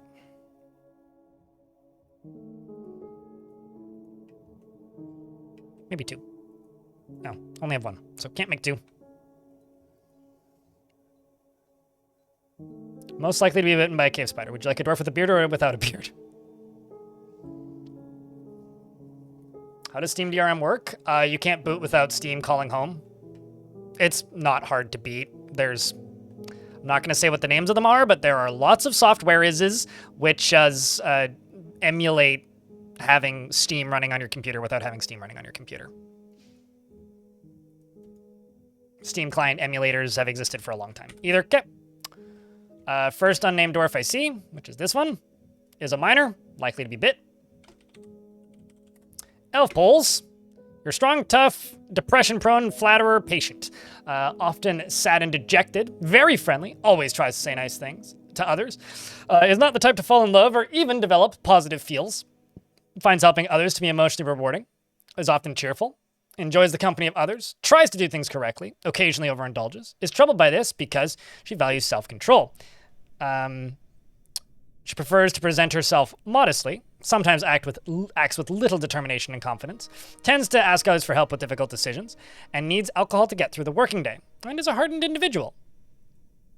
Dreams of mastering a skill, personally finds sacrifice to be of the highest ideals, values self-control, and doesn't think one way or another about leisure time. Likes marble, pig iron, and red beryl, as well as green glass, oyster leather, and the color ochre. The words of the prophet of wandering and the sight of the cardinal blossom, and when possible prefers to consume guava wine and cranberries, and absolutely hates bark scorpions. Your forts usually have a bunch of dwarves who are mad, and then you dump them by the way of mists. I mean, see, that's one way to do it. I think these dwarves just need a vacation, actually, is what these dwarves need. Because I'm seeing a lot of dwarves that have the need to acquire objects and do various other things. So probably what I'm going to do is I'm gonna get them all after this wall's done. I'm gonna get them all training for a wee bit. Then I'm going to basically just lock them in the tavern and tell them to hang out and don't do any other tasks. So disable hauling, disable everything else is probably what I'm gonna do. Oh, I'm sure this ain't helping. Let's also just get all this dumped first. So they're all just running back and forth past Vinx's arm. Have I a system for my military icons? I don't think I've ever actually edited one. I know that you can. I've never edited my icons. I edit the names sometimes, but I don't think I've ever actually edited them. Not once. Could care less. Why, do you? Chat, do you use the dwarf army icons? Or am I weird not using them?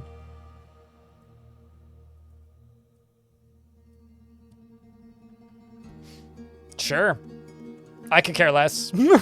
They're just a square with, like, nondescript images to me.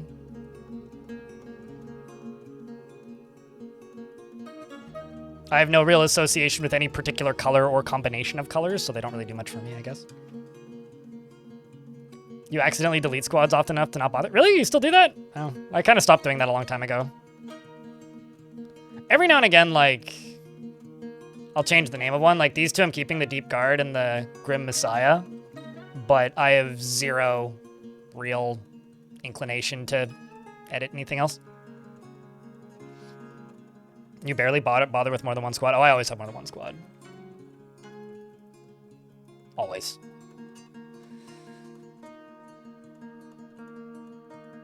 Going past seeing good engravings after smoothing can cause good moods. If it can, I've never seen it. I wouldn't not believe it.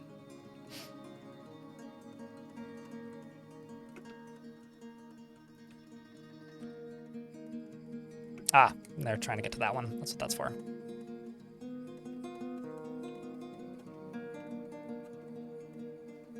Okay, so the next thing I'm going to do is I'm going to go haulers. Nobody does this. Engravers. Nobody does this. Stone cutters. Nobody does this. Plant cutters. Nobody does this. Gatherers. Nobody does this. Farming. Nobody does this. Or fishing. Nobody does this. Plant gathering. Nobody does this. Hunting. Whatever. That. Whatever. That. Whatever.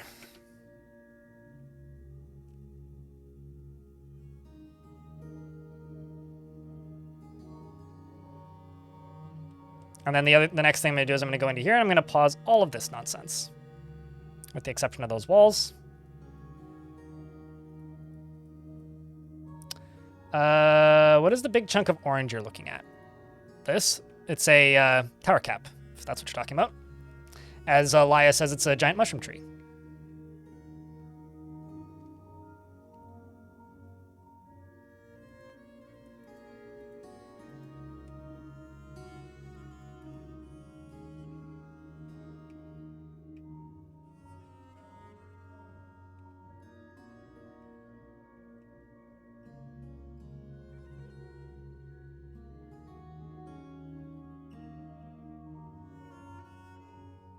I'm also going to need to do something with this in the future, probably.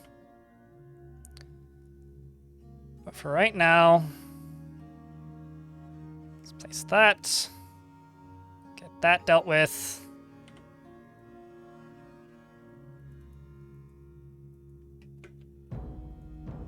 Forbid these and okay, hold on a second. Do I have gay crocodiles? Okay, you're a bi crocodile. How about you?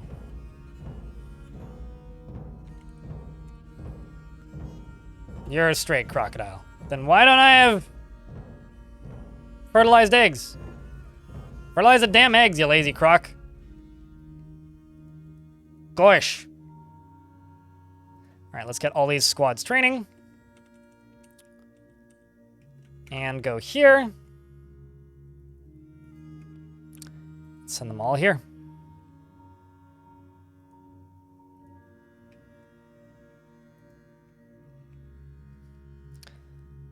Now they begin to train. Oh, there's something else I'm going to do here. I'm going to go to difficulty settings.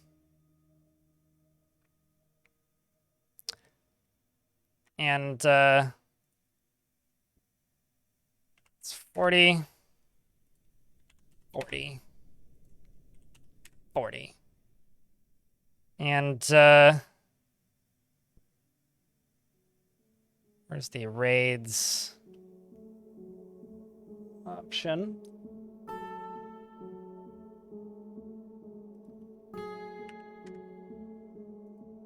All right.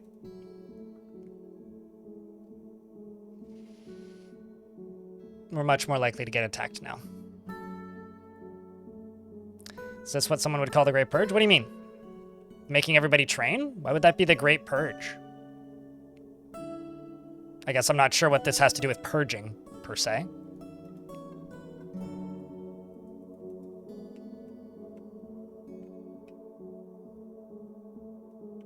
There shouldn't be anybody out here.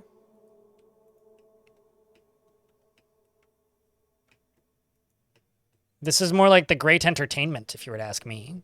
Uh-oh. Never mind. Somebody has to stop. And I have to go back here and allow engraving. Because there's a ghost. It's a ghost baby. I think that's a ghost baby.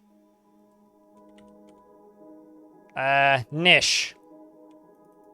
Is in fact ghost baby. We all fear the mighty ghost baby.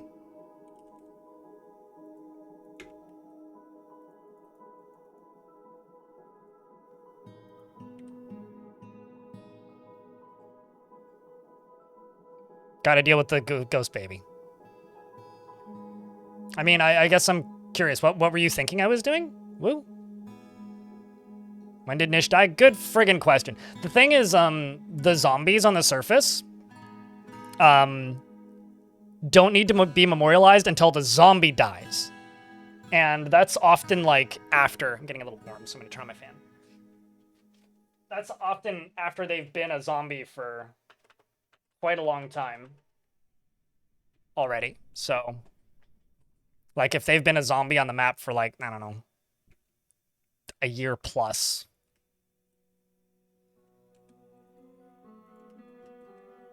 Then they suddenly die and I miss it, and then I have to go memorialize them.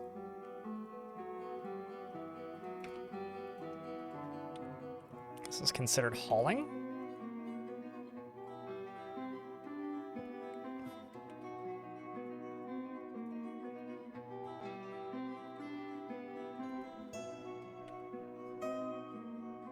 Right? Oh, okay. I've actually got dwarves that are stuck. Or maybe not. I see. Yeah, actually, there is another way in. This needs to get walled in next. Oh, pfft. Firstborn child is old enough now to be a kid. And of course, the one that's going to go memorialize the dead. Well, you guys go train now? To fight each other?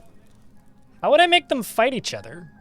You can't tell your soldiers to... You can't tell your dwarves to fight each other. It's quite literally not an option. So I don't even know how I would do that.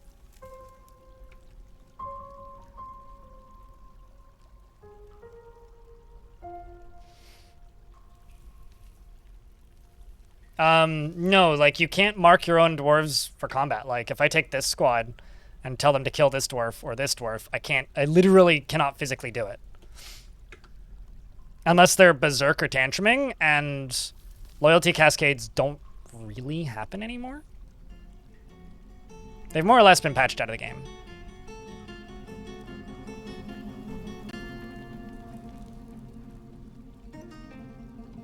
That's why we get, what are they called?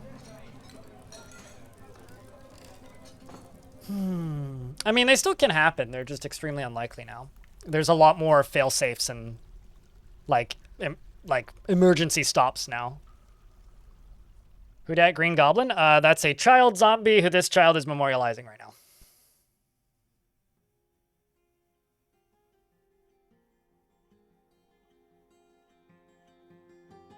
I put one of my dwarves' wife in a bedroom with another dwarf. I beggeth your pardon, Cernix? I'm trying to figure out what you're responding to in this. It's definitely somebody talking about making babies, right? Somebody's trying to make a dwarf baby. I just looked at YouTube chat, and the first thing I say is, you put a dwarf in a room with another dwarf. You put a dwarf's wife in a bedroom with another dwarf. It's like, what? What are we on about? Oh, to make them fight. Right. Okay, I getcha.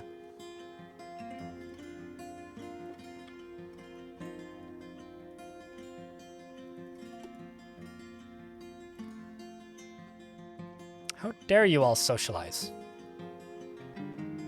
Go do the militia thing.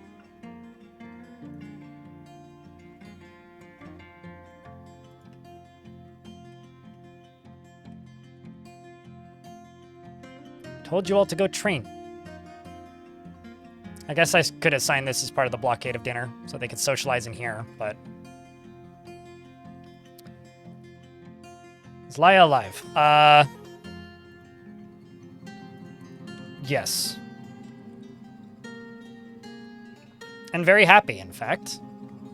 You have quite a few friends. They're currently doing some exercising. Where's Kiddo at? Kiddo, did you... Bah! Don't you know this is priority? Giggly, damn it. Okay, hold on. Objects. The labor. Chores. I literally want you... Guess that would be stone hauling? Maybe furniture hauling too?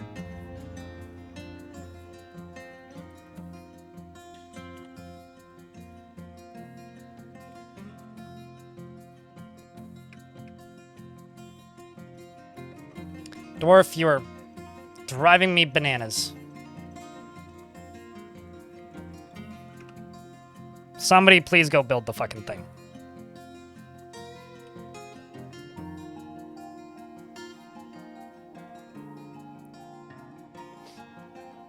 Hasn't caused loyalty cascades since version 50 came out, really. What happens if you attack your host civilization? You literally can't. You can start a war between your host civilizations. So what used to cause a loyalty cascade, and what loyalty cascades was specifically, is a loyalty cascade was when you attacked a neutral member of your own faction who lived in your fortress, or somebody who was staying in your own fortress and considered neutral. When that happened, there was a chance that anybody who was friends with that creature could flip to a different faction that was no longer yours. Then they would try and fight with everybody in your fortress who is no longer part of that faction. Essentially, any entity in your fortress that they considered to be hostile to them at that point, going forward. That is what a loyalty cascade is. There is now failsafes and stopgaps against that stops that from happening. You can have a dwarf go berserk, but it doesn't make them flip civilizations. So if I have a dwarf that's tantruming in my fort and I order my military to kill that dwarf, there's a chance that their friends could go berserk, but they won't swap factions, which is what they used to do. Because a loyalty cascade would cause a cascade effect where that dwarf would die and then another dwarf would kill that dwarf, and then all of the dwarves who were friends with that dwarf would go try and kill that dwarf, rinse, repeat until your fort's all dead. That's what a loyalty cascade was. That can't happen anymore. That's been patched out. What can happen is you can get tavern brawls, which is when a dwarf gets too drunk and then a bunch of dwarves fight. That can happen. But they stop fighting and generally don't kill each other as much as they used to in loyalty cascades. And what happens when you attack your host civilization? On paper, you can't. What you can do is you can attack, or you can destroy like trade caravans, but you can't attack the trade caravan unless they're berserk. You also can't, on paper, attack like any neutral creature unless they're berserk or not part of your faction. If they're not part of your faction, friends could go berserk and try and attack another dwarf or get mad for a bit or be shaken due to stress, but they won't flop to a different faction. Can trade caravans go berserk? Certainly, if they get stuck. So, like, if you have a trade caravan member who's friends with Eurist, right? And then you tell Aban to kill Eurist because Eurist tantrums, then the merchant who's friends with Eurist could go berserk. Certainly, that could happen. Or the outpost liaison could go berserk. Because the outpost liaison isn't a member of your fortress, right? The outpost liaison is a member of a separate entity, not a member of your fortress. So you could kill the outpost liaison, certainly, but because the outpost liaison isn't part of your fortress in your local government, like if a visiting baron shows up, you could attack them because they're not part of your fortress. I can't tell this dwarf to kill this dwarf because they're both part of the same fortress. I could tell this dwarf to kill a merchant who visits, but I can't tell them to kill the same dwarf.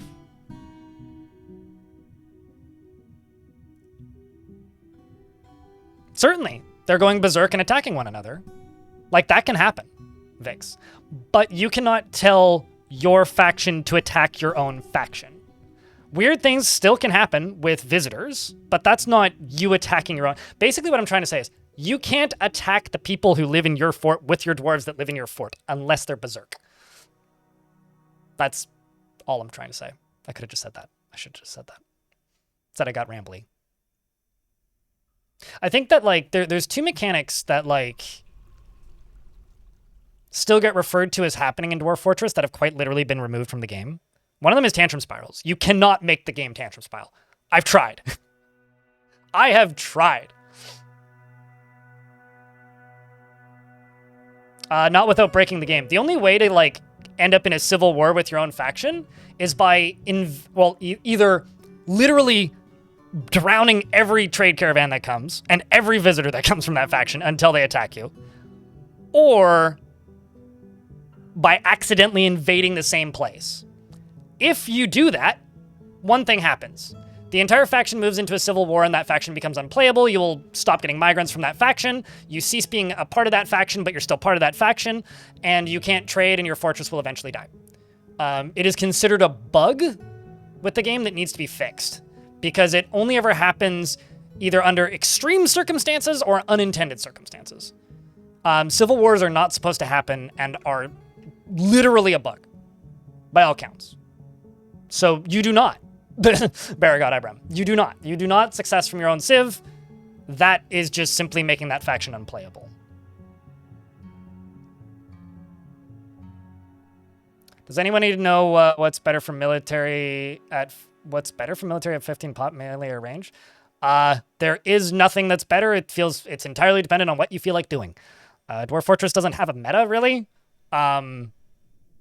I mean, if you only have one dwarf, I'd probably make them melee because they're not going to run out of ammo and run away and try and find more.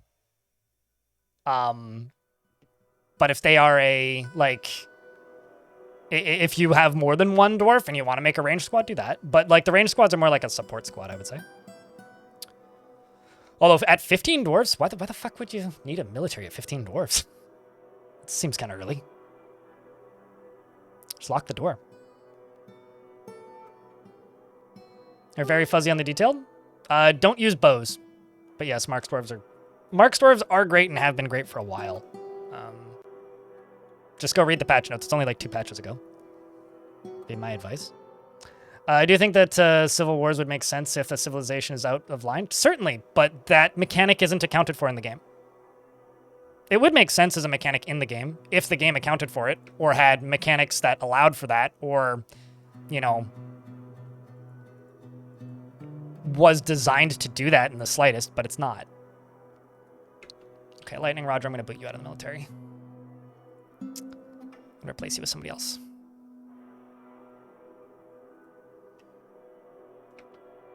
Because this dwarf, not the happiest in the military. Arga, you do in fact still are aliveth, and you made an artifact recently.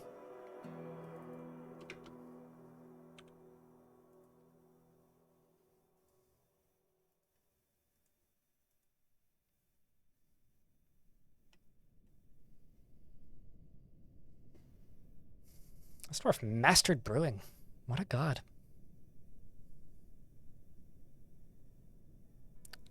Do I need to write it down handwritten and mail it to you for you to understand that there is no way to leave your own civilization? It just simply makes that faction in that world unplayable? Urban Nomad? Like, how else do you want me to word that? I don't know how to make it clearer. Lucifer is still also alive, yes. I'm quite happy. Currently taking some martial training. Just letting these dwarves satisfy their martial training needs mostly. Because there's a lot of those. So I'm going to let them probably train for another 15 days.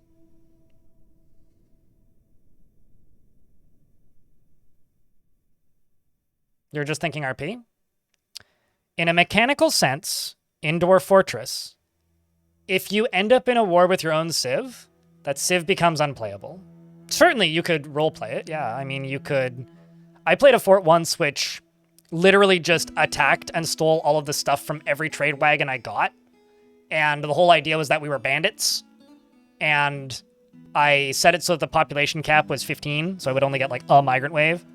And then stop getting migrants. And I put everybody in the military and then just like demanded tribute from as many people as possible to get as many trade wagons as possible, to start as many wars as possible, to see how long we could go. It was a fun fort. But trust me, that faction was very much unplayable afterwards. No, that's not the dwarf mindset. That's the goblin mindset or the human mindset, elf pulls. Fight, fight, fight is a player mindset. The dwarves want to craft things and dig deep. They don't want to fight with everything. The dwarves are actually a lot more neutral in Dwarf Fortress than I think the vast majority of the player base gives them credit for, because the player base is just built with preconceived notions of what dwarves are, whereas dwarves are very not that. I think you're confusing dwarves, Creed, with like goblins from Warhammer 40,000. But I digress.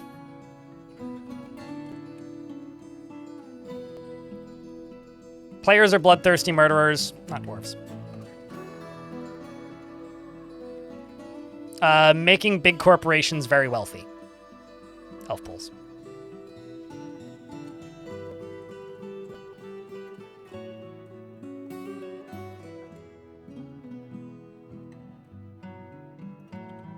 Pretty much. You know, the dwarves are basically the cats from Monster Hunter. They're just like, we want to kill big monsters and eat them. That's the dwarfy mindset.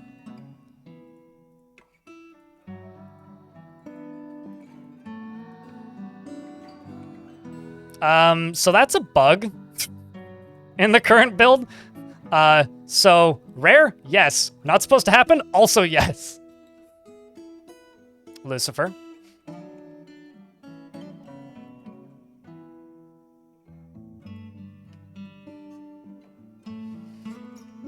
Bigger animal do in fact make bigger steak than small animal. This is truth. I cannot think of what else it could possibly be.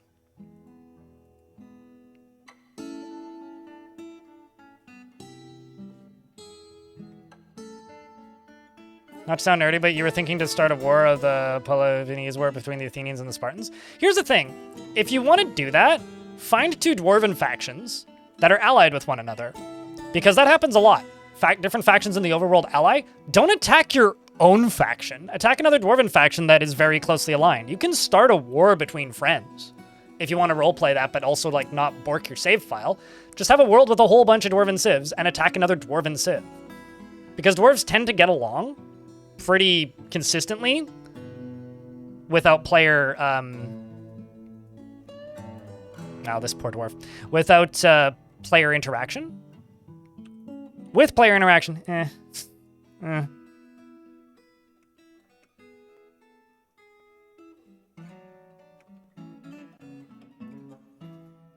mean, hell, dwarves and elves are often allied after World Gen 2, which I find very funny.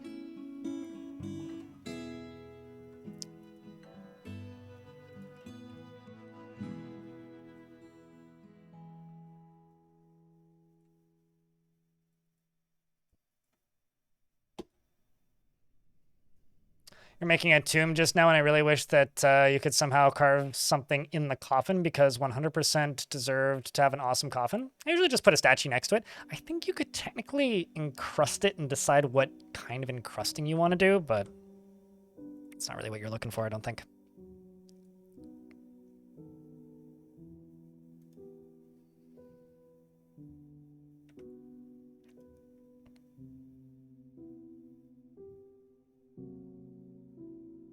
But yeah, I usually just put a statue or an engraving next to it. Yeah, see, one of my goals, Nick Johnson in YouTube chat, who says, I did not know that. I'm terrified of loyalty cascades, but it's been patched out. You got to read the patch notes more often. I feel like I said this yesterday, and I feel bad saying this. I feel like I do most of Dwarf Fortress's PR. Kit Fox does what they can. But sometimes I swear that I have more reach. Because I've covered many games over the years. And every other game that I've covered consistently, chat tells me when something gets patched. This is the first game I've ever covered for this long of a period of time, for one thing. But this is the first game I've ever covered where years after something is patched, I'm informing people still. Like, loyalty cascades were largely nullified from the game. This dwarf uneasy, dwelling upon becoming a parent? That's funny. I feel like this is the only game I've ever really covered where... I'm just going to leave it on pause because there's so much going on. Where I'm the only person... Where I'm still communicating changes that were made multiple years ago to the community. It's like, I don't know why that is, really, aside from, like, the official news channels don't have that much reach, and I have no idea how to fix that. It might just be, like, the amount of time. But, like, that's the thing, though, like Elf Polls. There are games that change just as frequently that are similarly complex that, like, that's not an accurate description. I mean, fucking Minecraft is complex, right? Like I don't fucking... Caves of Cut is complex, and people tell me when things change. Without me even playing it for years. Like, RimWorld is complex. I think it's literally just like a player base issue. You kind of like not knowing? Certainly, but the frequency at which people ask me questions about this game, concerned that they're going to lose their fortress and literally being scared to play, and the thing is a non-concern because it was removed from the game or patched out or fixed or adjusted or tweaked like decades ago in some cases, blows my mind. Like, genuinely. Like, it blows my mind.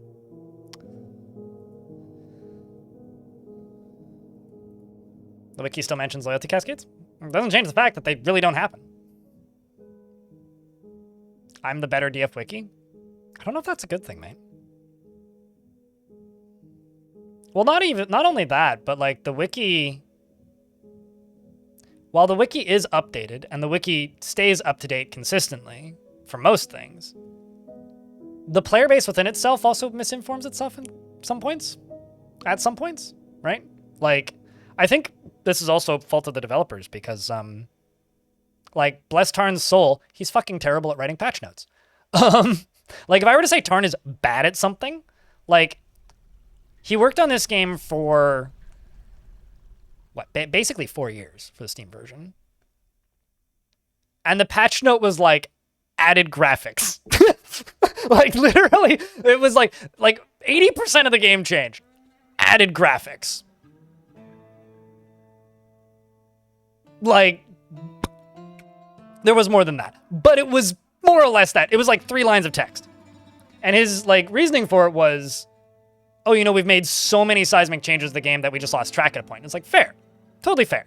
However, fuck me. Because now there's, like, no official source of, like, yes, this got fixed, this got fixed, this got fixed, this got fixed, this got fixed, this got fixed, this got fixed, this got changed, this got edited. Loading saves changed, which is why trees grow completely differently now. Stuff like that, you know? I think also part of the this is a speculation here. I think part of the reason the wiki's probably weird these days might have something to do with, the hardcorest, weirdest corner of the sickos of Dwarf Fortress, the people who truly obsess over this game, are all still playing version 47 because the keyboard support isn't in this version. I wonder if that's got anything to do with it.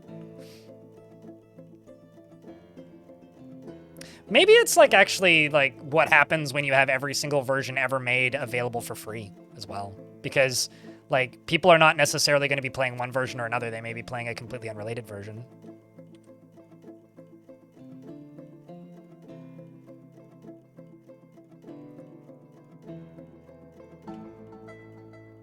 No, Lucifer Love Story. Apparently DF Hack has some compatibility for that, but honestly, I've never looked into it because I have no interest in having the old controls back. I've never really had a problem with the mouse-centric controls.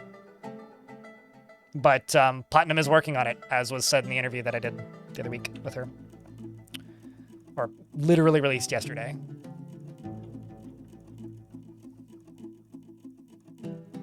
It's just like it may have changed, but it's always just been your in-game directory, is it not? In regards to where does the XML for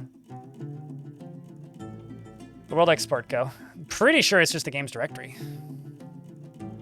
Stupid crocodile.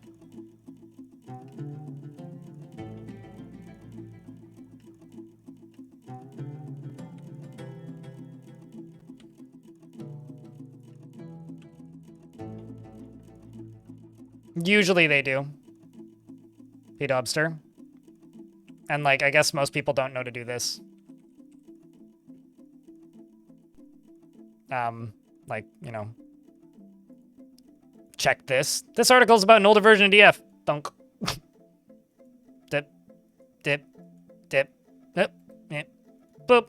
You know that.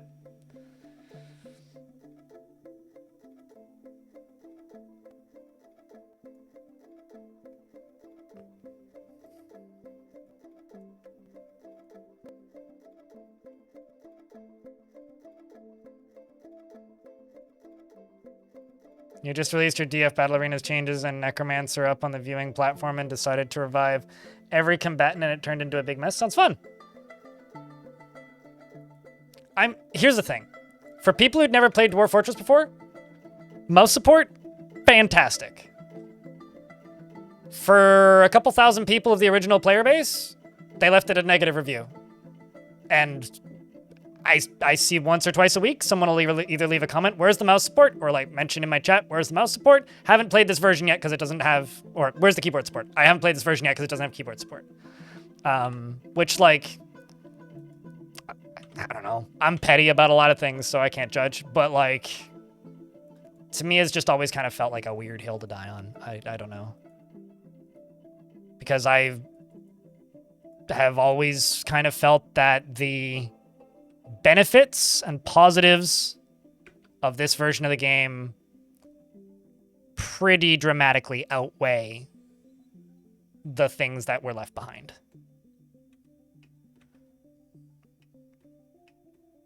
Okay, so we're going to get all this cleared up. Which is going to be pretty fun to watch. We're going to get all of the gear and stuff put away. We're going to send all of the dwarves off duty. I'm going to allow them to make food and meals again. Oh, what? Oh, shit. Yeah, that sucks. Let's dump this. Claim that.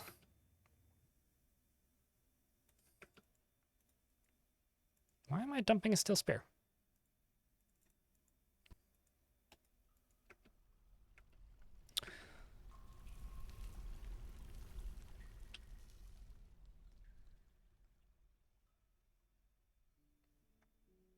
But yeah, at some point I'm just like circle jerking when I talk about this Chronos Sun Colossus because like I acknowledge that. Oh wow, this actually doesn't work. I feel really stupid. I acknowledge that like I'm kind of preaching to the choir here when I say that because like most people are kind of who are going to agree with me are probably the ones watching the stream. But I don't know.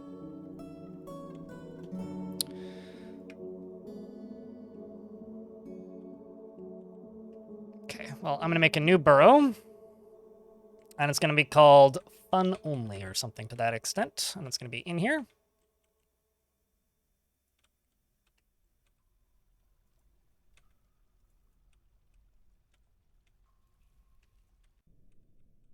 And down here, happy, fun times. Howdy, buddy. Nobody. Kill those squads. Leave vacant. Leave vacant. Leave vacant. And lastly, leave vacant.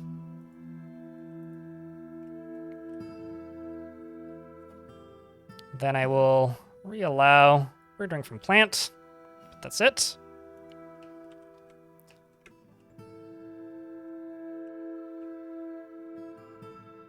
Dwarves are quite a bit happier now. Although I do have two. The unhappy ones got more unhappy, and the less happy ones are less happy. Where's Cricket's dead body? You're reliving seeing Cricket's dead body. That's no good.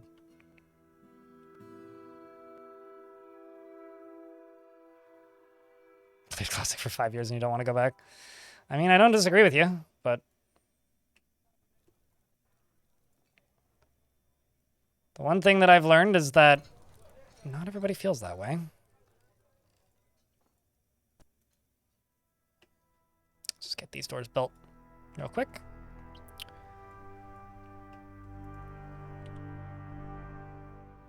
Store owned item.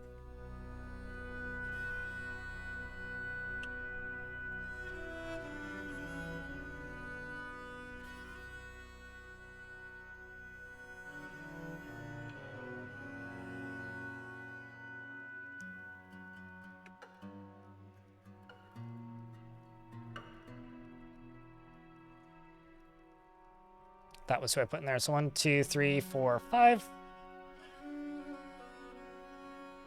And let's throw Dura back in there. Let's just make sure that all of these are set to full metal. And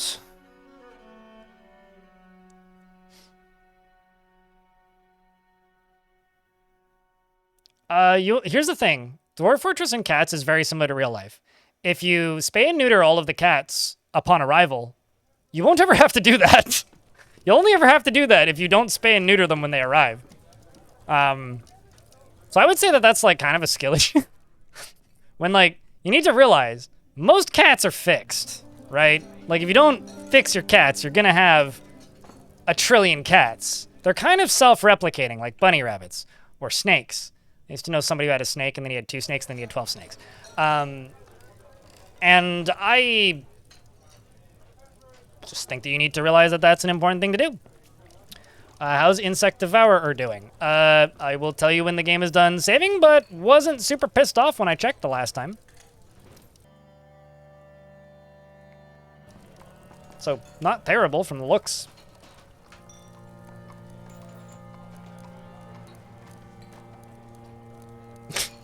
I was really hoping we'd get a patch today, actually. Deep Sea. Anyone make use of the vermin catcher? I think I can count on one hand the number of times I've done that. I rarely do that. It kind of is useless. I mean, it's not useless, but it's kind of useless. It's not useless, but it's also kind of useless. I'm very descriptive here.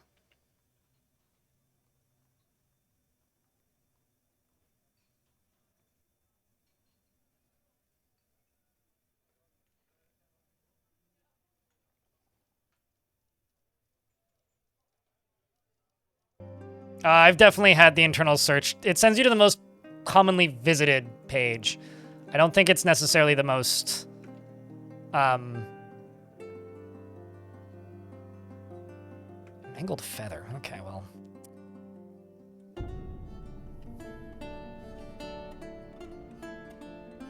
Okay, I'm just gonna put a garbage dump right here.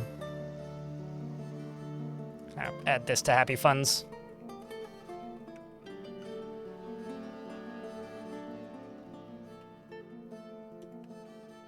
Now the question is, do I have enough blocks to expand on this much? I do, kinda. I want to get this tavern done as like a Happy Funds times project for these dwarves.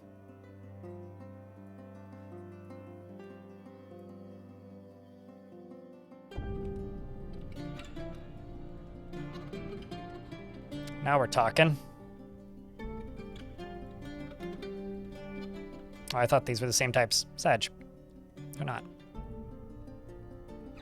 Didn't look at what it was.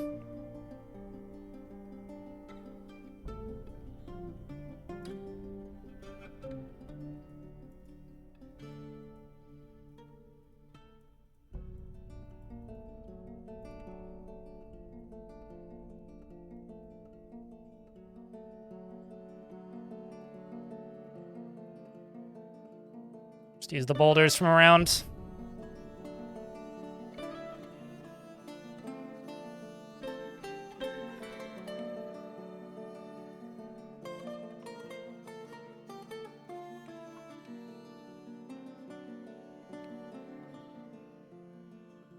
Being visited by 10 performance groups right now? You know, I keep forgetting that you can have that many because I usually just turn down the limits. So I literally can't have that many performance groups visiting.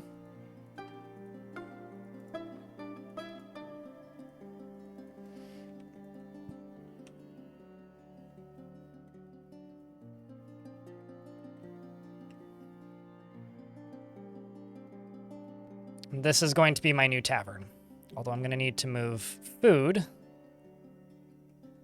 to over here.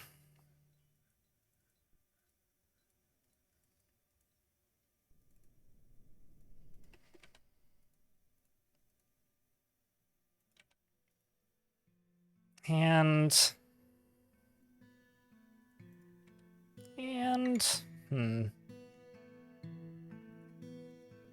ooh.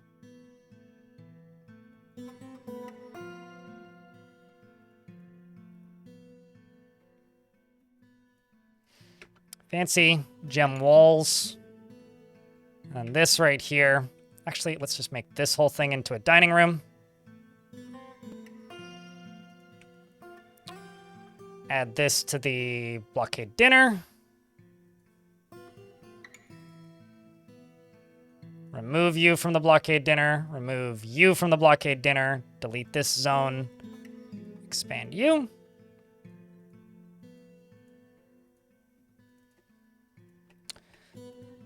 And then the rest of this can just be a meeting zone, which can be the rest of this new tavern.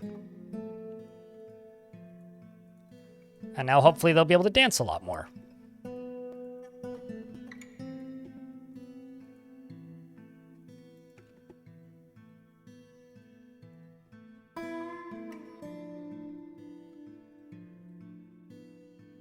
Do I think, what, for me or like in their development? I think that I don't care. Which, hear me out. When it comes to Caves of Cud being like finished for me, I very rarely have interest in continuing to play Cud after I lose a run.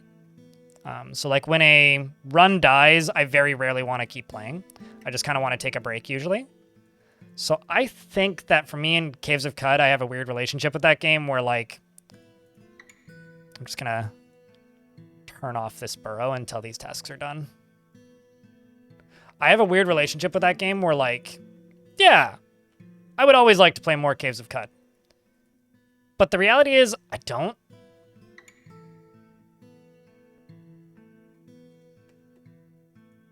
And I will eventually. But for right now, I really don't. Like, I'm kind of good, man. I've seen a lot of stuff in that game. I've seen kind of everything I think I want to see. And I'll get the itch to go back and play more. Absolutely. I mean, but this has also been my relationship with Caves of Cud as long as I played it. You know, I played it when it first released in early access for on and off for a couple months, and then didn't touch it for like 3 years. And then I went back and played it for a bunch, and then I didn't touch it again for like 3 years. And then I played it a bunch, and then I didn't touch it again for like 3 years.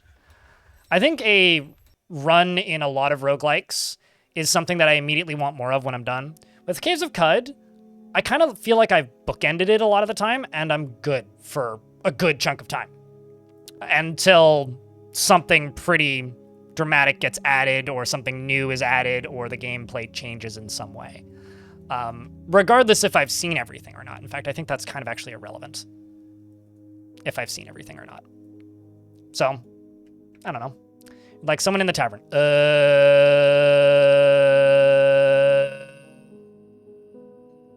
I haven't found one that's not named yet. Hold on. You're going to the tavern, clearly. You're not named. Alex is a nervous wreck. Ah. Mood. Hold on. Let me do a thing.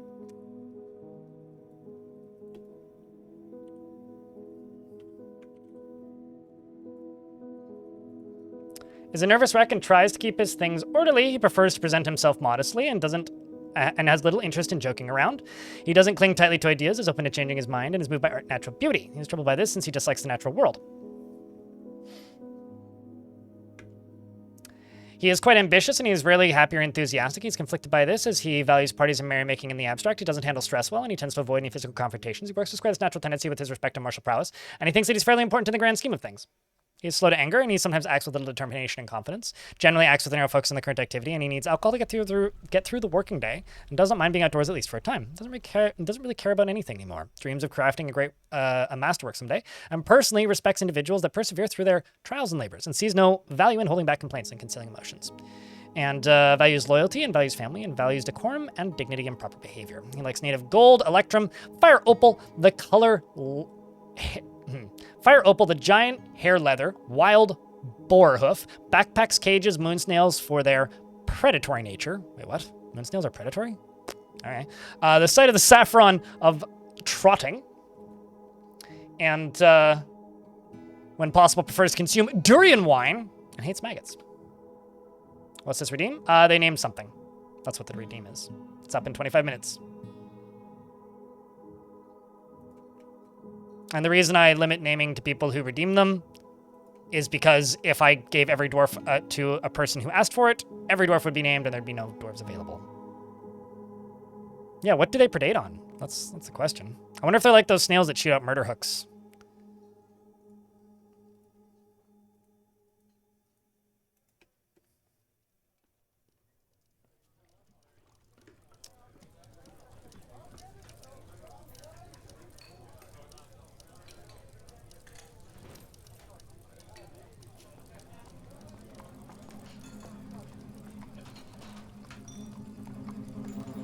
I think this is just a me problem, because I see them in YouTube chat, but I never figured out how to use macros to the point where macros would make me slower at the game.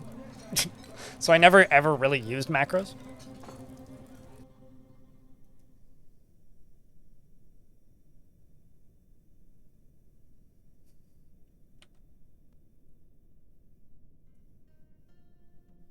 I'm gonna try giving Lightning Roger and Rakust here scholar tasks. Because I do find often making dwarves who are really upset into scholars can help them. Telling poetry.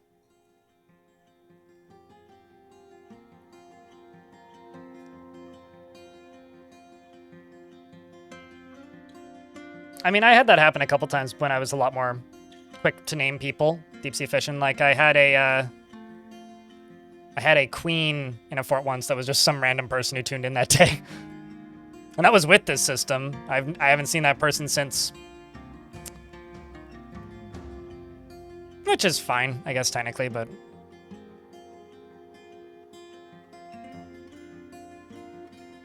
I want to put a statue or something there, but I don't really have one. Maybe even a bookcase, actually.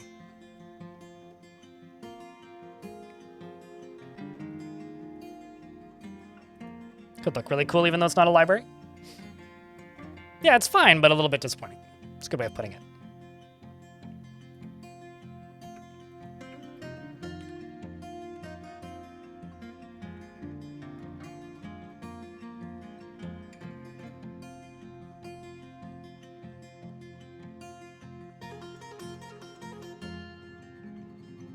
Okay, so it says that we're at peace with these goblins. I want to change that. Let's send the Grim Messiah out to raid this location.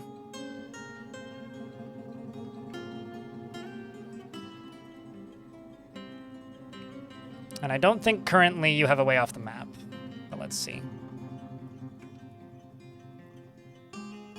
What?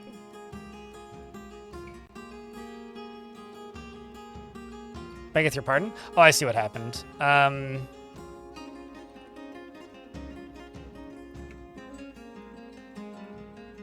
removed all the dwarves as militia captains.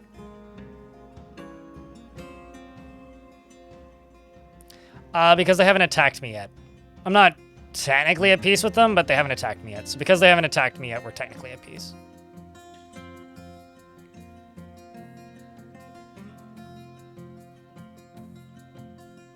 But you're never really at peace with them. They just haven't invaded me yet. They're still labeled at peace because there hasn't been any aggression from either end.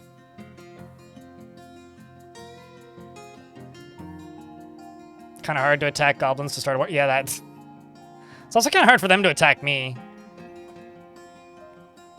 That's the bigger one, I think.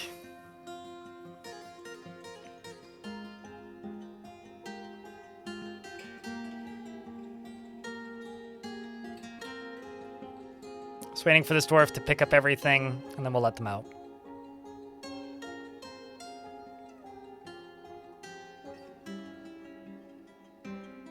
Gonna go get provisions. I wonder what provisions you're gonna go choose to get. I've seen somebody is fighting a couple times, which leads me to believe that they probably enter the map, get into a fight with something, and then run away and run home. Because invaders who become zombies actually leave the map in this instance of zombification. Why are you storing squad equipment? You should stay active.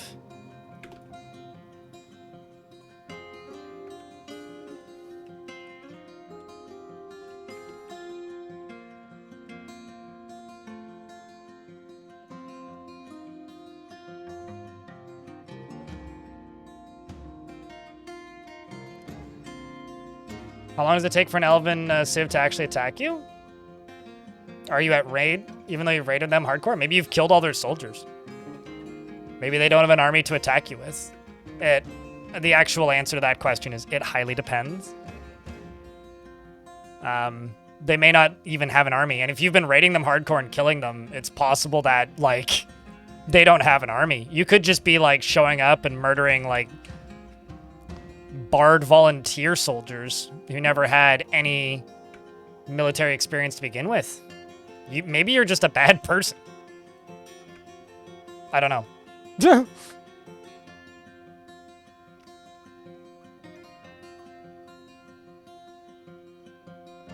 But the possibilities are maybe not endless, but there's a lot of possibilities. This dwarf feels fondness remembering making a friend. Aw. Alright, so I sent them to go attack Dipped Curse. Dipped Curse is a day and a bit's travel, so they should return before the end of next month.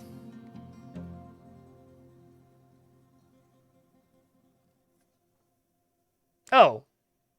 Well then, have they seen you leaving? Like, have you gotten a notice at the bottom of any of the fight notices saying that they spotted you leaving on the way out?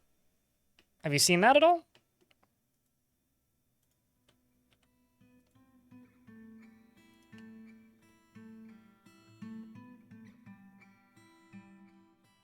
Killed each other? I love it when that happens, Zortos. It's the greatest.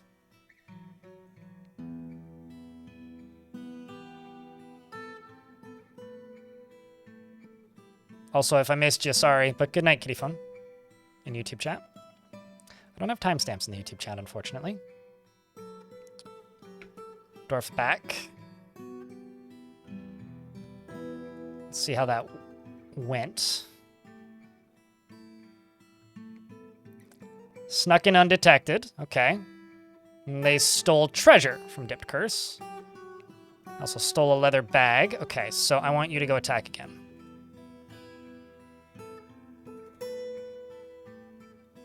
It was literally less than a day.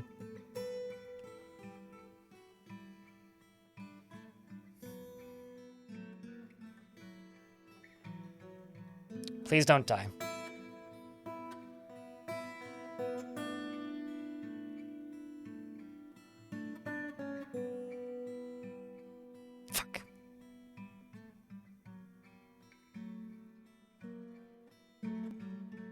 Well, you did good, Dwarf. You made us proud. But the Grim Messiah's mission is complete. And we are now at war with the Strifeful Sin. And Selena has completed her mission. And was a mighty brave dwarf. Although, the good question is, did she get captured? Yes, she did. So now the question is, do we attempt to rescue her?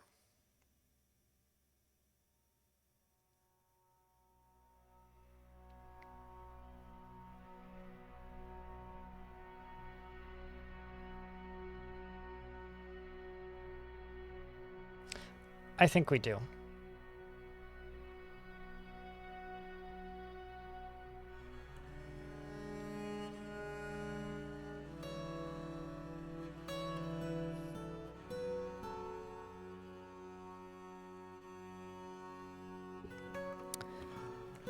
I'm going to go to the Grim Messiah squad right here. Scroll down.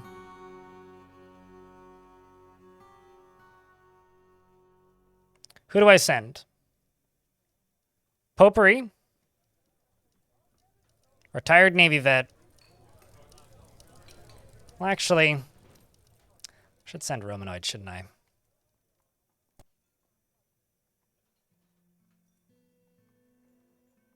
Although, hold on, let me check something. This dwarf Imush is a competent ambusher.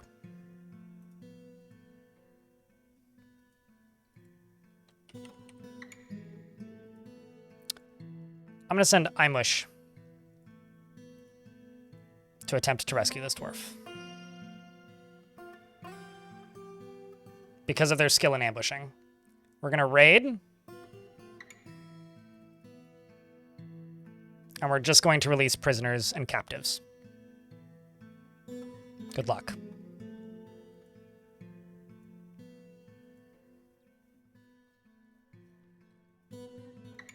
This dwarf's actually pretty talented in the combat department. They just happen to,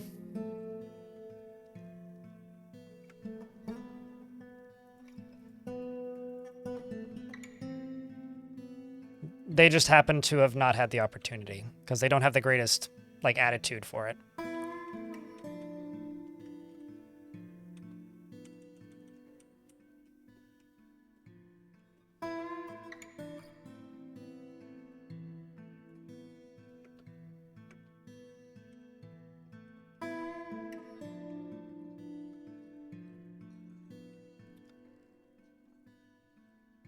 Wish this dwarf luck, chat. They returned thrice, I think? Not even twice. It's 3 times. We're sending this dwarf up purely due to their skill in ambushing.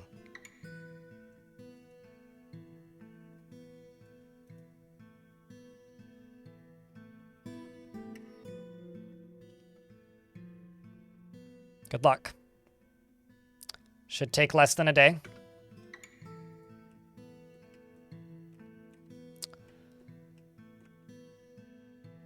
And if they disappear, then I will send one of my better military dwarves. But after that, I'm not sending anybody.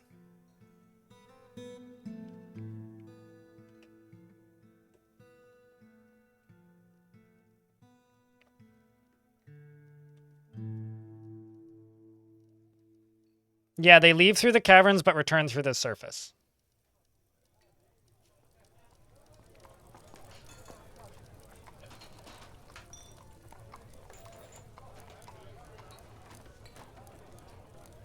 It should take 2 days tops.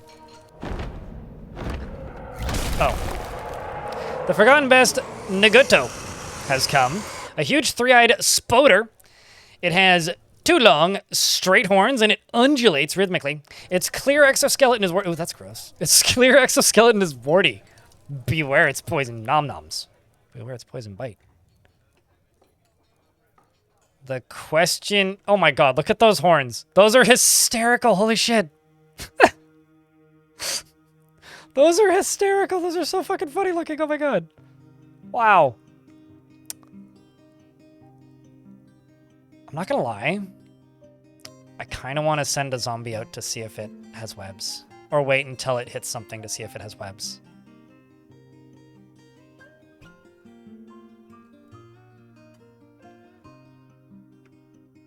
The Grim Messiah has returned. Ooh.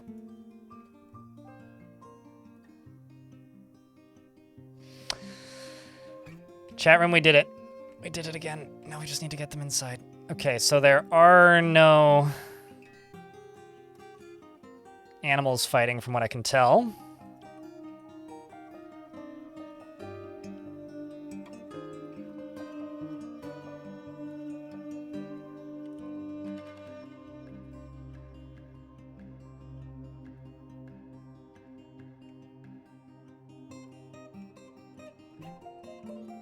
Oh my god. Holy shit. Well, that wasn't expected.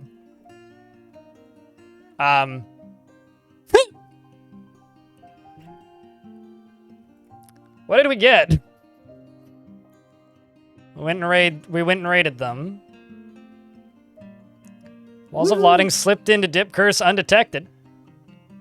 The forces of the strangled weasel searched Dip Curse. They freed Insulina. They stole livestock, and a goblin of the Hungry Curse spotted the forces of the Walls of Lotting slipping out of Dipped Curse. So they did see us. So we know that they know. Did I lock my cavern? Yes, it's locked. One beak dog. And beak dog.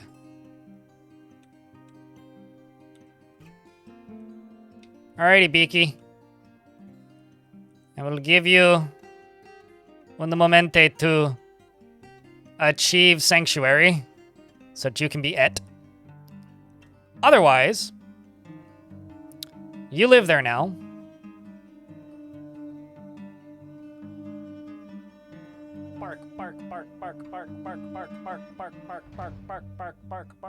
Correct. Is that a zombie Wambler? They're not zombies. It's just a normal Wambler. Ramblers are vermin, so they can't be zombified.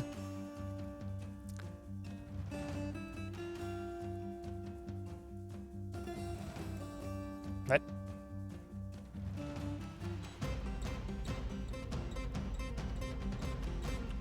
Oh, would also help if I, like, made that possible to be pulled.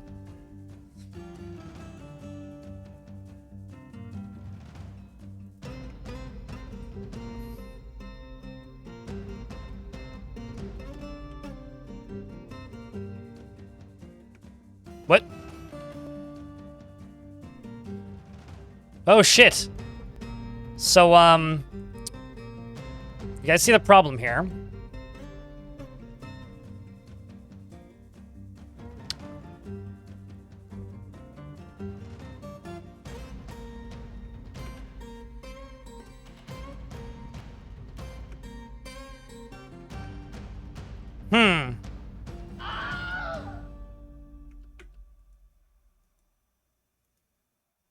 Let's tell them to go stand right here.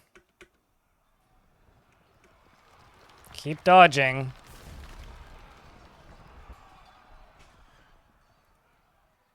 I don't actually know how this happened.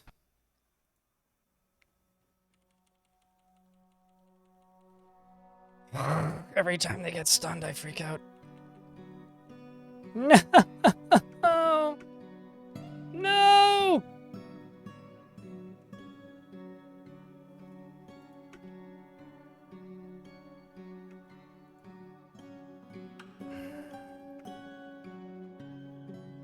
I'm crushed, chat. Bring out your dead! Friendly fire? No. Not friendly fire. No, the beak dog became an abominable smoke zombie on the way in because it started raining.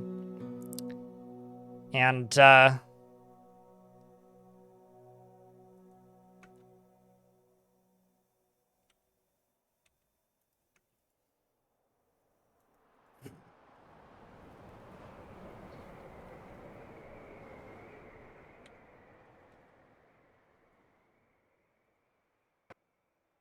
in Selena is no longer one of them, or one of us. Well, we lost... I would rather it be the dwarf, actually.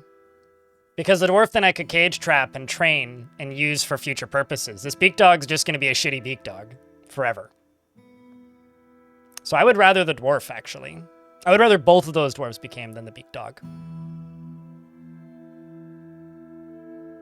It killed our freed and returned dwarf. I just risked a dwarf to save a dwarf and lost that dwarf anyway. So no. Absolutely would have been better if it was the dwarf. 100% would have been better if it was the dwarf.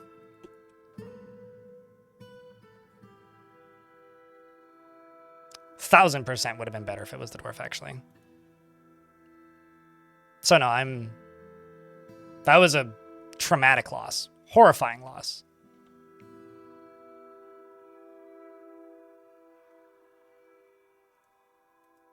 So what I will do is I will make a cage trap. In fact, maybe what I'll do. Maybe what I'll do, actually, instead of making a cage trap and putting it there, because that would take forever, is I could just go here, close this.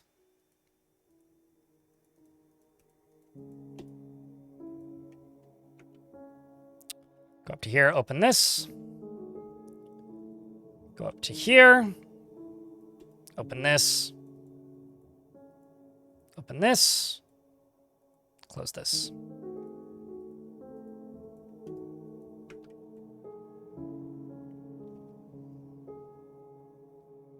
Neezer, thanks for gifting a sub to Bobtron. Also, thanks for the first notification of money in 3.5 hours. Appreciate you. It was a crazy day at the start, so I got nothing to complain about, but appreciate it all the same. Okay, you should be pulled too.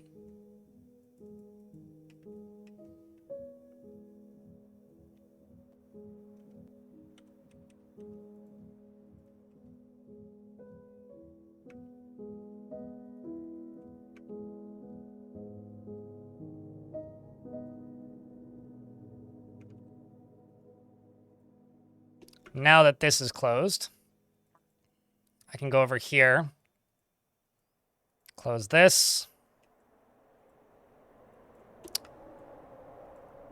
and turn off this. I can open this and unlock that. And then I will go over here.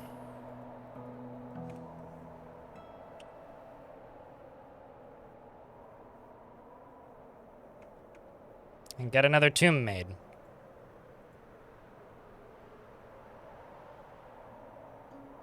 The beak dog deserves... Well, I mean, it can be cursed to be dead on the surface until it dies. Or until its existence is snuffed out by something else.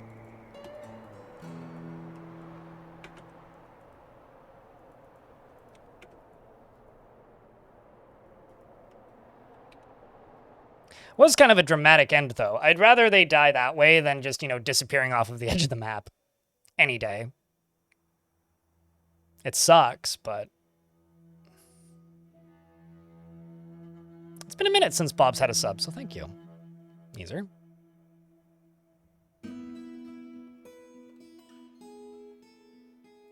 I'm also going to make a statue.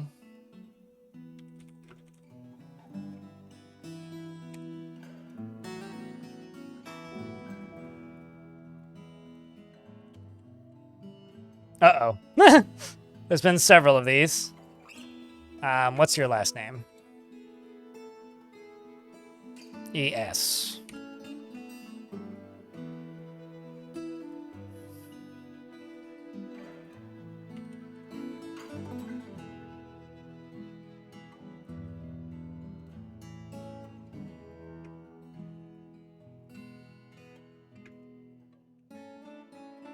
And then tomb right here.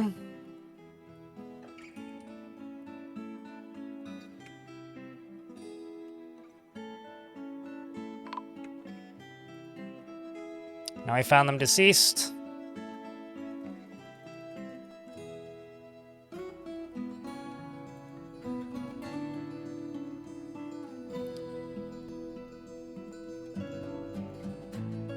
Finally caved and went for a 1440p. Performance went up on all games, and I can definitely see the world map in DF and can't even see a visual difference.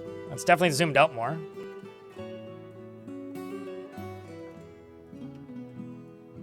Unless you have the game manually set to the same old resolution. Which is what you'd have to be doing.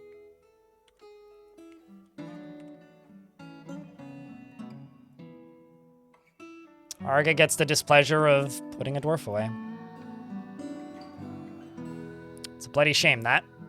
Also need to check in on that Forgotten Beast again.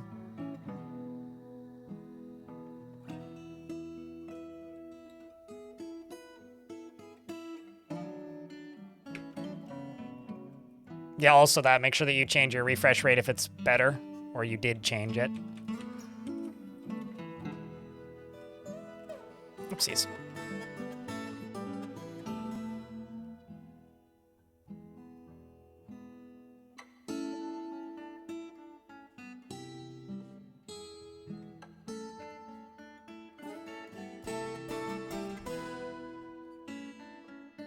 Are you shooting webs? Guess you maybe don't have webs.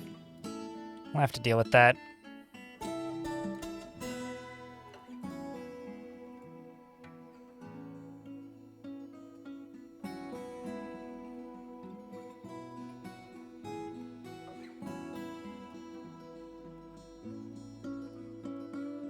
It just massively hurts performance for you? Yeah, because your game is loading twice the pixels all the time.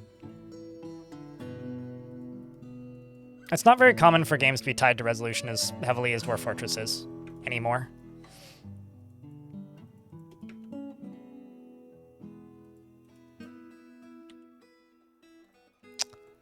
Now it's back to partying, with the exception of this,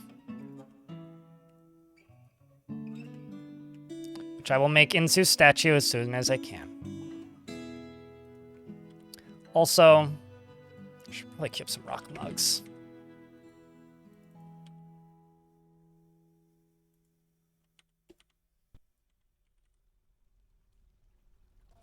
My founder's too busy consuming foods. Just grabbed a plump helmet. Tisk. Could do so much better, Dwarf. I don't think I've ever actually watched a movie in 4K, with the exception of 4K YouTube videos. Aroused when talking with your lover? Well, look at that. Manage work orders.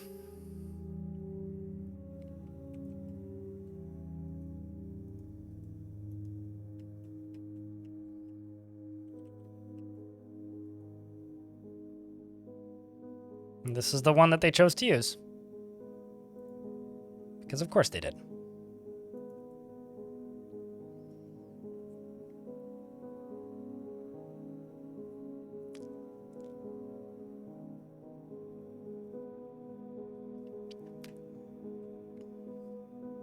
You know, I don't currently have Better Twitch TV installed on this computer because it was causing issues with Twitch chat recently. So it's really weird to just see people all caps typing encrypted otters.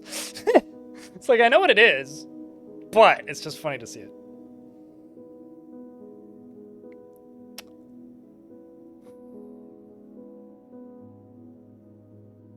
Unless you use Blu-rays for watching movies, it's hard to find streaming services that deliver 4K to your computer.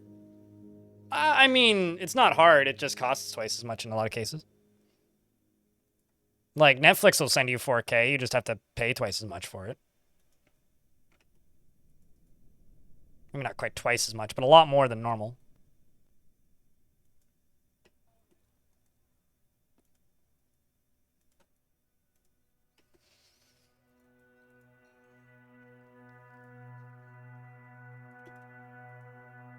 I wonder if they can do that. Let's just get this constructed.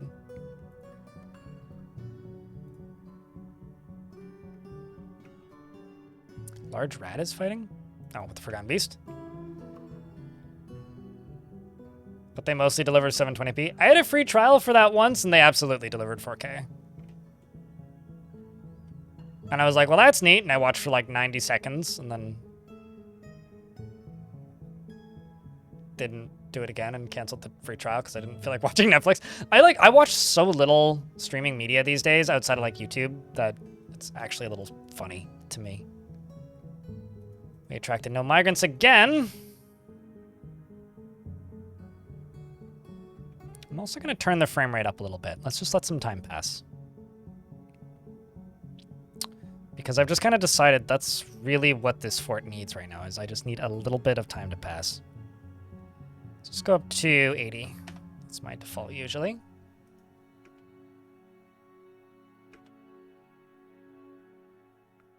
Let's see if I can hit 80 again with all this fighting going on.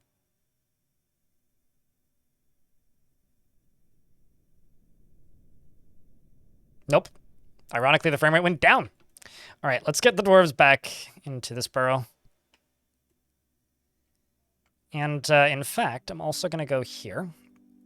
I'm going to erase all of this.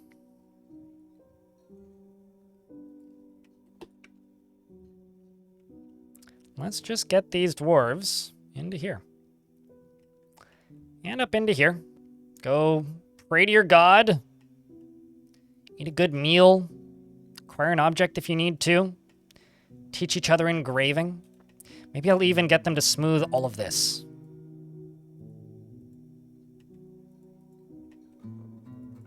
Just as like a team building exercise or something. We can also engrave all of this.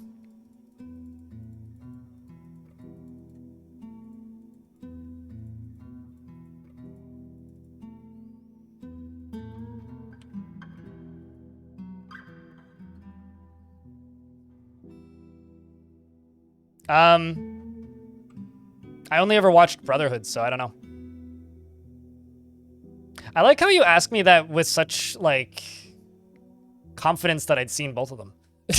I read the first volume of the manga. I watched, like, an episode of the first series on TV once at my grandma's house, and Alchemist I never finished.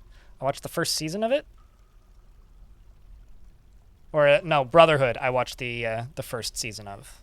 I never finished it. So I guess the first season of Brotherhood. I'm not an anime guy at all. I think the memes from that show are pretty fun, but like,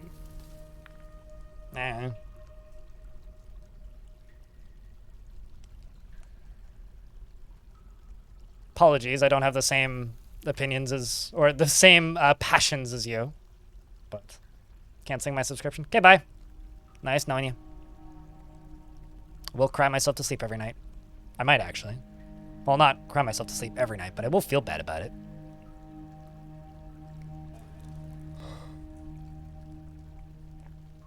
G'day, Cervix. You're not dead, but we did lose some dwarves today.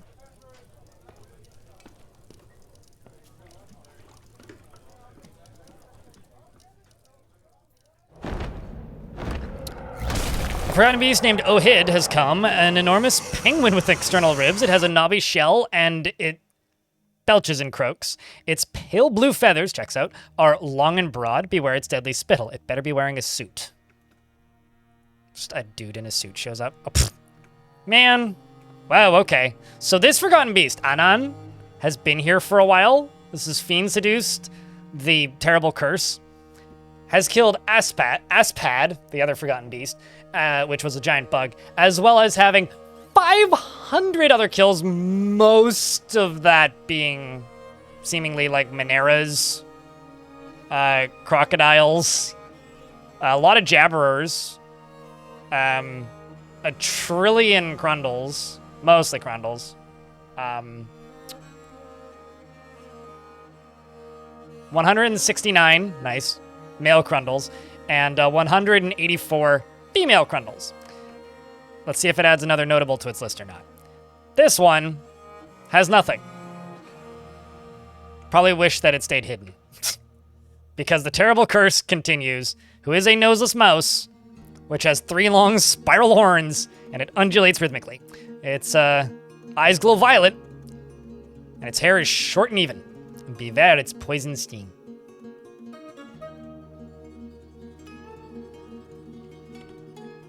Cursed night.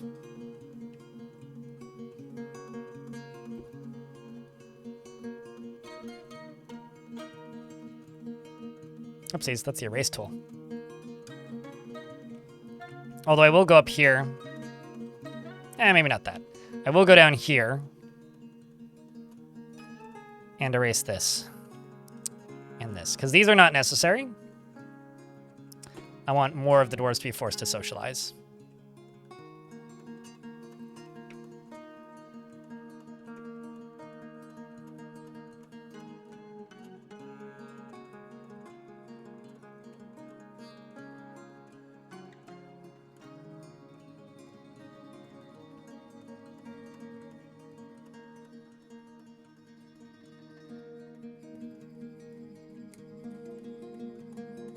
This is really what we want. I want to see them mostly in here.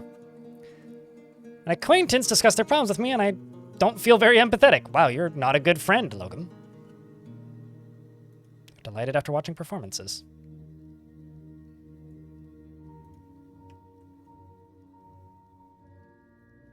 A giant horned mouse with a stinger. Yeah!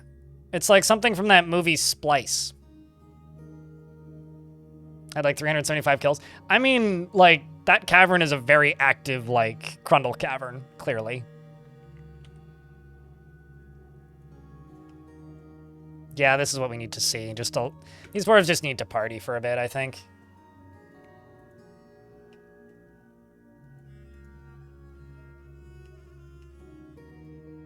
And we're making mugs up here. And I'm going to make a stockpile right here for rock mugs. Not more specifically just goblets, but...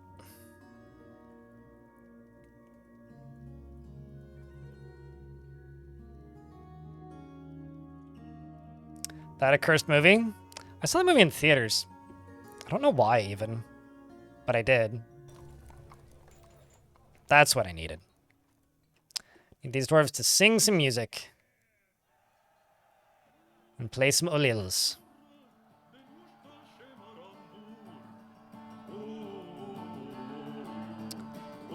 So that statue is an image of Insulina, the dwarf and dwarves in Dolomite. Insulina is surrounded by the dwarves. The artwork relates to the appointment of the dwarf Insulina to the position of militia captain. Of the Strangled Weezer? Strangled Weezer, yes. Beverly Hills. Of the Strangled Weasel in the midsummer of 460.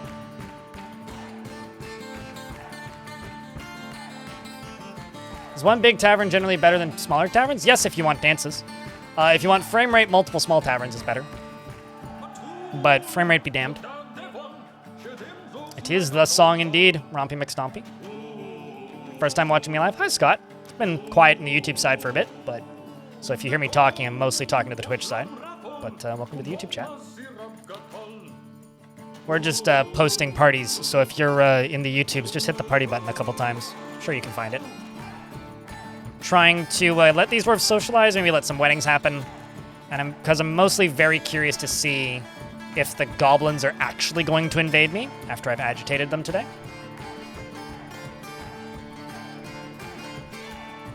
Let's go indeed, Laia.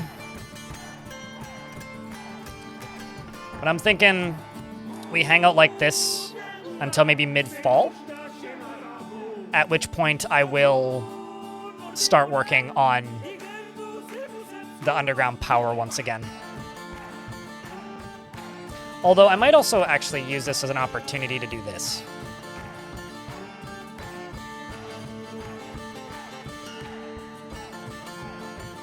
This is going to be our side activity for happy fun times. Let's just get these boulders out of the tavern.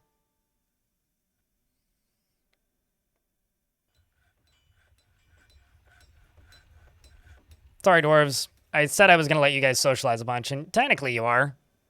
I'm also letting you put some boulders into a vehicle. Then you can go back to telling stories and whatnot, etc.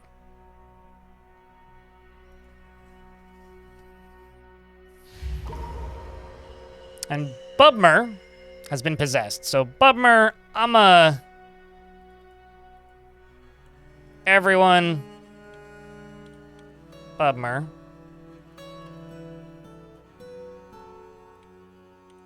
Bummer. Bummer gets a pass.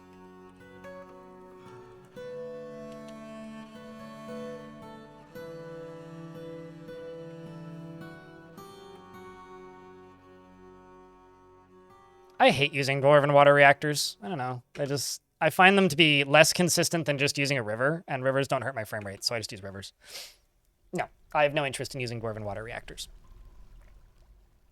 They're more effort to set up than a river, in my opinion. I'm putting the dwarves on a weeks-long bender. It's called a vacation, Thomas, in YouTube chat. But no, I almost never use dwarven water reactors.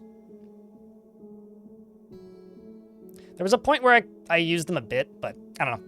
I prefer building rivers. I like the infinite expandability of rivers, and I don't find rivers to be, like, an issue. Like, I think everybody has, like, strats that they like to use and don't like to use, and that's what I'm not a fan of.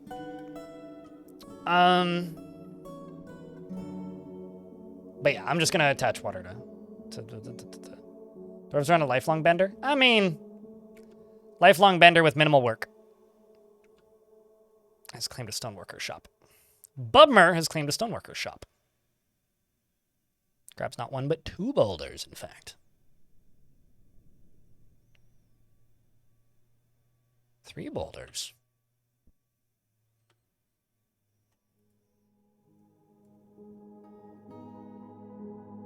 I was going to say 4 boulders. No, in fact, actually, it's leather. Yak leather. Black diamonds? A ski hill difficulty, in fact. Rubies. Sapphires.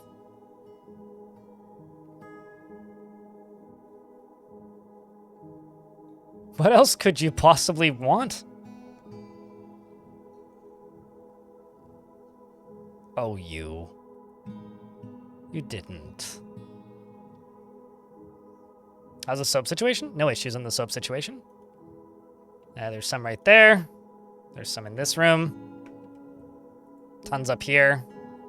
Yak soap, cave crocodile soap, Crundle soap.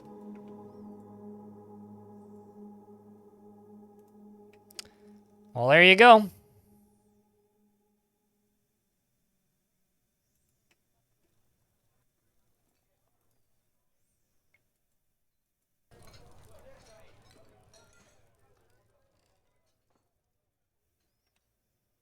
So now it's literally just the put item in vehicle job until they're all here. And then they can come back to work.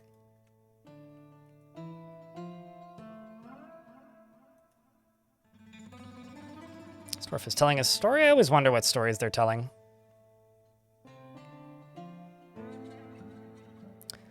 Romanoid became the militia commander of the Strangled Weasel. Also, hey, tell me, by the way. It's good to see you, mate.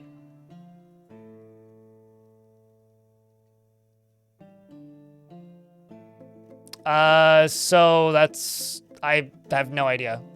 Because I have no idea what you're talking about. The only way that I know of making Plane Pact happen now is if you put a workshop in a guild zone. Then it'll happen sometimes.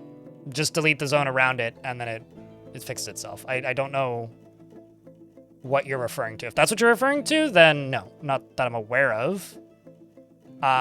If that's not what you're referring to, then I have no idea.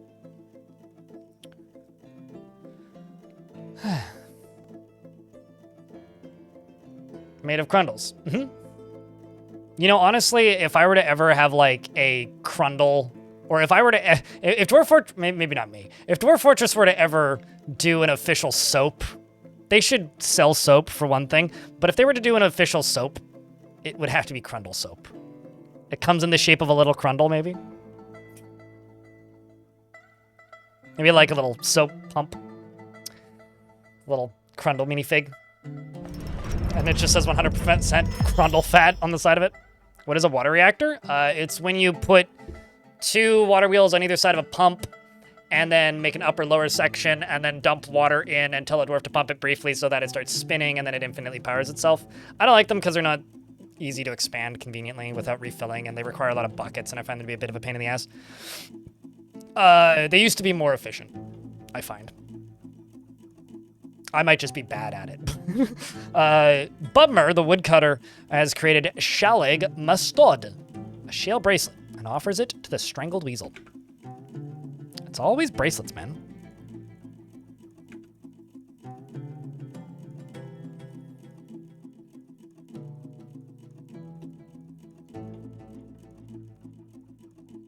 If I just turn this off briefly.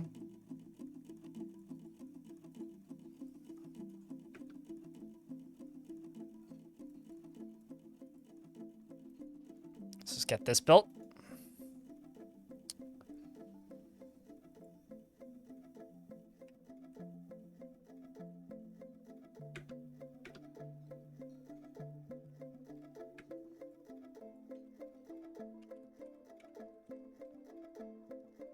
It's this one. The second artifact shield bracelet we've had here.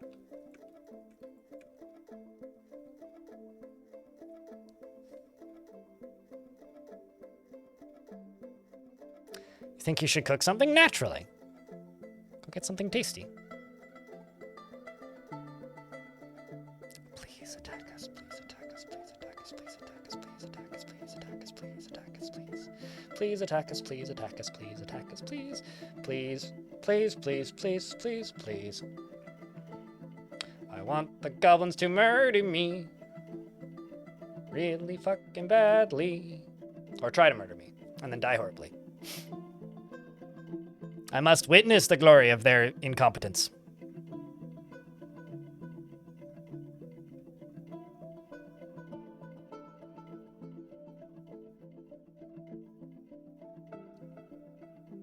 Also, you know, I've never been a wrestling guy, and I know that he died recently. But Scott in YouTube chat says, "Hi, first time watching you, brother." It's very hard for me to read that in any voice other than, "Hi, first time watching you live, brother." And that's just, I guess, an illness that I have for the rest of my life. It just lives there. I can't. It's literally because of a fucking Skyrim mod of all things that made the crabs yell at you in that voice. So, you know, it's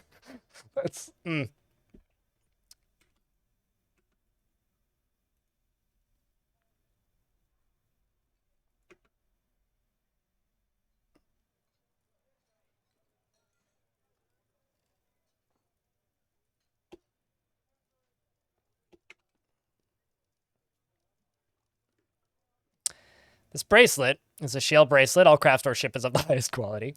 It is encrusted with oval shale cabochons and studded with pig iron and encircled with bands of shale cabochons. Brown shale cabochons. And oval cut rubies. And marquee cut sapphires. This object menaces with spikes of shale, yak leather, and black diamond. I kind of wish I could see their actual value, but I can't. Man definitely left a legacy. Uh-huh. Yep. I really hope. You know, can I just say that Hulk Hogan might... Okay, definitely isn't the first. But I can't think of many celebrities that I personally only really associate with a meme that are dead. And that's the only thing I really remember them for, is like shitty controversies that make me not like them, and then memes that kind of suck. You know, it's like when Drake dies in the future. Like, I'm only really gonna think of one or two songs, and that, like, him doing this and then like pointing at a thing meme. Like, I'm trying to think of like other celebrities that I like. Rick Astley would be another example. Chuck Norris. Yeah, no, absolutely. Chuck Norris is another one that, like, sure, I know he was in movies. I haven't seen any of them.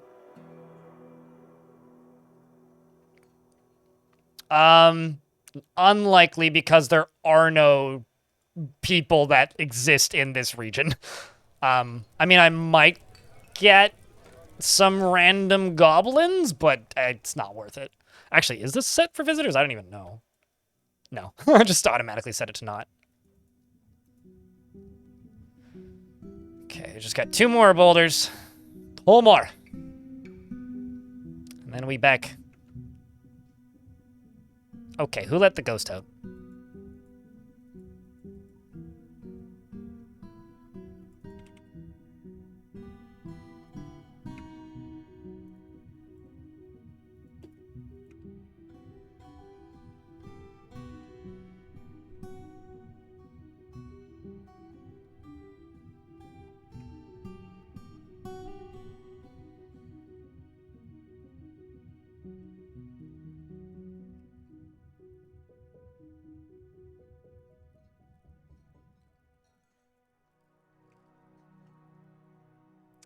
All right, well,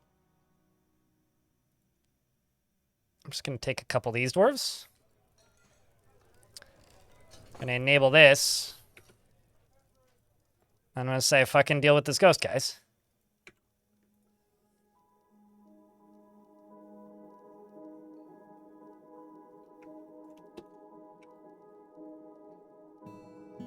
Because there's no way in hell somebody already did. Oh, wow, they already did that. Pfft, never mind. It's way faster than I thought. I was like, why have you not dealt with...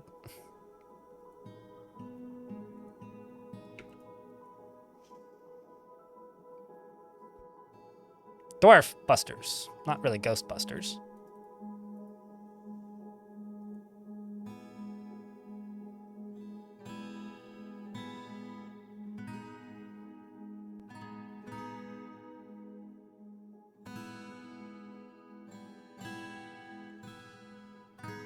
What's up, chat? Chat, what's up? Alt Chester would like to know. I'm very curious to see if goblins are going to be willing to invade me, because I intentionally agitated them so that they're at war with me now. And they haven't yet. So now I'm waiting for a little bit of time to pass to see if they do. Mostly out of curiosity.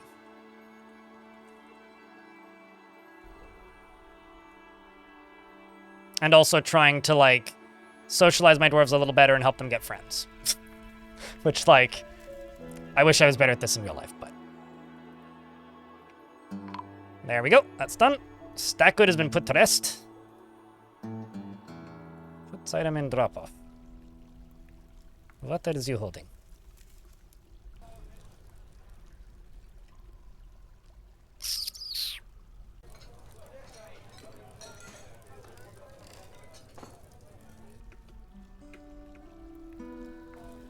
That was canceled 162 times, but no longer.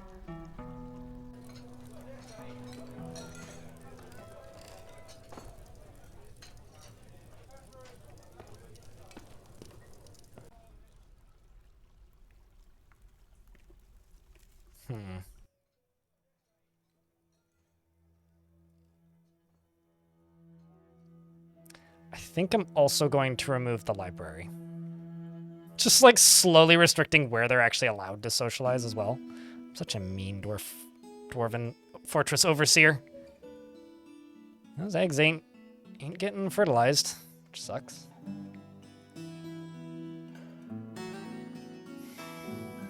I mean, this is a very, very, very, very, very large fort, so that would be really... Or faction, not fort. So that would be really surprising, actually, if we got nobles visiting.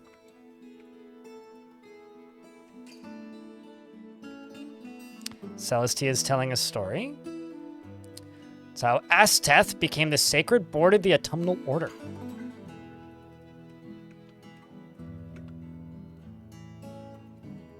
Evil weather falling again. Not sure why these mugs are all showing up.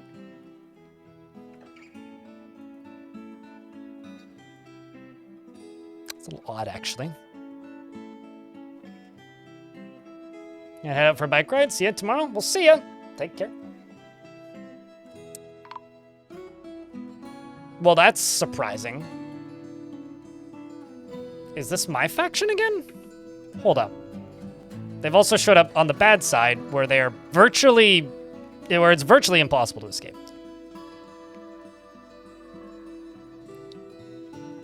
Oh. Yeah, no, it's me again.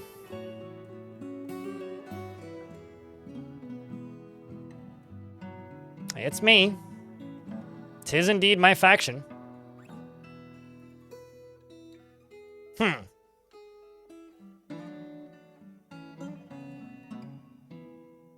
Also, already a smoke zombie. And so is the cow. And they left. Bye!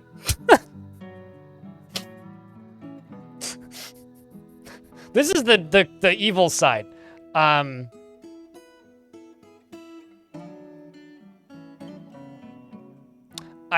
my mind, Rompy McStompy, you're talking about Rift Wizard. So I'm just gonna pretend that you're talking about Rift Wizard, which is, yeah, the disease spells in that game are pretty brutal, especially managing them. Like, it gets kind of crazy after a while.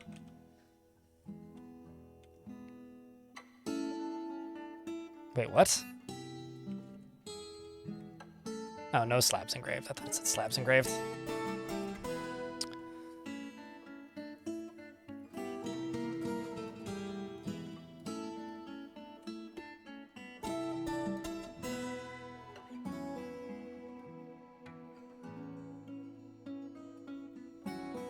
I know you're talking about RimWorld. Nobody's playing, like, maybe 10 people in the world are playing Rift Wizard at the moment, so. Which is maybe a shame in its own way, but. It's certainly not the most played game in the world. Just by a factor of maths, it's much more likely that you're talking about RimWorld. Also, I'm not really building anything. I'm mostly just kind of waiting at the moment. While trying to catch up on these ghosts, I suppose.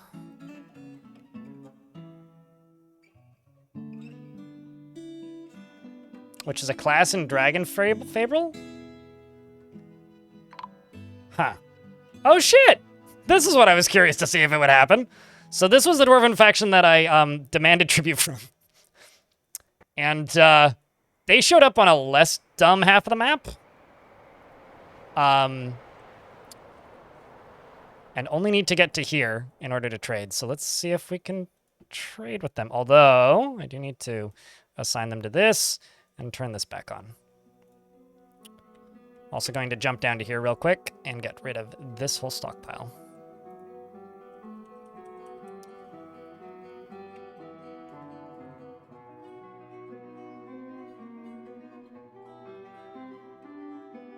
Wouldn't it be crazy if we were actually able to trade? Someone already pulled the lever? Did I not see it? Did it literally happen that quick? Oh, it did. Good, good. So far, so good, good, good. Oh my god. Holy fuck. Come on in, you boys! You can make it! Ignore the fairies! Holy shit. I mean, it's not my faction, but now they just have a Forgotten Beast to get past on the way out. Because I ain't letting them back up the surface. Holy shit, chat, I get to trade. I get to trade. I haven't been this happy about something so minor in a video game in so long. I get to trade. You have no idea how happy this makes me. Veteran, thanks for the $10. Appreciate you. But Veteran holy shit. Cheered. X1000. Here's some money to trade with. I get to trade.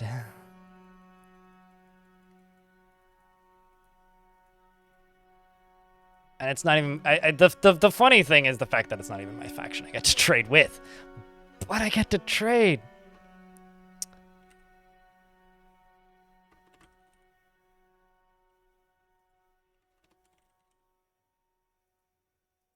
It's also funny that, like, my dwarves tried to trade with me not long ago and fucking failed horribly at it.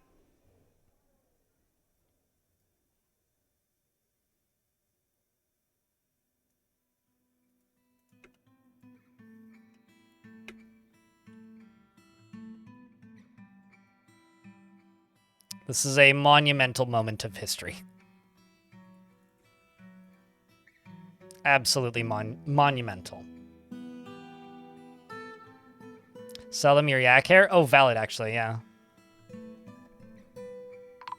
Huh?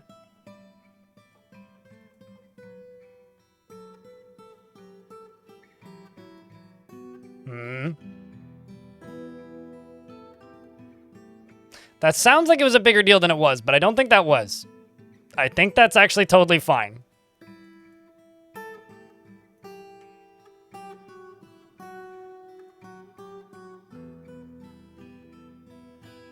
Yeah, it hit it in the lower spine. Shook it. It bit it in the lower spine and shook it? Well, that's terrifying.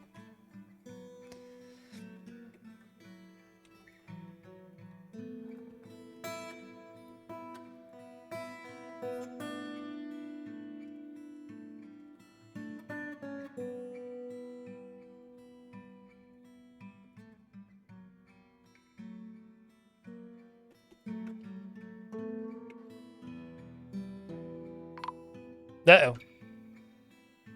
Oh, that's something we wanted to hear even.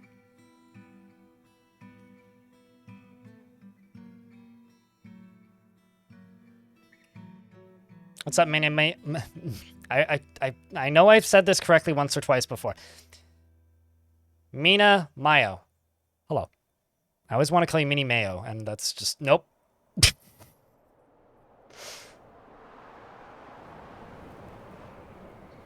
Although that would be the appropriate size of mayo. Because that's less mayo, which is better than more mayo.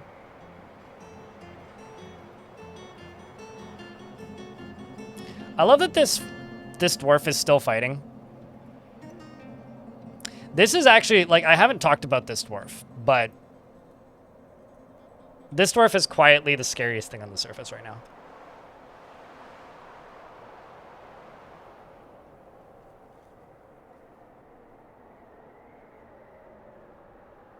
Quietly the scariest thing on the fortress. And is, believe it or not, strangling the stoat.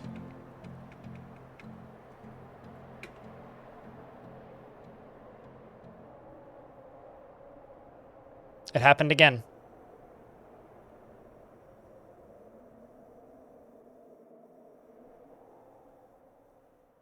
As one does. It can't die. Endless fun.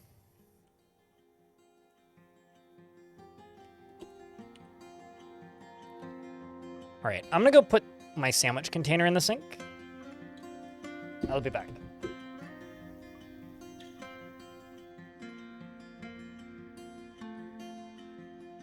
Sandwich!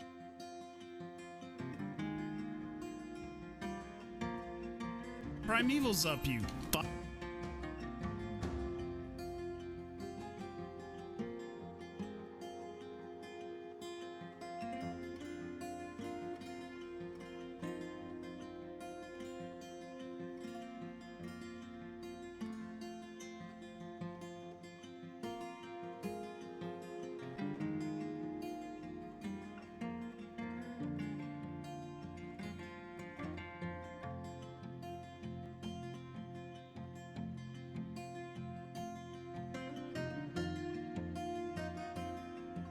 All right.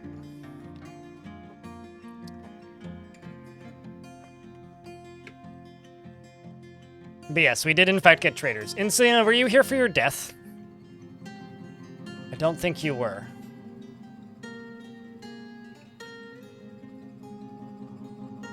And where's Pebble?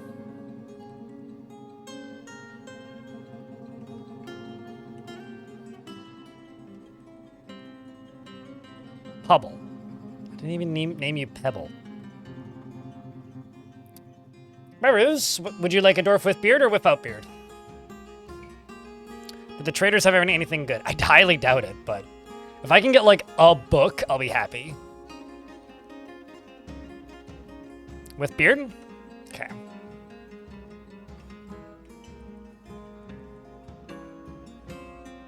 Our options are getting limited. Logomith, who you get?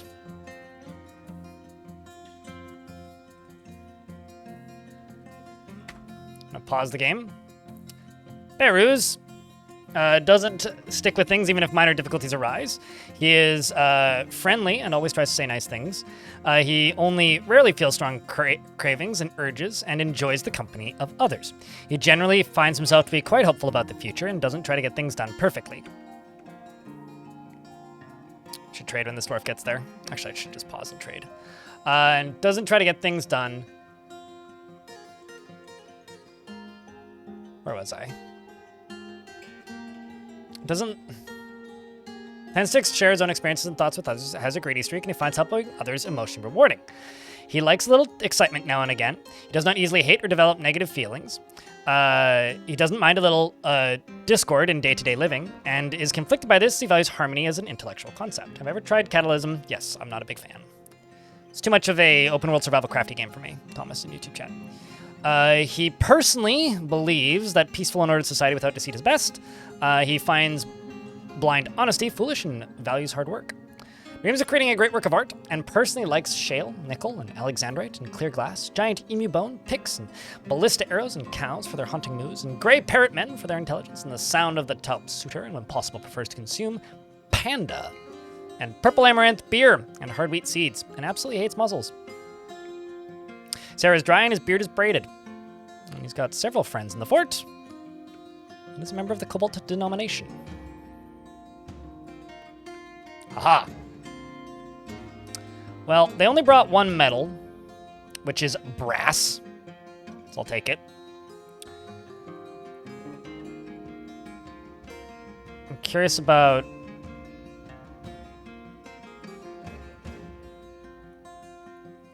They brought a sheep, which I will buy.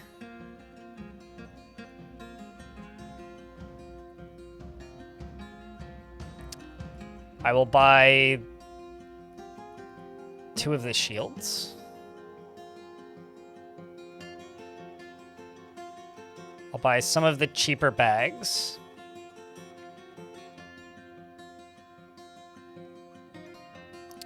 I will buy the llama wool cloth.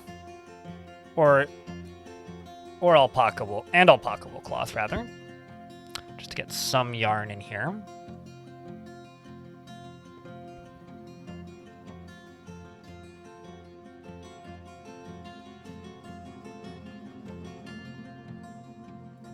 Should buy those fruits just to get some alcohol variety in here for a bit.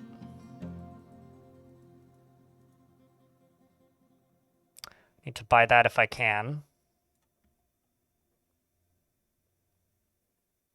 Those 2 book. Better Dwarves and Tangents in the Time of My Ancestors.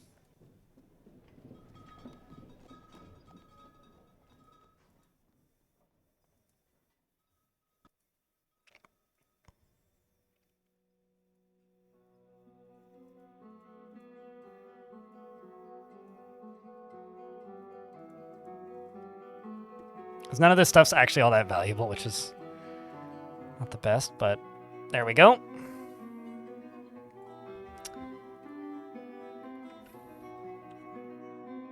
Let's see, what else could I trade? I'm actually kind of curious. Okay, that feels like it should be worth more. We just don't know the actual value of it.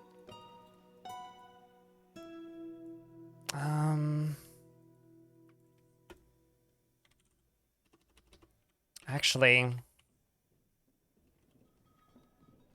let's sell these.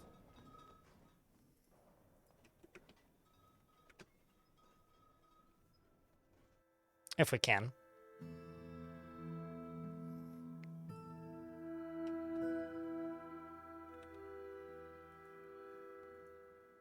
I really want to try... You know...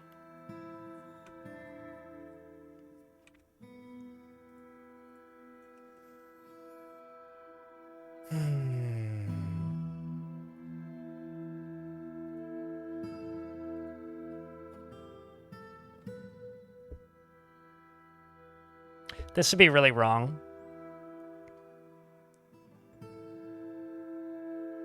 But I kind of feel like this would be the thing that this faction would do. A smoke zombie would kill my fort if I were to try and sell it.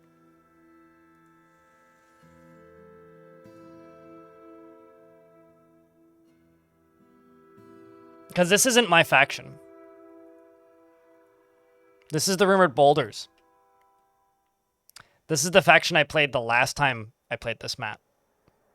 Which actually means... Let's really see if any of them actually have relationships.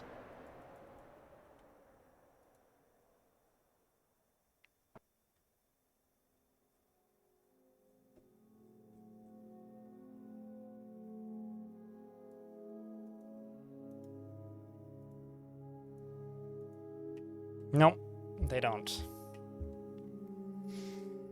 So I'm thinking about killing them with a donkey smoke zombie. And taking this stuff. All of it.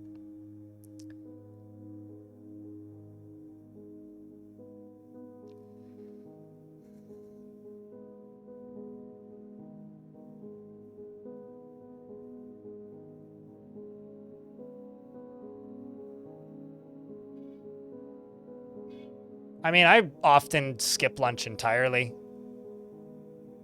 So later on eating some fruit.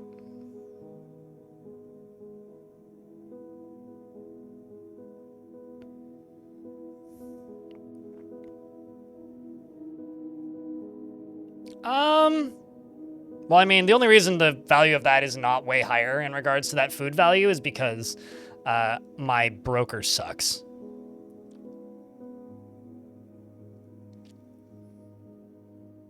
So chat, press 1 in the Twitch chat or YouTube chat if you think I should kill these traders with a zombie and take all of their stuff. Press 2 if you think I shouldn't.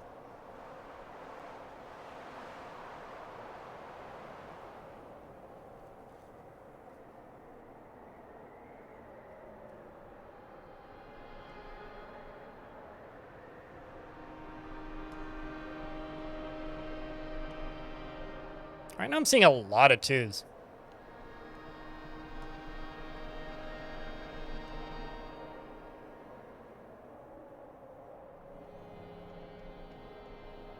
That is one way to gimmick it, yeah, Baron.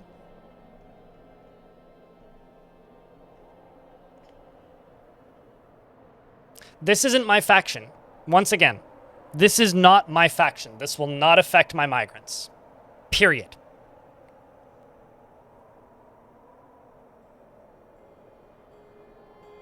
If it was my faction, I wouldn't. But it's not my faction.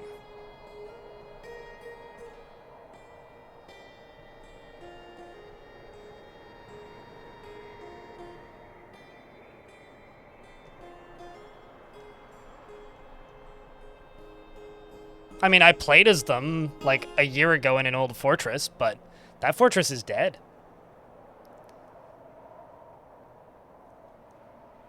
And I'll be honest, I want all that metal.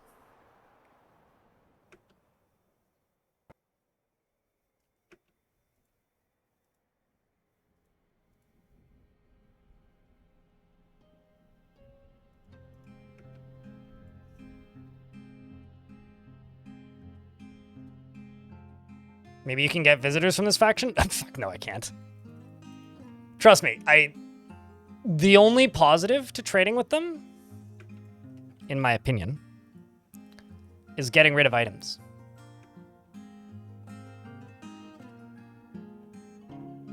And they'll probably come a second time.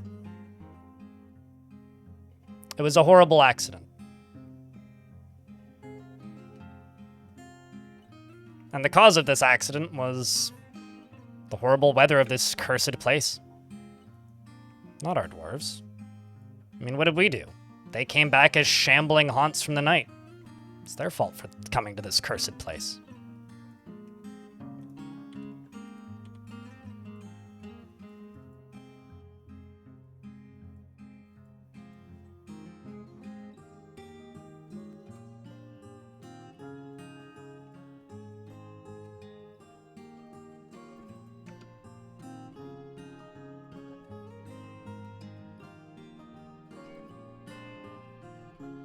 Not sure why.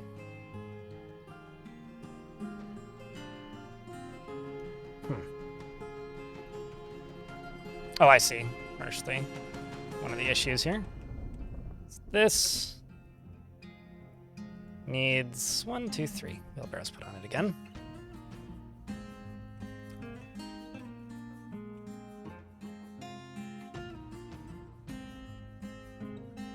Oh, is it possible that...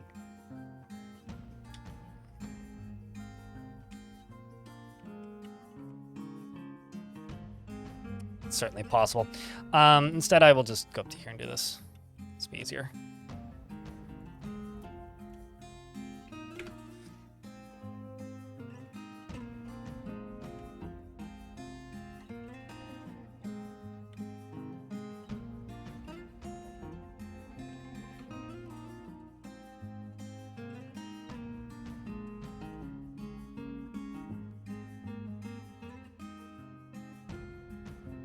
Oh my Christ.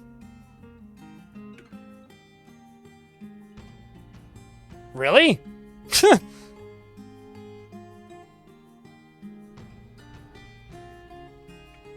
That's shocking.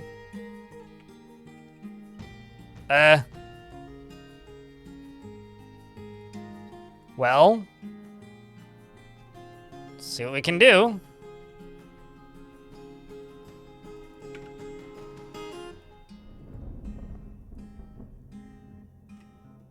Shall pull the lever. 45. 46? Really? 47? My God. Guys? Whoa.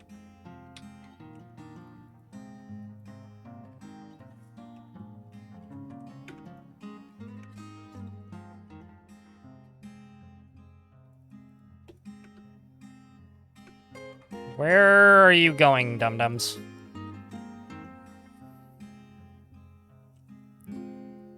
If you go into here, you die.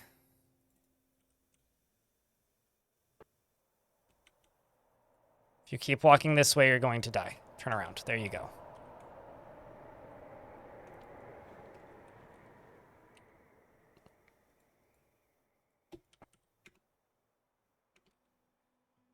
You're good. You're good. You're good. You're good. Get over here, you doofus. 2, 3. We've got a dad, his wife, and their 2 kids. You're making it in. You're making it in.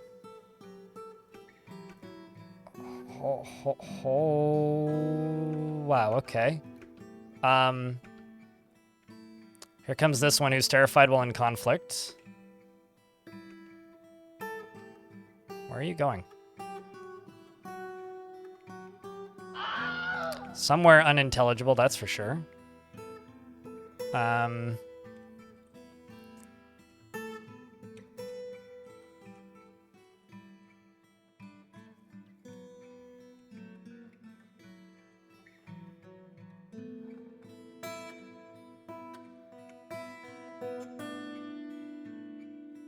Don't really want to lock the door. Get inside if you can.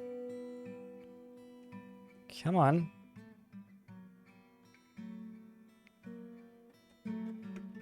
Where'd your husband go? You made it in? Assuming your kid made it in too.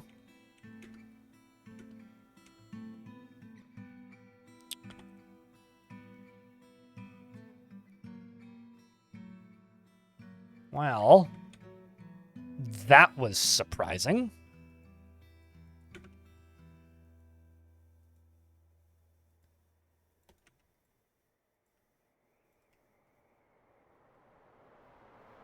Holy shit.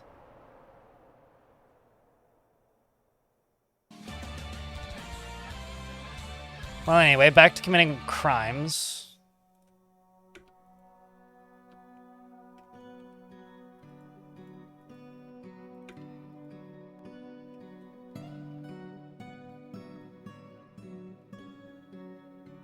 Zombies were caught napping? Yeah, no kidding.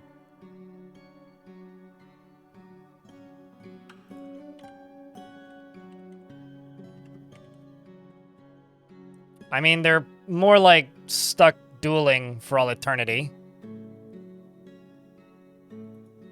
sure what you're going to go construct, but... Oh, I see. You're grabbing the gear to connect it over here is what you're doing. Baruz, thank you very much for that Tier 1 subscription. Appreciate you greatly, mate. Thanks a ton.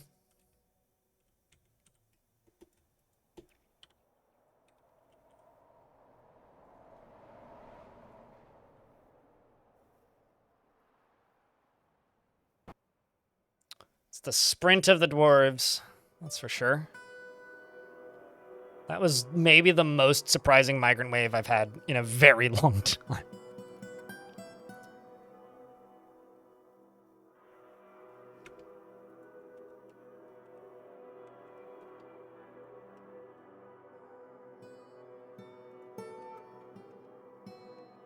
Storing items in barrels.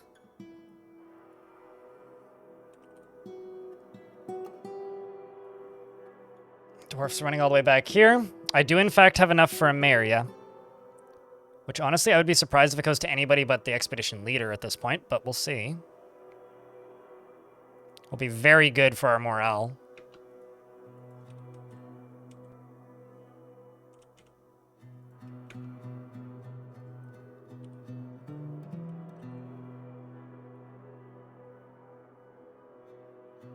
Kumil's going to commit the crime. It's one of my militia dwarves. In fact, it's the spouse of Potpourri and the mother of Firstborn. Something was just born. Oh, animals. We have a full-grown yak now.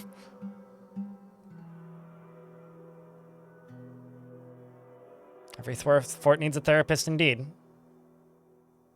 Also, hi, Square Doodad. Sorry, I haven't been looking at either chats, neither YouTube nor Twitch. Not really. That was a bit intense. They'll be leaving soon. Oh, they will be. Oh, they will be. They will be indeed.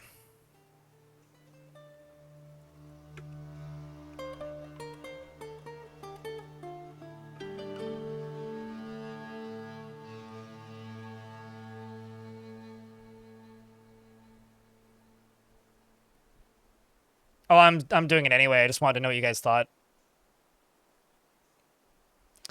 And the reason I'm doing this is because I'm pretty sure that they will arrive again. And I've been in this fortress since the year 411. This is the first caravan that's made it into the fortress successfully.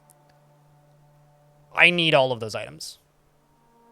And they will probably trade with me again, and it's not my faction. So this whole area is locked. With this covered. And these bridges locked. And this is the donkey full abominable zombie. They may even kill the donkey fool. We'll see.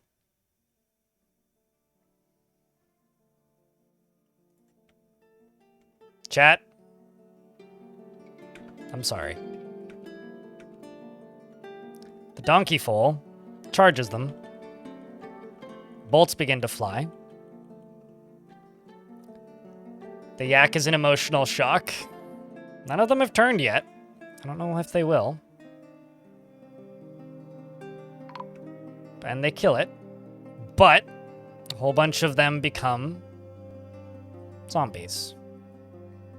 We've now got Vabok, the dwarven merchant, whose teeth are cut. I think that what happens is either the creature bites them or they bite the creature. In this case, this dwarf was bit by it, which turned him. In this case, he bit it, which turned him. So he got the stuff in his mouth. So the two,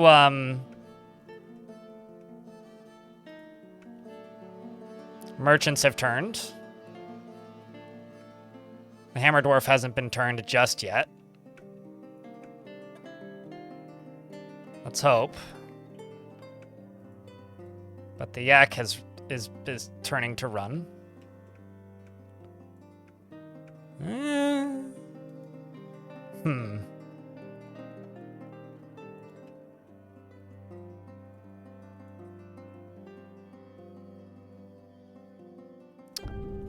Hmm.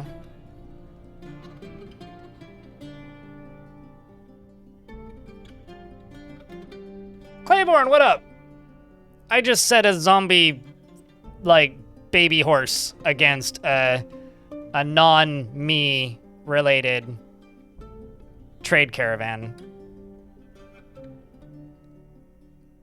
Now the question is, what do I do with the last of them?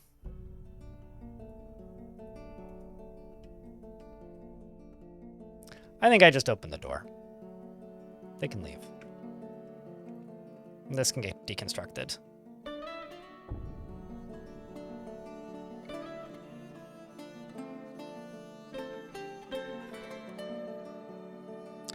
Claiborne, how you doing? Mods, can I get a shout out for Claiborne, by the way? Hope that your stream was good.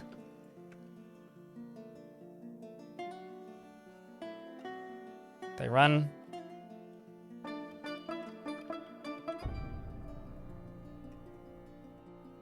Do they run? They run. And the yaks, last but not least, they run. You guys don't know, Claiborne plays a variety of things, sometimes dwarfs. Sometimes other things.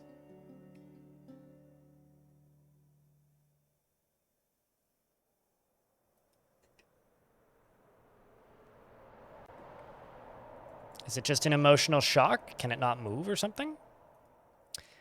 Maybe all of its owners have left.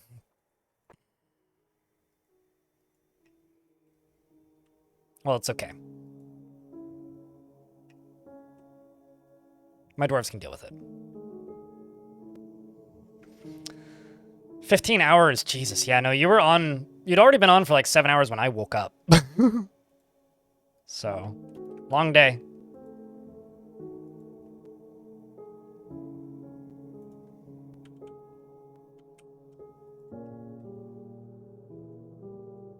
Now, hopefully...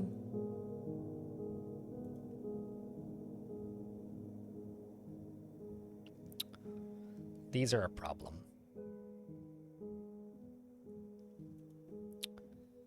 So I'm just going to leave all of this forbidden. Watch, like, my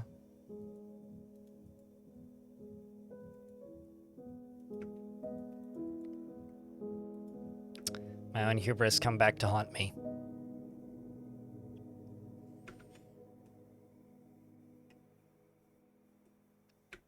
I think what I'm going to do is set those to be dumped. And make sure that I have a convenient trash dump.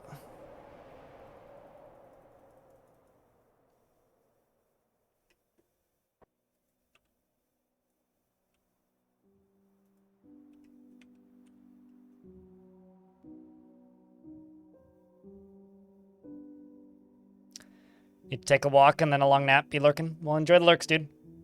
And thanks again. Seriously.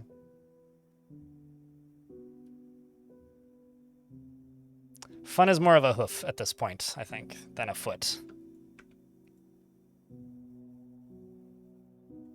Store-owned item.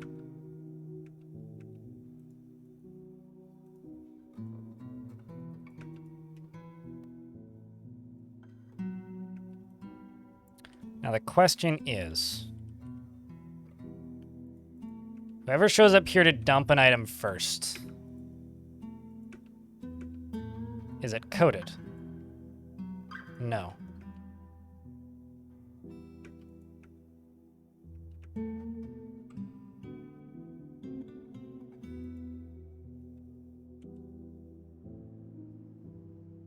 I really need like a sanitation region or something.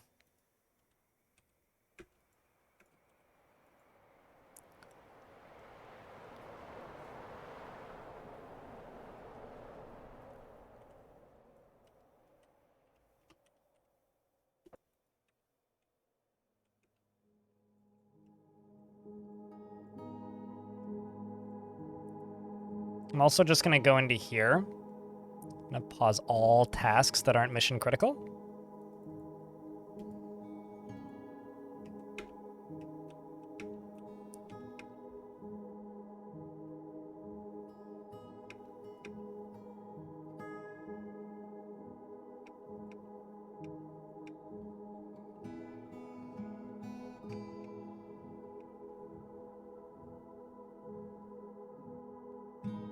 showing somewhere.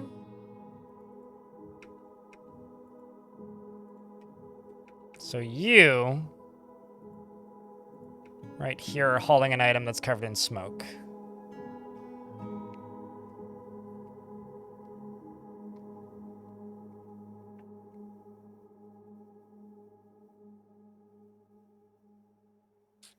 Seems fine.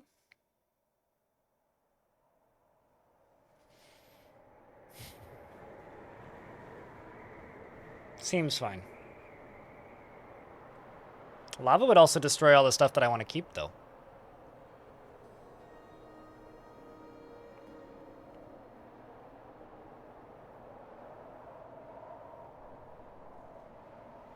I mean, stay long enough in any map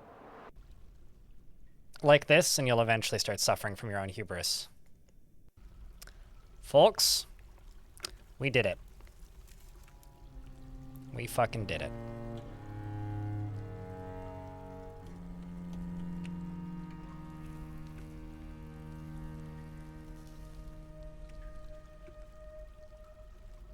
Whoa, dude, fuck yeah, dude. That's fucking sick. Hell yeah. Woo! We did it.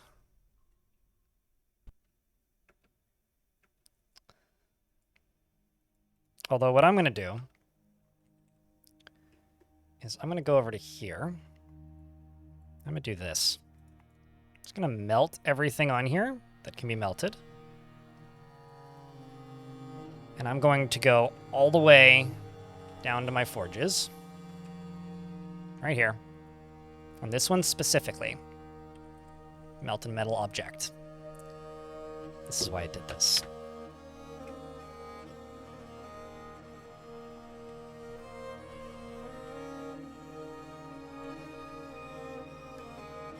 This dwarf obviously needs to wake back up.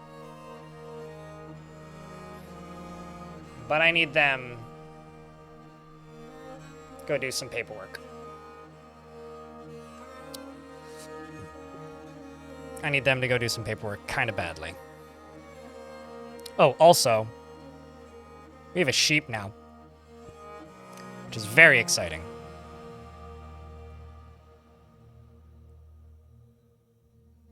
That's very exciting. The other thing that's very exciting is I'm going to go back.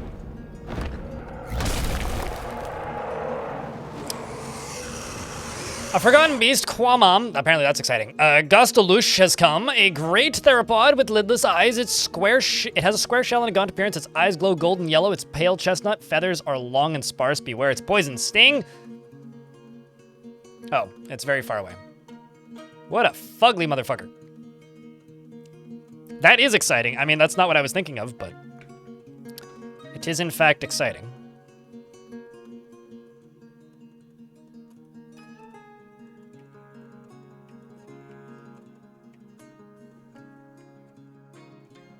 So now we have food variety, we have beverage variety. I can brew drinks from fruit.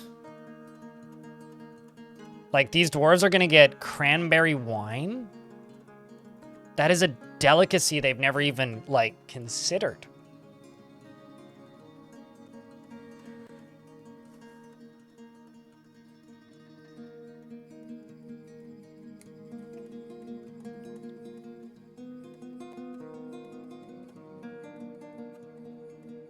Correct, Square. It very much is just a weird snail with bipedal snail, I guess.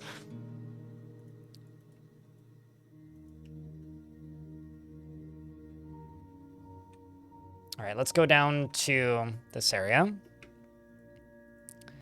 And I'm just going to change this pretty dramatically, or how this area works.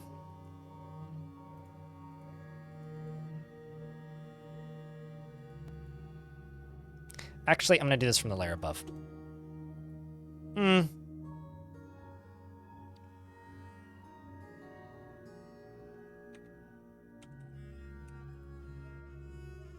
Because if dwarves stand there, there's a pretty good chance someone's going to drown in lava. This system isn't working, basically. So what I'm going to do is I'm going to make a new setup. And how can I do this? Dura, yes, your dwarf is still alive. Let's go here.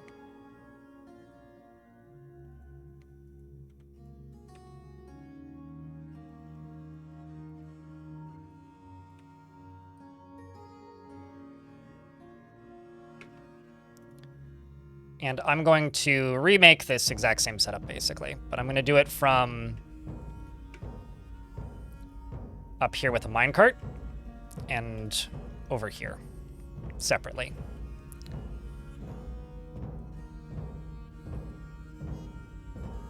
Actually, I could get... let's just get rid of this.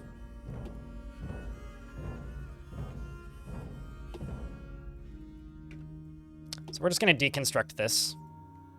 Maybe deconstruct and reconstruct that too. Just going to get rid of this. And instead, make a down thing up here. Go over to here. And down into there. So they'll dump it over here. And I'll trigger it opening and closing from up here.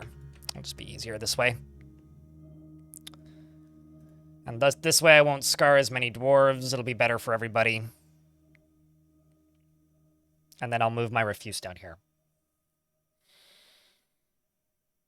Doing better than you? Well, define productive. I mean, you're in the military.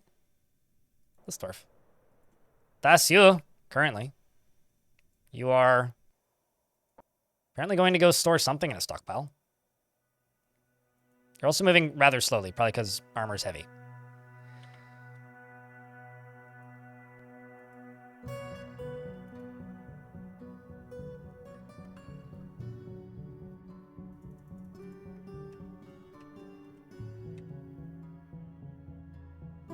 So this is going to be my new location for a refuse pile. And I'm going to get rid of stuff out the top up here. Up here.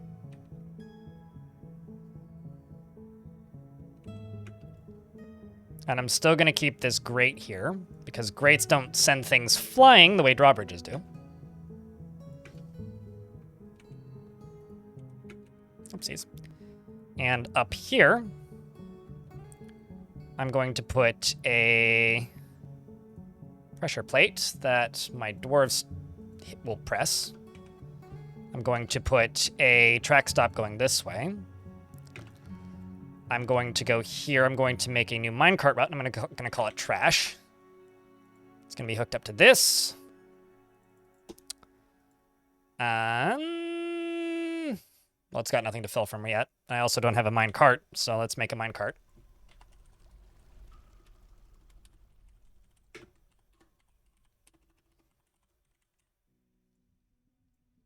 Make a singular wooden minecart.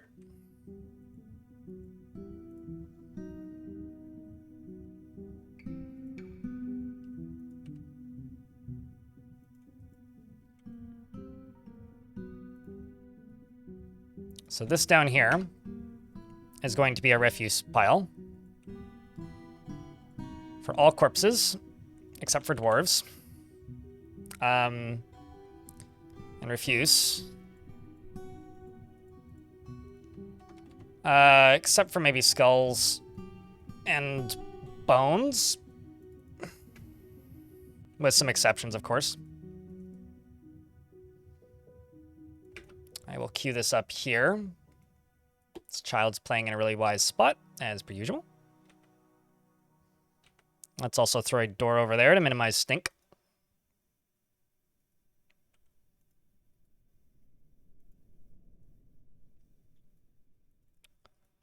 This right here is going to be hooked up to this sucker down here.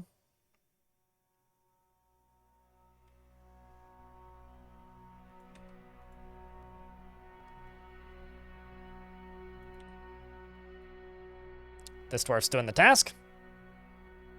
No problem, bud, Tommy. Thanks for watching. Appreciate you. Like, seriously. Like, thank you. I wouldn't get to do this job if people didn't watch, so thanks for watching. Linking building to trigger. Oh, we're in an ad break. I will pause. Sometimes you gotta play pretend on a body. I mean, who hasn't done that as a child? Like, you know, who hasn't played pretend on top of a pile of bodies of dead rodents? What? Maybe a dead spider. There was that... I did know one fucked up kid once who I saw playing with a dead bat, which I think he killed. I haven't seen that kid in decades. I wonder if he's dead yet. I feel like everybody knew one really screwed up teenager or like 14-year-old. I was just setting ants on fire with my glasses. I don't know if I was that bad as a kid. I also like, what's the word?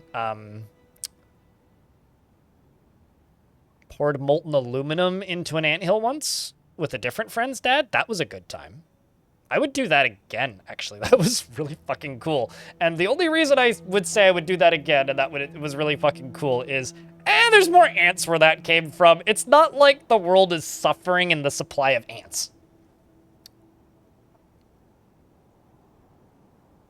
His name was... So I knew a Randy and an Andy, and they were like oddly shy and like weirdly well behaved, except for when you were at their house. They were non-identical twins. Tiny Hippo. And they weren't like, they were both very quiet and like wouldn't really talk much, but then would like quietly jump their bicycles over their dad's truck. Like their dad had a pickup and they had a flat, and he had like the no cover on it, on the back of it. And they had these big ramps set up and they were jumping over the back of his pickup. So they were like nuts, but in a kind of a, I have no fear kind of way, not in a I'm crazy kind of way.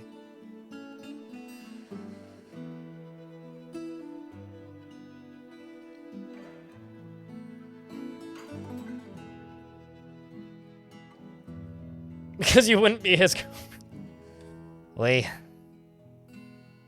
That happened to my little sister, and I beat a kid up the one time I got genuinely in trouble for getting into a fight was because I beat some kid up who was doing that to my little sister at his school.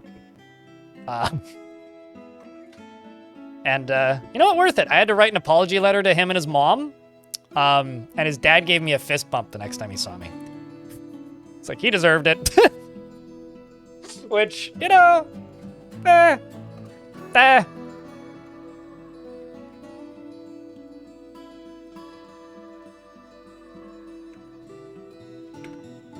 Kid was a twerp. Okay, so now that's done. There haven't been any patches, so no. They won't use, and once it does get fixed, which Kit Fox was in the chat yesterday saying it'll likely get fixed sometime this week. Or there is supposed to be a patch soon. TM was what they said yesterday, so I'm presuming that means this week. That will include,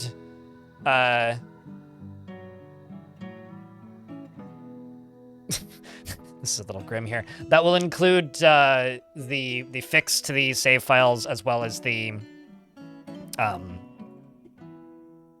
dyes stuff that Tarn's been working on. That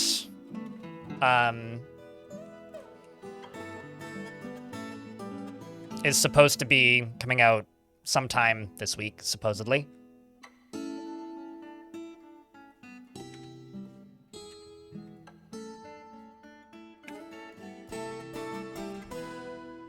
Ideally, hopefully.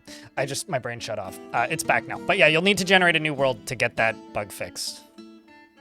This is one of those weird periods where, like, I don't know how much testing they did before. It clearly was some, but, like, not enough.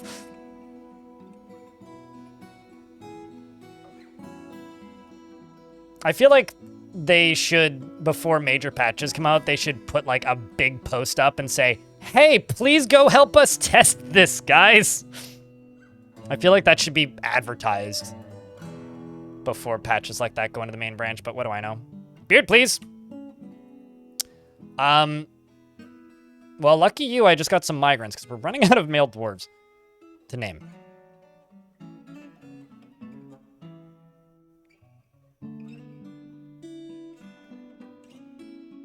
How old is this dwarf? Do you care about whether adult or not? See when I born? Your name is Red, and you have the red badge. So, like...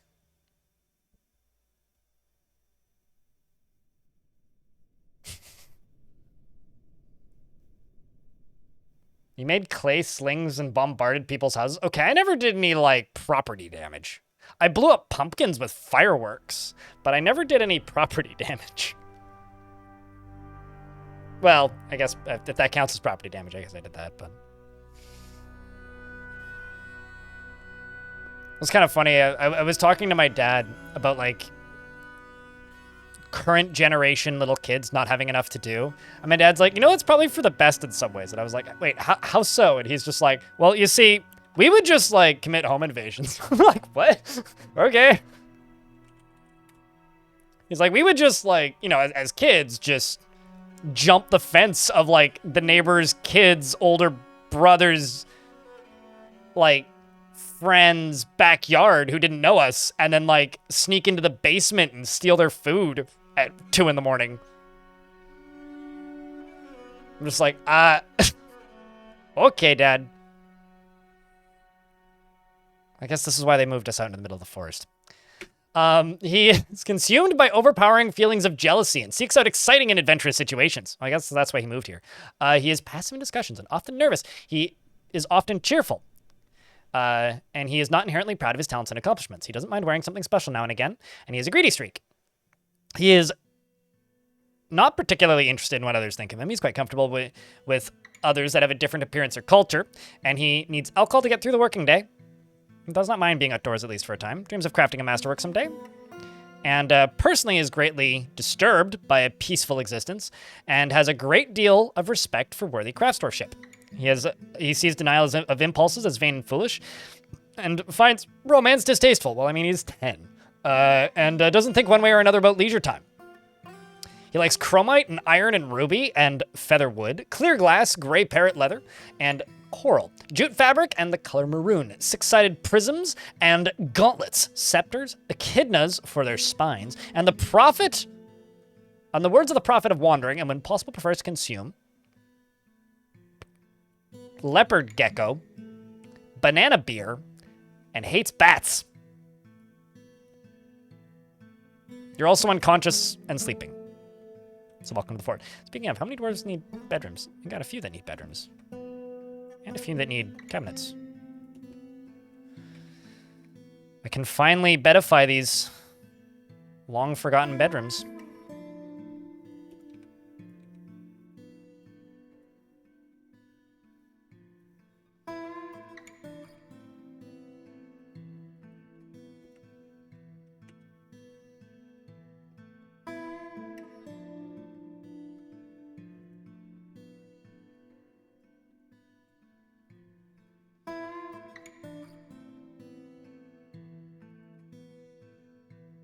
Even Claiborne gets a bedroom.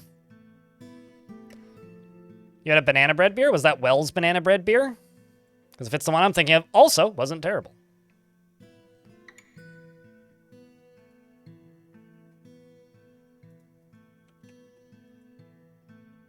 Okay, so is anybody here melting objects?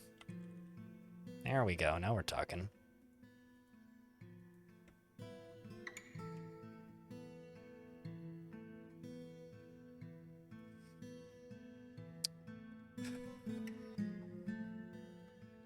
It was years ago? Was it a very stout bottle? Was it a glass bottle, and was it a very kind of like short, fat bottle? I don't know if that is something you remember either, but...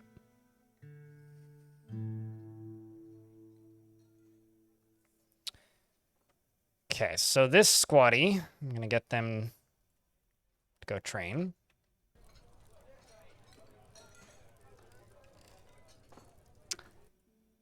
Get them up and in here. I'm also going to remove this as part of the tavern, because currently it is.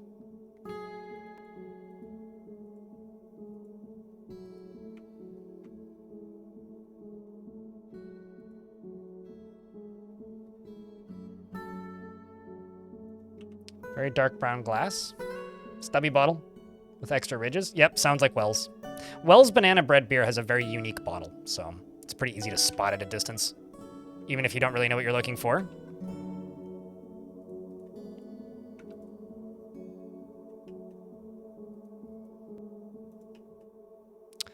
All right, let's see. Is that Forgotten Beast? Yes, it is. It indeed do be. In fact, one. And alive. It's because it's still alive.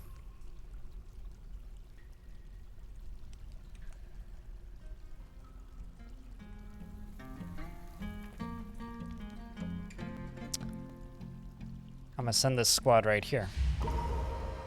Electra the Weaver withdraws from society. Good luck, Dwarf.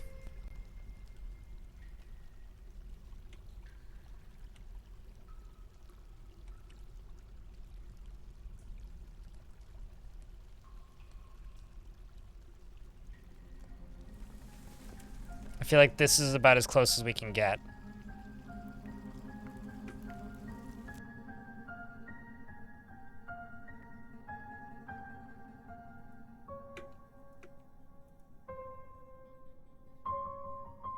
Wish us luck, chat.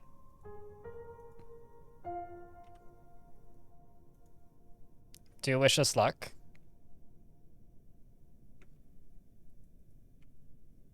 Artifact sock, artifact hood, artifact bag.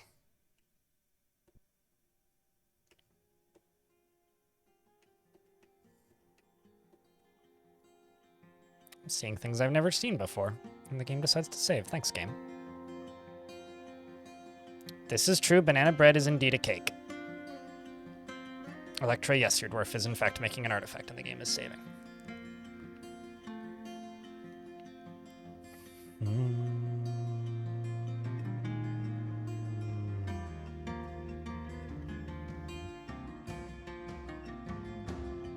The world is suffering from a lot of insects. Tell that to the fruit flies in my apartment. Maybe they'll listen and go away. You're causing us great suffering! Fuck off! Fuck off. I actually don't have that many fruit flies, but there's a couple fruit flies that have shown up in my apartment, and I'm kind of annoyed. Asking diabetic if want more sugar. My heart says yes, my body say no. Cricket. So, yes, but no.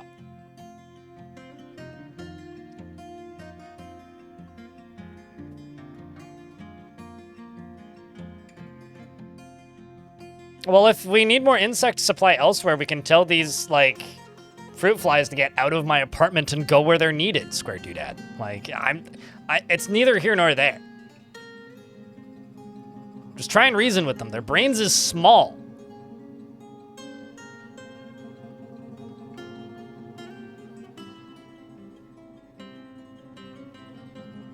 Put cider vinegar in a glass. Oh, I know. I'm well aware of how to get rid of them, yeah.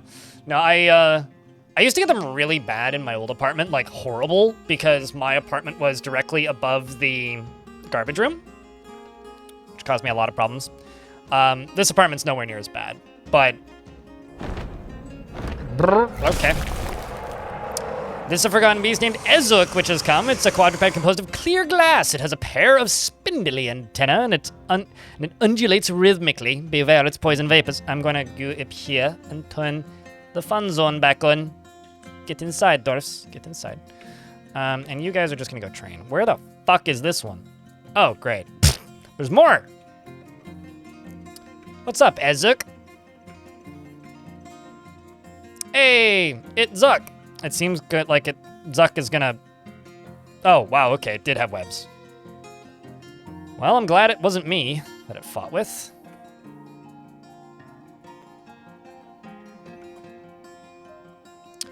Ezuk Mold Coast. It's a good name. No coast like the Mold Coast. It's done a pretty good job utterly obliterating that thing.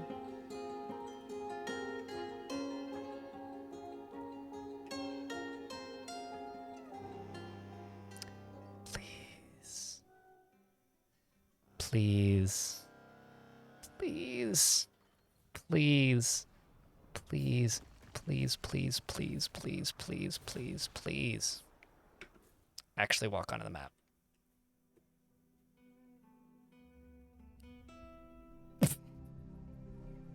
Well, they left. I'm gonna deny that parlay of theirs.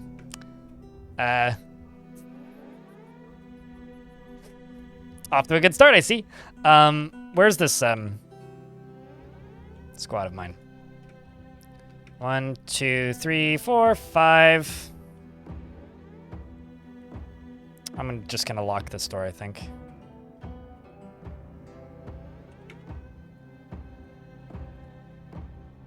One, 2, 3, 4, 5, 6. Yes, they're all in the fort. Cool.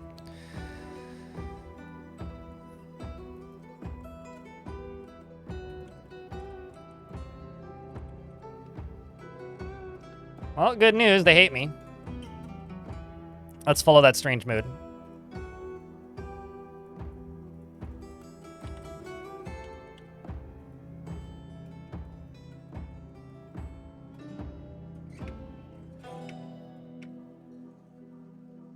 Pigtail. Pigtail. Log. Yak leather. Trillion cut stuffs.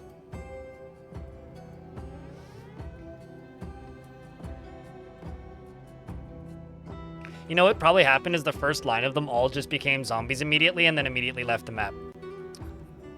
That's probably what happened. Is like they all entered the map, they all immediately became zombies, and they all left.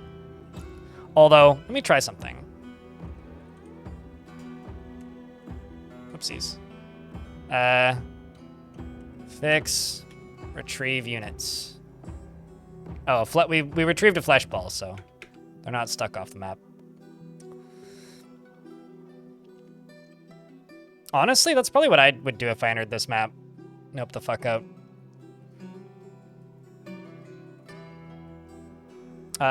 So lay pewter bars, trillion cut onyxes, yak leather, and a bunch of cloth.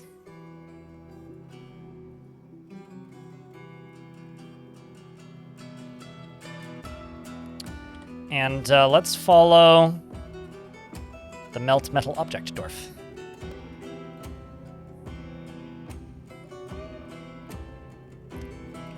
Done with work finally. Congrats on being done with work finally. What's your plans for the rest of the evening?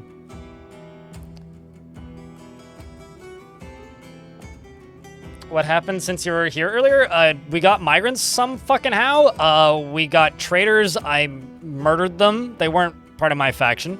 I murdered them for their stuff.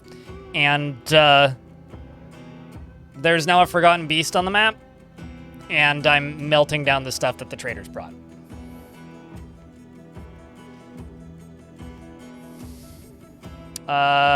Did anyone get married yet? No.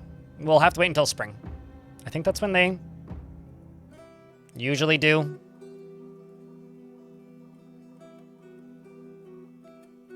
The stuff.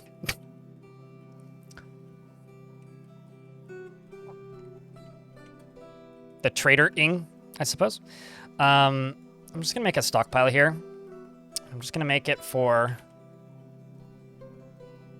where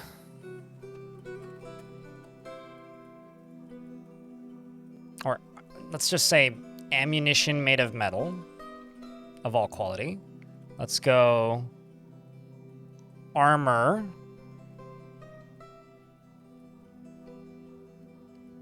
made of metal.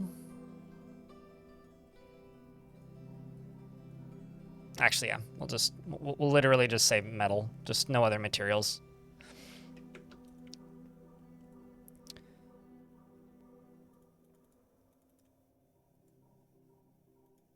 And also I will go here and just be like, yeah, and also no bins, please. I want to be able to see what's in there.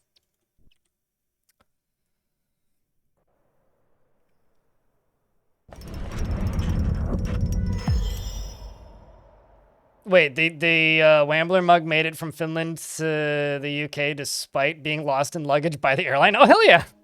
That's good. This is the in-game soundtrack, yeah. Also, Electra, the weaver, has created that Thil Rammel, a sheer pigtail skirt, and offers it to the strangled weasel. That sounds like it's going to be our mayor's uniform whenever they get elected.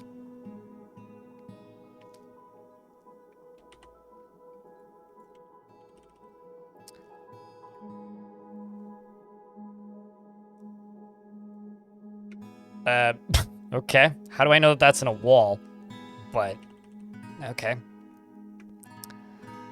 This is a sheer pigtail skirt. On Craft's dwarf ship is of the highest quality. It is decorated with a tower cap and yak leather and encircled with bands of pigtail. It is made from pigtail cloth, and this object menaces with spikes of pigtail and onyx. On the item is an image of Righteous Drum, the new reg, and the Hydra, and dwarves inlaid pewter. Righteous Drum, new reg, is surrounded by the dwarves. The artwork relates to the rise of the Hydra, the new reg, as enemy of the walls of Lodding. In the early spring of 185, during the rampage of the Hydra, Righteous Drum, the new reg, in tome curled. Pretty dope.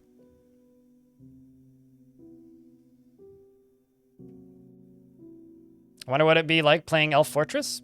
Very above ground, not a lot of digging, no metal, wood only. Very above ground, live in forest, scold for hurting forest. That's what playing Elf Fortress would probably be very much like. Look at all these dwarves running around with random crowns and shit. I'm not gonna lie. Murking this trade caravan was the right decision. Because so many dwarves just have so many happy little extras now that they're getting, which they wouldn't have gotten before, that they're all getting specifically because of that trade caravan. Like, was it mean? Yes. Was it evil? Yes. Should I not have done it? Probably. But, golly gee whiz, it seems like it's been good for moods.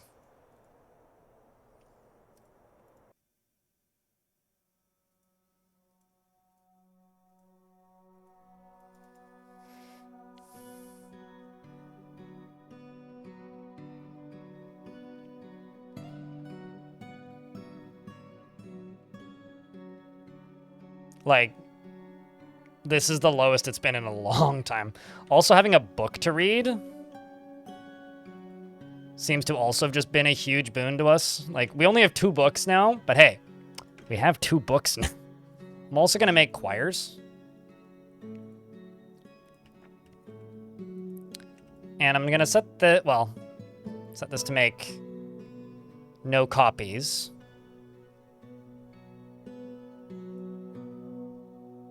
But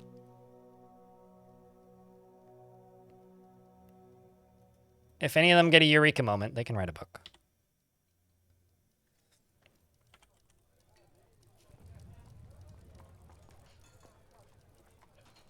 And this is what we need. Look at all that.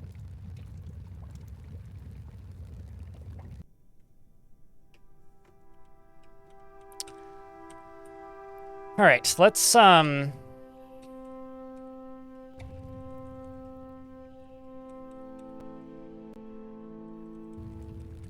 Oh, no, I need to go down, not up. This is where I need to go. So you right here. You take items from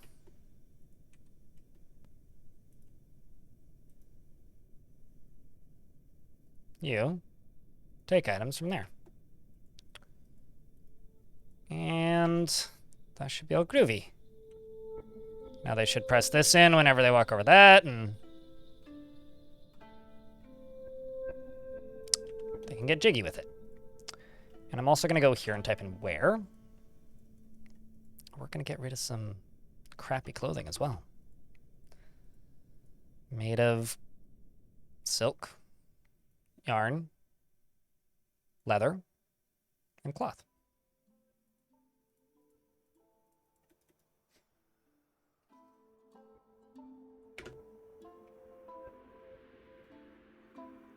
Six hours for 14-hour shift. Oh boy, best of luck, dude. Hope I get more sleep than that tonight. I slept all right last night, which is like a rare oddity for me.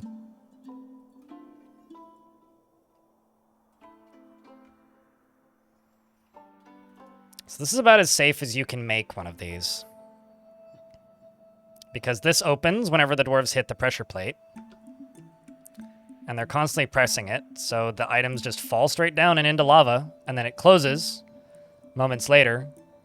The reason this is about as safe as you can make one of these is because things will have to fly up while this is open. So if I see it coming, I can just pause this whole thing, stop it, lock this whole area, and it can't get through, in theory. Now, used clothing that's showing some wear is going to get chucked. Oh, shit. That was a Crundle. Got a giant cave toad, which can be trained. Crundle. Cave swallow.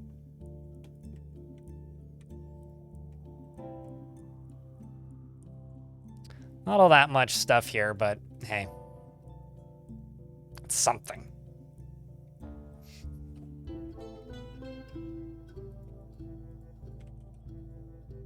Can also make some more steel bars.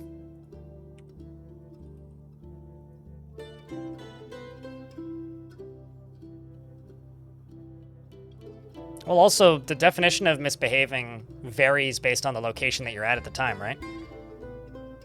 So while you can't guarantee your behavior, you can guarantee your behavior. You just can't guarantee that your behavior will be acceptable in every environment at all times.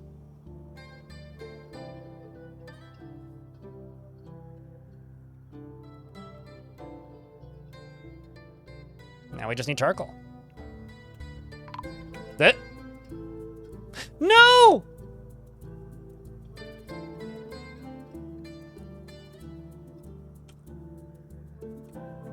Who hurt you?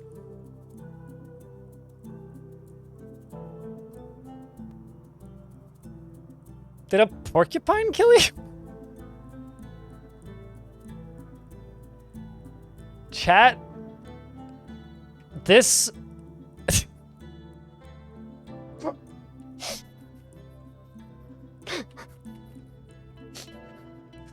Darkwing Duck has been struck down by a zombie porcupine.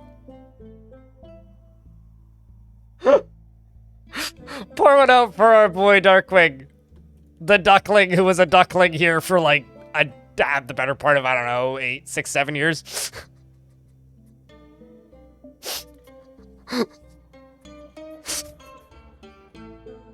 Rip. You poor duck. You fucking legend, man, yeah. For reference, that duckling killed a titan.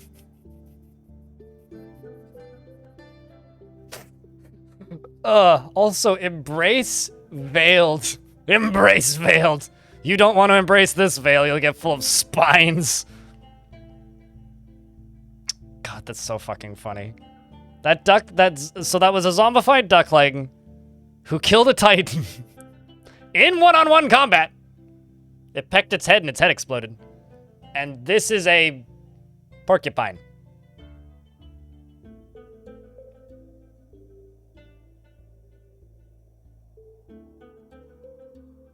For he is Spikulon. What's Spikulon? The duckling murderer.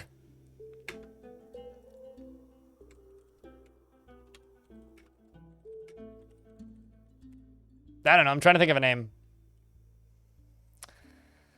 Some forgotten beasts are made of tissue paper, and some are that. The Darkwing Slayer. The Veil of Thorns. The Darkwing Slayer. Vlad the... You know...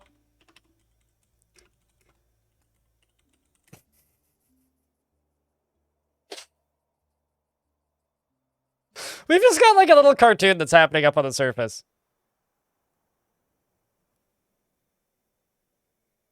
Vlad the Impaler just made me laugh, so I had to type it in. The Quacky. Bane of Ducks. Duck Sauce! We could call him. But only if he writes Barbra Streisand. It's always good for a story to have a B-plot. No, totally. What's your personality? He is utterly fearless when confronted with danger, to the point of lacking common sense. You know, I feel like the way porcupine work is turn into ball. and then nothing can hurt you. Barbara Streisand. He has a very calm demeanor and a strong sense of duty. He lacks confidence in his abilities and is an optimist. He does not easily hate or develop negative feelings. He's quite polite, and he's curious and eager to learn. He doesn't tend to hold on to grievances, and he is comfortable with others that have a different appearance or culture. He is not particularly interested in what others think of him. And he likes to keep things practical without delving too deeply into the abstract. He tends to not reveal personal information. He doesn't mind wearing something special now and again. And occasionally overindulges. He rolling into guys. I mean, he's fearless, lacks common sense, but has a strong sense of duty and generally is an optimist. He's like, what could go wrong? Honestly, if we had a giant, if we had an echidna that showed up, it would absolutely be Knuckles. You know, if we had like a hamster, a giant zombie hamster or something. But I don't know, Vlad the Impaler's too fucking funny. If you just look up Duck Sauce Barbra Streisand, it's the thing that I'm referencing. It's just a song that was fucking everywhere for a minute in 2009. Duck Sauce is the artist who wrote the song Barbra Streisand, and he used a bunch of Barbra Streisand related samples and a Barbra Streisand song.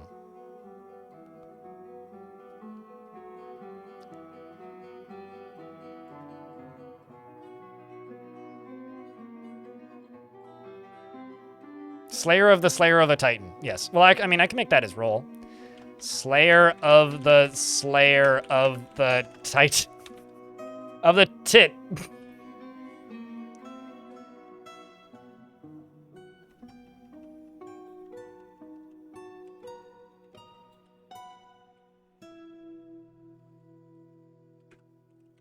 There we go.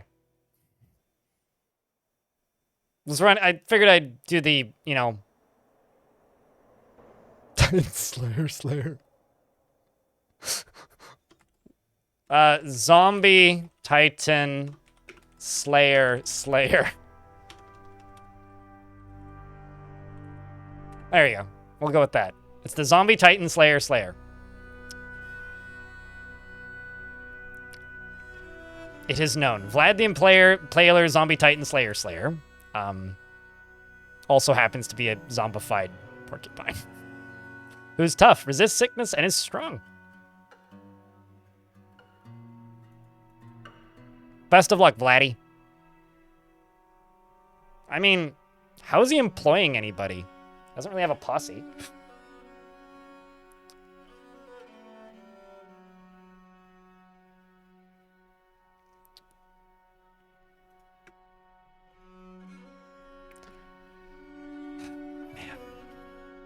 I'm so happy it wasn't something boring.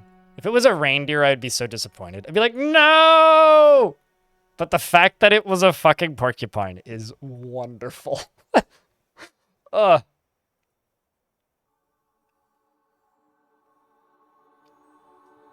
Also just gonna turn up the brightness on my camera a little bit. I'm kind of dark. And then my camera stops. Just called it quits. That's fine. I can fix it. Doop doop doop. Do do do do do do. At least, I'm not in a particularly embarrassing spot right now. As I unplug the camera and plug it back in again. Do do do do do do do do do do.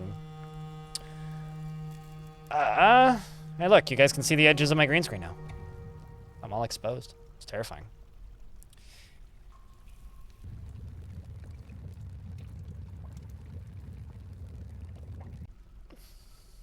There we go. It's better.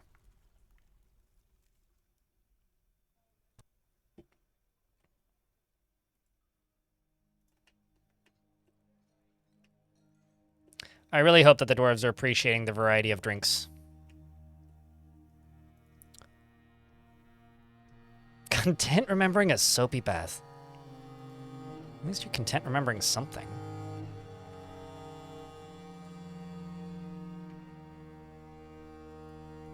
You're still pondering diseases. You're pondering beauty. So this is Lucifer, love story, who I chucked into the scholars, is bored after not learning anything for so long, feels doubt after discussing migratory patterns, wants to practice art, wants to do anything else. Okay, so you're not really cut out for this, are you?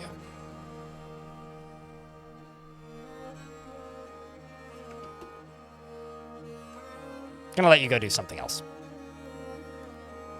Rakist is okay with discussing diseases, though, but did get haunted by the dead and isn't super happy about this. Meanwhile, Sir Vix over here, who may be missing an arm, is mining somehow and has a fancy crown, which we definitely got legitimately. It's made of goshenite. We may have actually gotten it legitimately, I don't know. Over here, Urvad is reciting some poetry. I think I'm going to permit these dwarves to spend a little bit more time in the happy fun time zone. Because honestly, I do see it as being a benefit to most of the dwarves at the moment.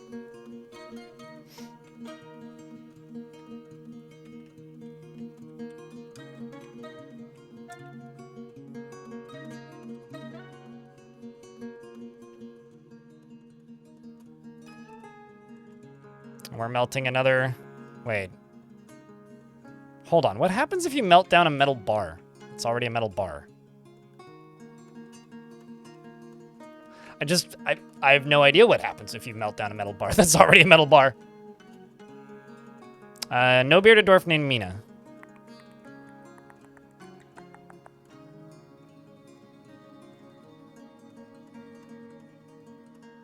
I don't think you want that really pissed off scholar. Unless you want that really pissed off scholar.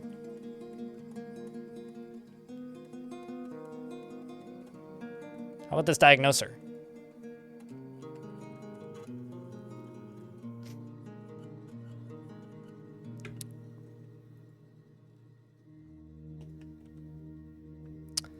Mina is obsessed with order and structure in her life, with everything kept in its proper place.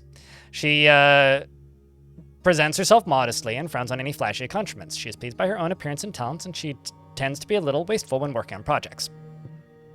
She tends to form only tenuous emotional bonds with others and doesn't cling tightly to ideas and is open to changing her mind. She's assertive and she likes to take it easy. She's not particularly interested in what others think of her and scratches her ear when she's trying to remember something.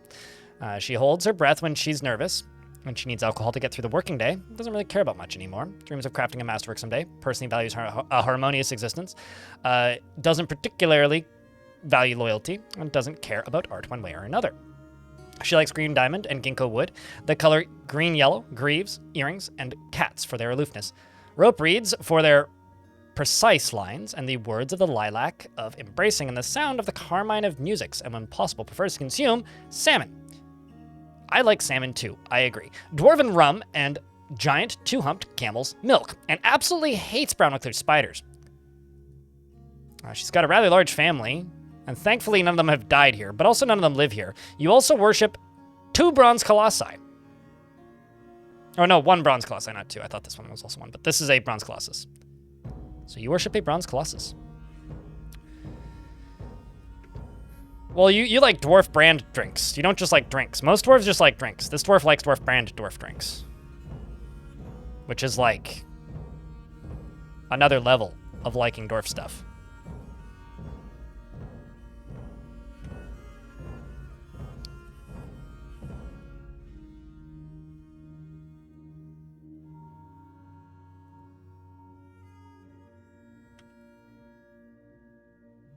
Let's actually take these dwarves off duty. Send them inside to go take a break.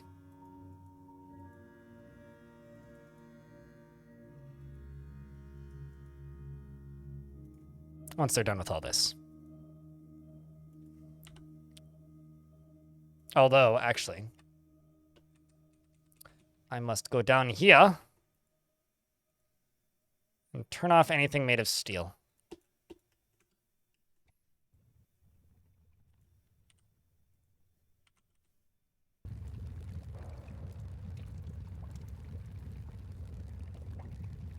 Iron toy boat. Well, that's cool. All right, well, let's turn this off. Let's let the dwarves go. And that's a naked dwarf. He's hauling all of his armor, grabbing all of his clothes, putting all of his shit away. As one does. All right, let's leave this on so that you can go finish putting your stuff away. Nice. Bastet.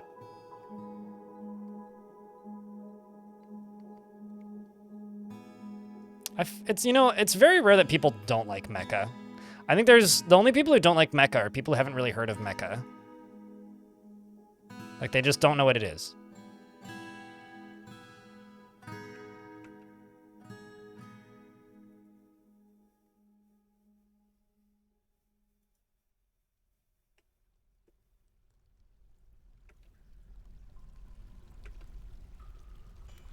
Also, this shouldn't have any bins in it. Forgot to do that already.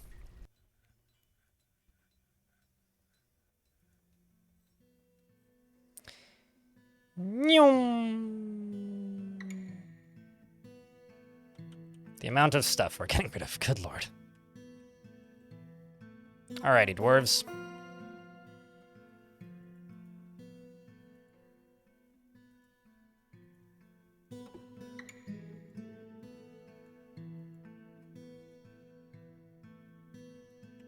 And let's also just actually go down here and get rid of this stockpile because I don't really need it anymore.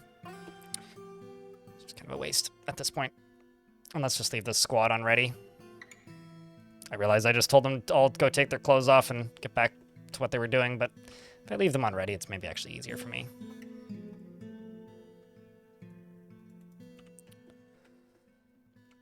Okay. You went for 5 hours of Magic the Gathering and just made it back? Well, welcome back. We got migrants. I stole all the stuff from a trade caravan, and a siege showed up and then immediately fucked off. And honestly, I don't blame it. I would too. Especially if I saw this goddamn place. Dwarven beer is a much weirder color than I thought it was.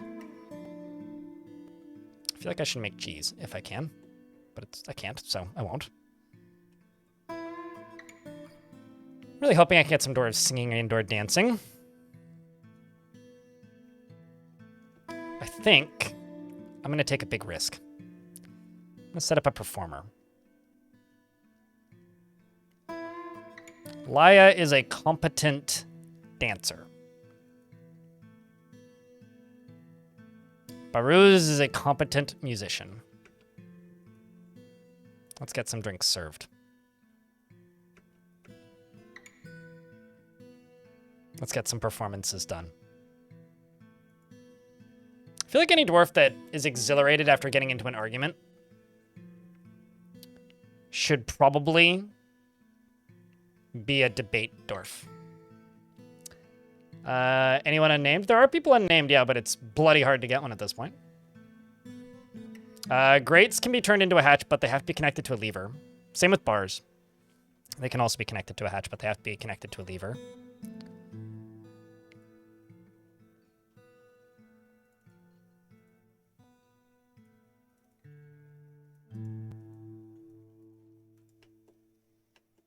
I don't want those to rot, so we're just going to go grab them.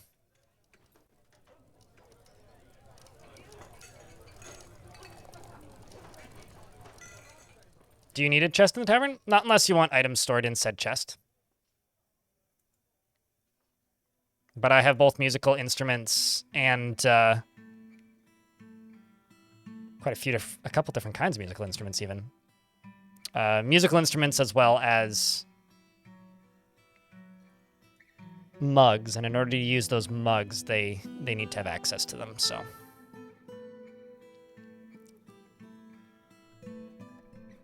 So I'd recite the Fell Connections. A networking professional's nightmare. A guild of silver formed in Strangetomb in the year 415.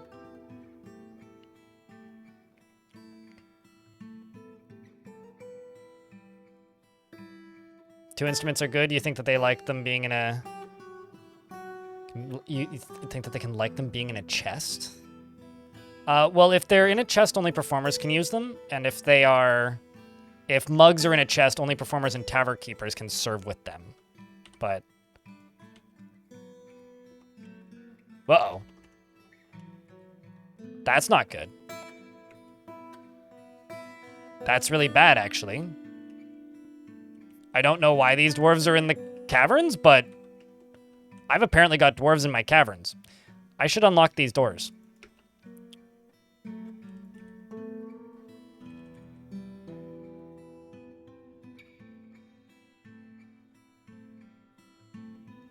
Run for safety, dwarf.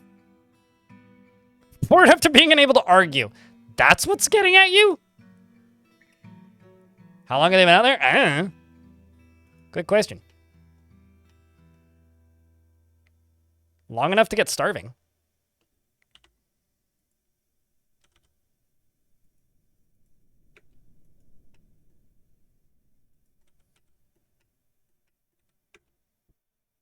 That's one. It's two, who's starving and thirsty.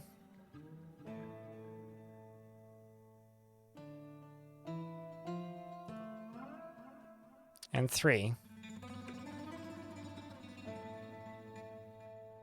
Saw Gorlak's dead body. I'm so sorry.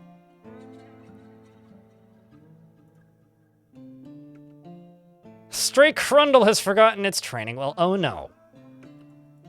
Whatever shall I do?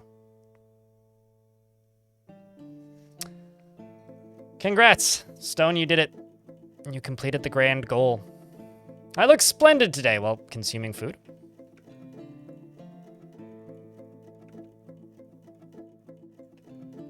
Doesn't feel anything due to inebriation. I mean, it's party time, dwarves.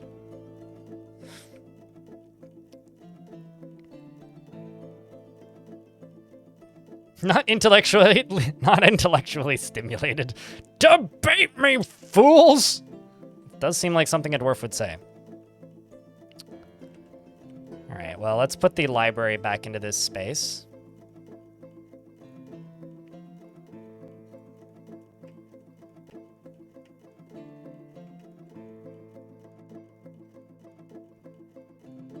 Let's just do this for the rest of winter.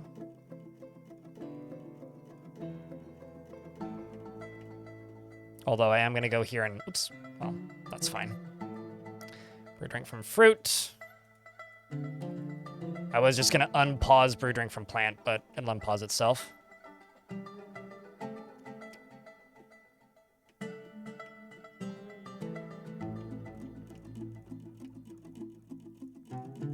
Yep, there it goes. It's right there. We were going to run out of drinks, so I got to kind of... you know, do the whole thing. Got this dwarf telling stories. Sad after being away from family.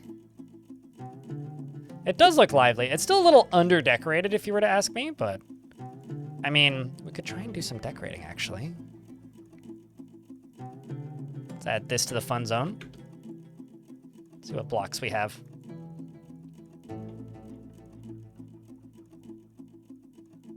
Not many, actually. Yeah, no. It still is a little bit under-decorated, but it does look a lot nicer. I do agree. Maybe put a pillar or two.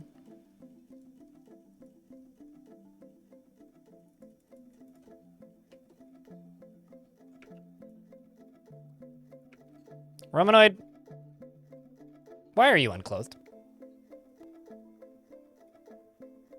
Go get your clothing. What the fuck?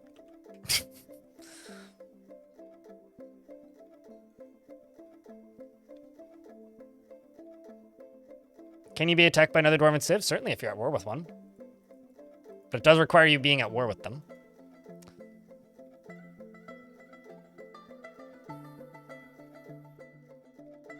But yes, if you're at war with another Dwarven Civ, you can absolutely be attacked by them. They raid the same way goblins do, which is kind of interesting. They're a vile, or they get the enemy have come, hide while you still can notification. Unlike the elven ambush or the human siege.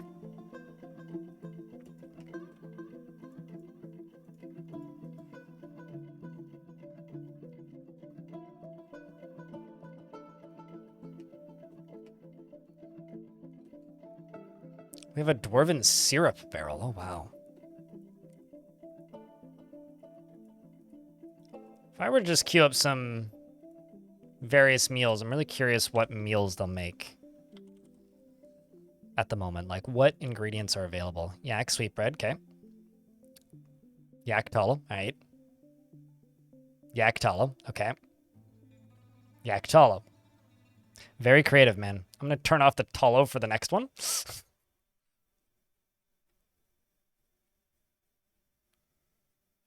Like, you could be so much more creative, man. Come on.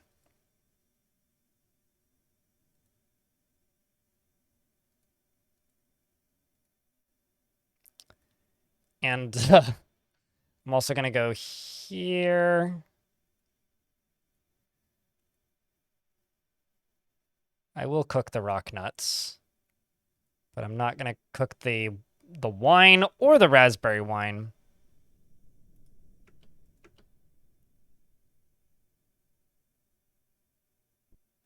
Peregrine falcon meat. Well, that's variety. Cave swallow stuff. Brain. Intestines. Not sure. I mean, that's just bacon, right? It's like butter, bacon, and lard. Basically.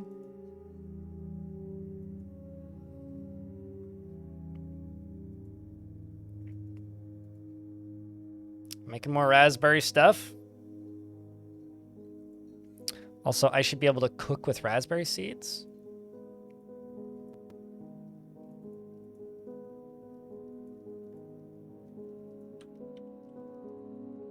Maybe I can't because they're set there to be hauled. No, maybe they're not just not cookable. What? Huh. That's a little weird.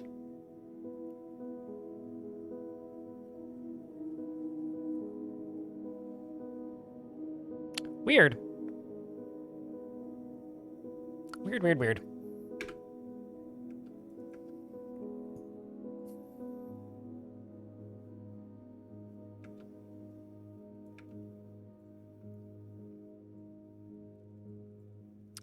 Black bear spleen. Well, at least we're getting different kinds of meat. Giant cave toad intestine. Prepared fly brain. Well, I guess that's better than prepared fall brain. And a vampire that turned out to be your mayor. Common tale as old as time. My favorite ghost possession story, since YouTube chat mentioned ghosts, is I had a dwarf who possessed a dwarf who murdered them and then got them to go report the crime of the murder that dwarf committed. So, Dwarf A kills Dwarf B in a tantrum. A year later, Dwarf A comes back as a ghost, possesses Dwarf B, and then reports the crime of their murder. With them as a witness to their own murder. Like, the dwarf that was murdered was the witness of the murder. Which might be one of the most, like, ow, my brain moments I've seen maybe ever in this game. So this is 12 well-prepared yak lung roast. Ingredients are minced chopped yak liver. Liver. Because that yak is a dead-er. Ish. Here I'm going to get rid of the prepared meals so we can move them down here quicker.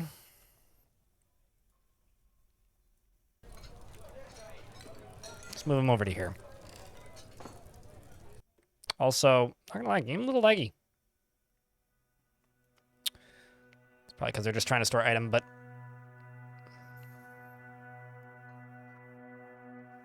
that or it's because there's some nonsense going on the surface, which is also possible. There's also a Gorlak doing stuff. Also, okay, nobody's starving to death anymore that I'm aware of. This dwarf's grabbing a drink of dwarven wine. Would you look at that? Lovely.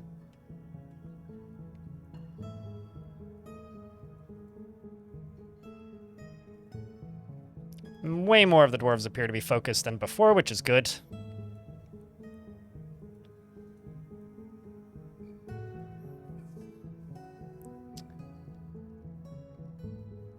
You just think royal... Okay, oh my god, what do? I think I just royally pissed off my wife. I mean, if you're asking chat for dating advice, I think I may have found... Or, like... Not like dating advice, but, like, marriage counseling. I think I may have found your problem. So what'd you do? I can't play. Since you're clearly telling us, but...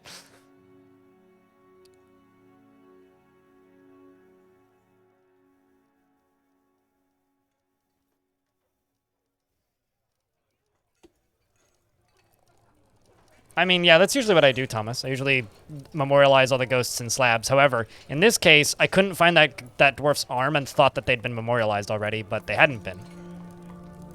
And it took them a year to come back. I also had somebody in my chat once tell me a story of a dwarf that was, or a child dwarf that was killed by a vampire. And the player was pretty new and didn't know that you could slab dwarves. So just kind of locked the door because he saw the vampire eating the child while they were sleeping. So he just locked the door to the bedroom. And then just kind of sat there and was like, well, shit, fuck, what do I do? There's just like a vampire in this room now. And then kind of forgot about it. And then noticed a little while later that the child had come back as a ghost and was beating the shit out of the vampire. Which is kind of great. And then eventually the child killed the vampire. And then he opened the door and buried the body. So she uses a Spotify account to play music on her therapeutic massage practice, and I have a DJ gig that I'm ready for. And the client said, sent a Spotify playlist. I think I just started playing Michael Jackson while she was giving a massage because I'm trying to listen to some of his playlist. So I don't want to say that, like, okay, so a couple of years ago, all of Twitch learned simultaneously that if you don't have a business license for streaming an account, or streaming account, basically, for Spotify, you can't play Spotify in a public setting legally. It's like, you basically need, like, a radio broadcaster's license, which can get very expensive very quickly.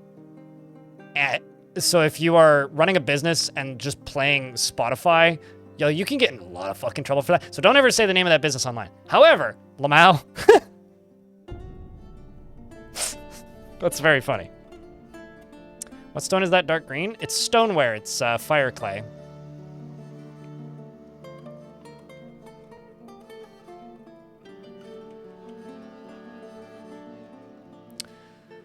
This dwarf is just like constantly repeating their PTSD, but also pondering migratory patterns of birds. I guess that's good. Satisfied after reading targets in the time of my ancestor. In the time of my ancestors.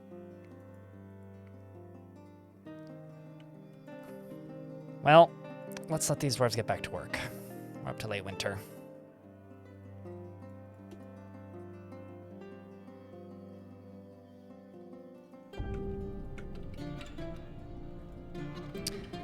I'm also gonna go, well, actually, let's just let them put stuff in stockpiles for a little bit. We'll do that first. That's what a lot of these tasks are, is just putting stuff in stockpiles. And once I'm seeing a lot less putting item away,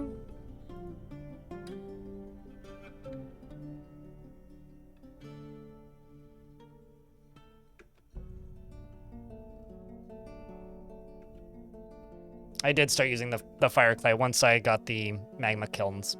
I also forgot that the fire clay was there, so chat had to remind me. So shoutouts to chat for that. Otherwise, I would have not started using it. Also, Tibbe, happy birthday. Happy anniversary of one's birth. Twitch chat and YouTube chat. Can I get around to happy birthdays? For Tibbe in the YouTube chat. Or in the Twitch chat, rather. Happy to birthday. There you go. What you doing on your birthday? I smoked a joint and went to bed. That's what I did. Thank you very much for the... hold on a second. Why are you giving me things? It's your birthday. This seems backwards. Thanks for the 10-pack, though. Appreciate you, man. Today's been kind of nuts.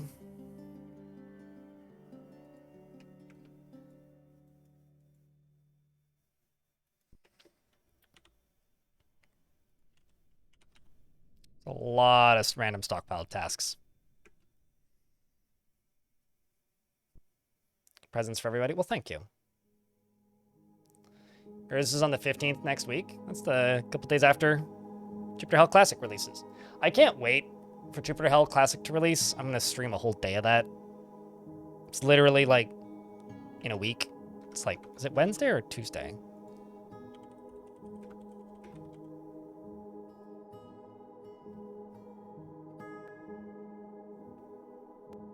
It's the 13th, which is, yeah, literally today, next week. 7 days from now. Am much excited. I don't like that sentence, Kvistos, but hey. Are we presuming you're getting cavities from said cake or something?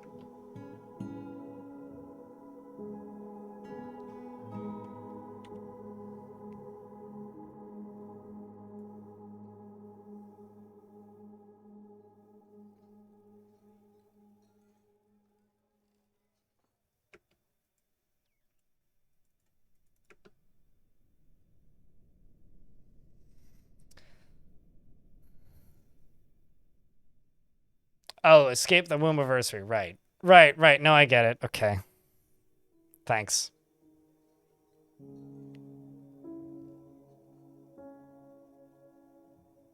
If a person hatched out of an egg, I think you might want to make sure that, like, maybe get a DNA test. Because that's not very human of you. You might be an alien. Does it rain sausages? No, that'd be the war. There would be a U in there, wouldn't there? Is there a U in worst? Anyway, no, it's just you go to the surface and you fucking die. The surface turns you into these opposed to life monster zombies. And to give you an idea of how tough they are, for a while, there was a, where's my porcupine?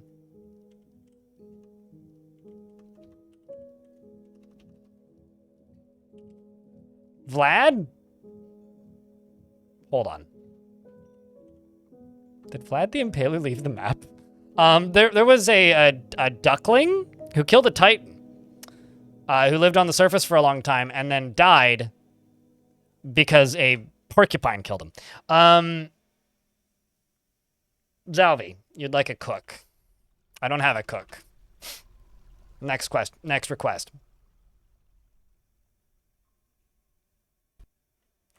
Beard or no beard? Actually, here I've got a better idea. I can't give you the cook. However, you can be the kitchen.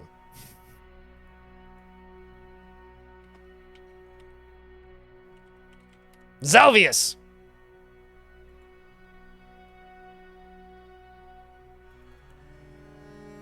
You've jumped past your ability to cook and you have become the kitchen. It's next level, man. Not even attainable for most. And it seems that entropy is improving speaking.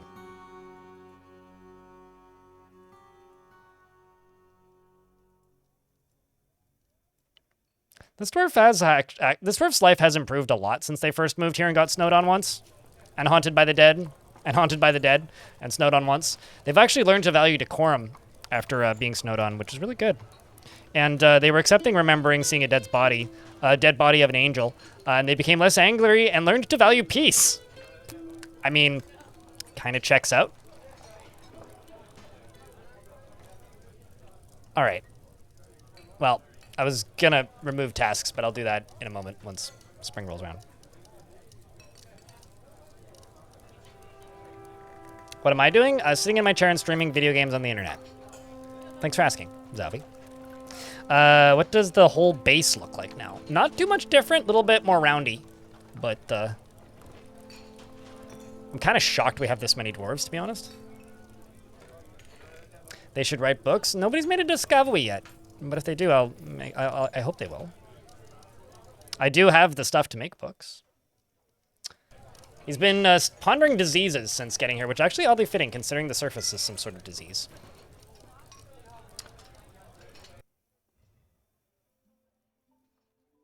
Wait, Jesus.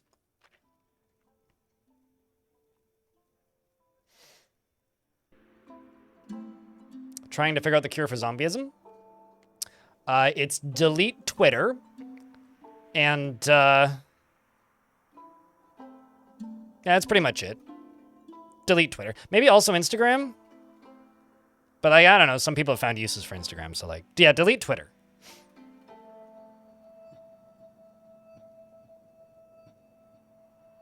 Well, I mean, they have to make a discovery to be able to write, right?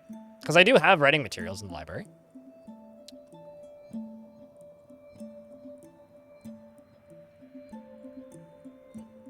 I used to say that about my Twitter account. I was like, well, I only really follow other streamers, so... Oh, shit! Founder has been elected mayor! I'm kind of not surprised. But that does mean they now require a nicer bedroom, and a nicer office, and their own dining room. So, they're also going to get rather busy, I would assume. So let's make our founder Dwarf a little space of their own. This will be office, dining room. And...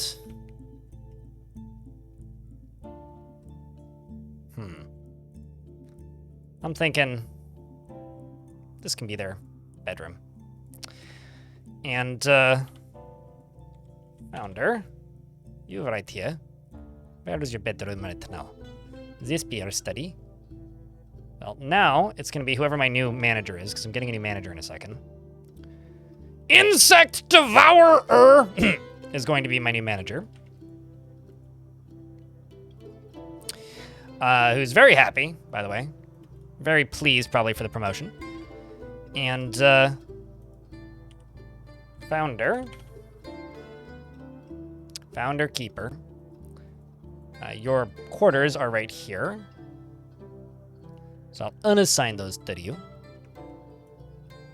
And, give you these in a sec.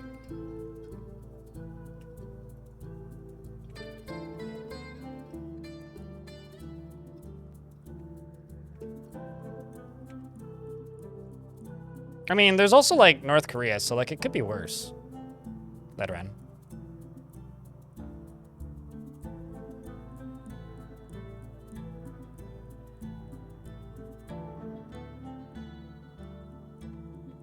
Bar's on the ground right now? Sure, but someone's got to pick it up. I think it's more likely that the U.S. picks it up than North Korea. Like, it might be a pretty low bar, but, like, you know, it could be worse, okay? Allow me to be Mr. Positive for the one time in my life. For, like, 10 seconds. It could be a lot worse. Normally, I'm the negative Nancy over here.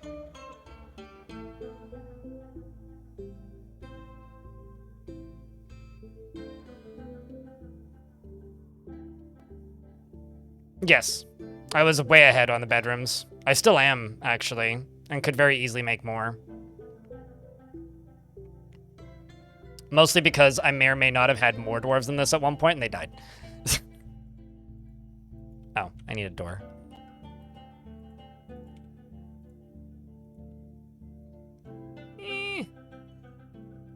Let's use Dolomite.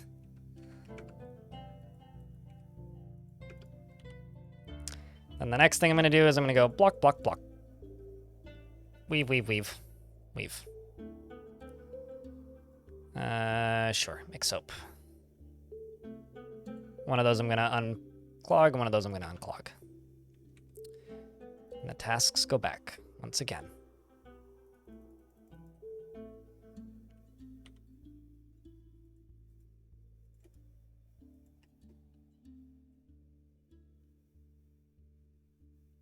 Let's try and keep today not a bummer, veteran.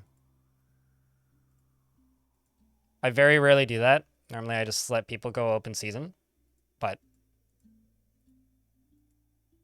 let's try.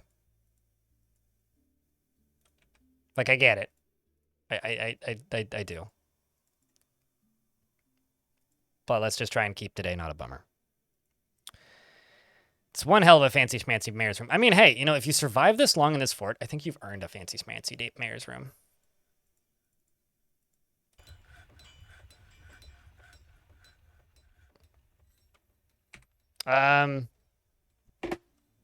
This. It's on my... It's right here. That's what I'm reading.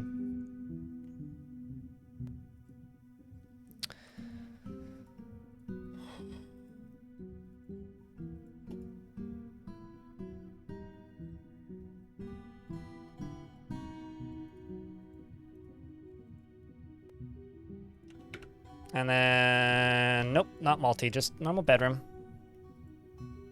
Mayor. And Mayor get... fancy wood chest. Other chest. Cabinet and cabinet. Smooth everything. And cry that the door's not ready yet.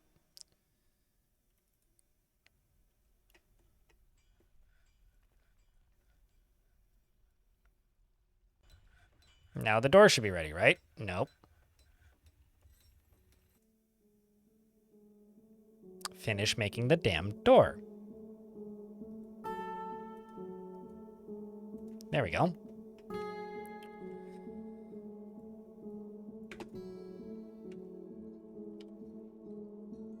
Bedroom's solid. We also need a weapon rack and an armor stand.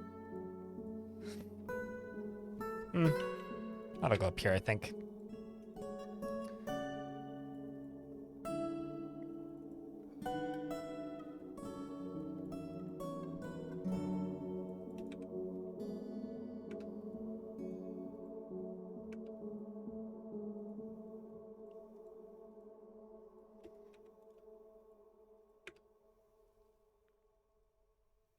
Mini fridge is another cap chest. You know, that's actually not a bad... I think mini fridge is more of a cabinet, right? I feel like a mini freezer would be like, or like a chest freezer would be like a chest, right? I feel like another cabinet would be a mini fridge. The mayor needs a weapon rack, correct? And an armor stand. But I like to keep those in the office.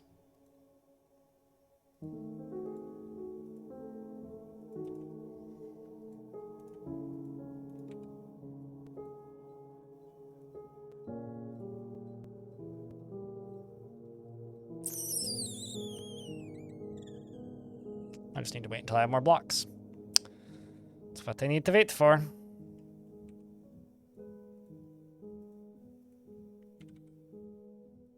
Shale.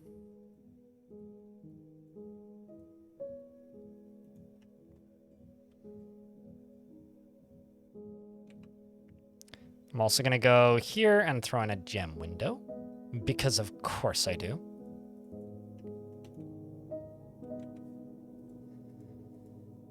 And I was going to make another door, but...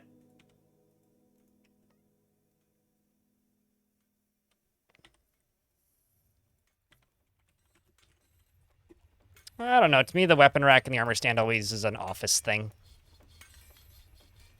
Just me, I don't know.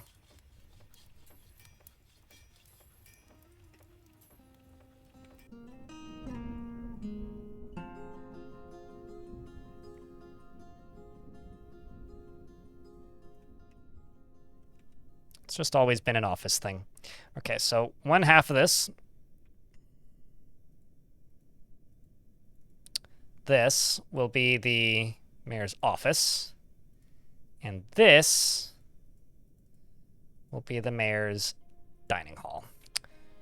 Now here I'm going to go table, table, table.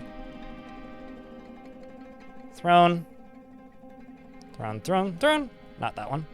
And then over here, table, and throne. I'm also going to go shiny placement spot.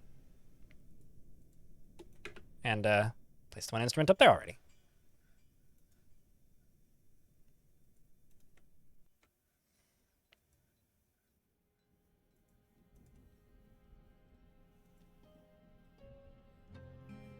Man, this poor dwarf. It's just constantly remembering killing somebody because of that dwarf that went berserk.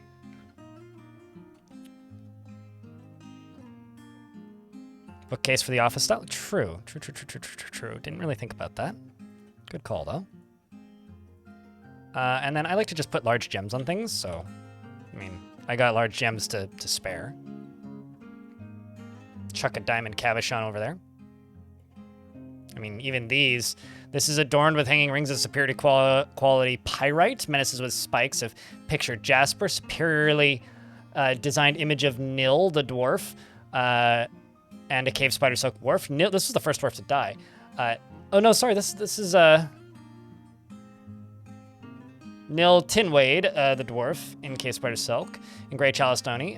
The runner, Nil Tinwade, is raising the Cave Spider Silk robe, and the artwork relates to the masterful Cave Spider Silk robe by the runner in Strangetomb in the early spring of 115, which is an image of the runner, who's one of my dwarves, raising a robe that they made. A grand item, worthy of the highest for dwarf. I'm thinking maybe an additional chest over there.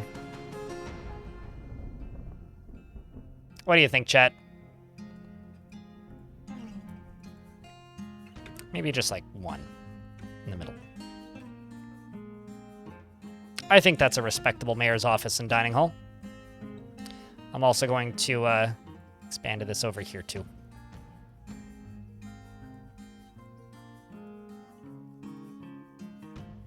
So this food stockpile extended over to here.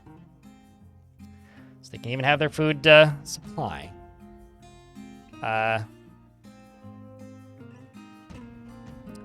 She's now conducting a meeting in her great setting. She got into an argument. She has empathy. She feels satisfied after conducting a meeting in a great setting. As you can see, very satisfied with it. And now we have the manager to hopefully help with all of these upset, constantly dwarves. This dwarf is just trying to put her stuff away and is just constantly getting called aside to, like, conduct a meeting. She just really wants to put her underwear away, but just keeps meeting, store-owned item.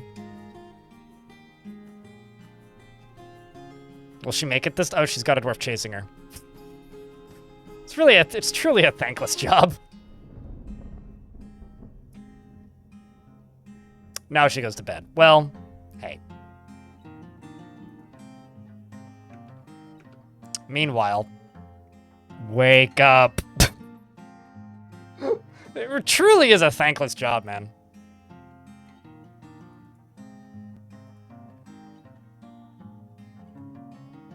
Snail's also pretty happy with his life. Does she like the new place?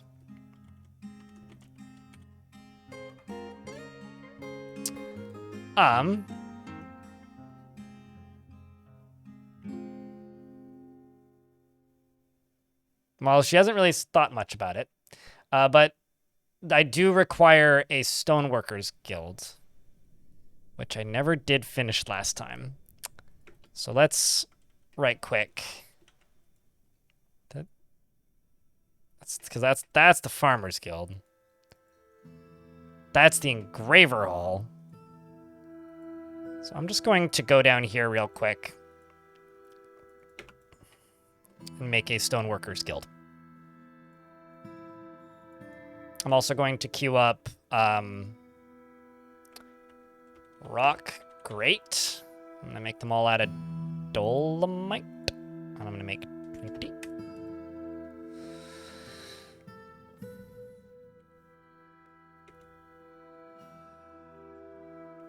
That's just plain old siltstone. That's not what I want. I would like...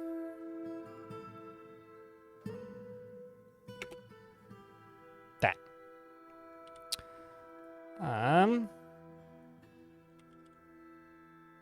Mayor. We'll find out when she wakes up, if she likes the new place. Cricket, you snooze good, eh? Isn't it, like, super late for you? Do armor stands and chest works in barracks now? Yes. However, the dwarves will put their stuff onto the weapon racks and armor stands, but if there's a stockpile for those same items that is open, other dwarves will move them.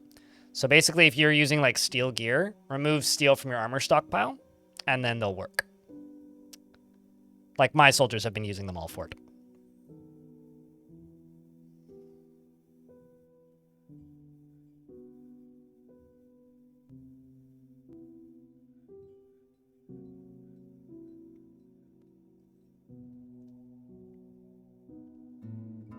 But yeah, no, she feels pleasure near her own fine weapon rack cabinet. She didn't seem to think anything about sleeping in a nice bedroom, so. But I presume she likes all of her new spaces. This over here is going to be a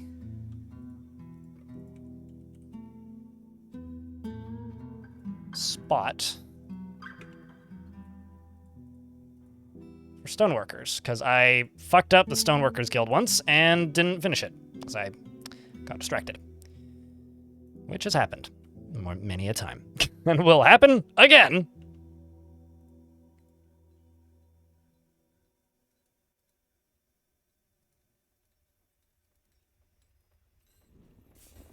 New guild hall. Stoneworker Guild.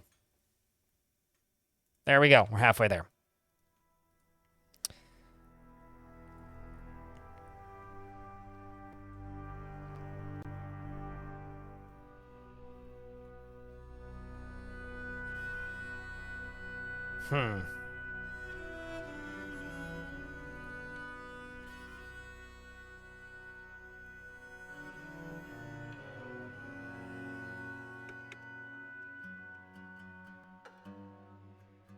I will smooth these walls, though.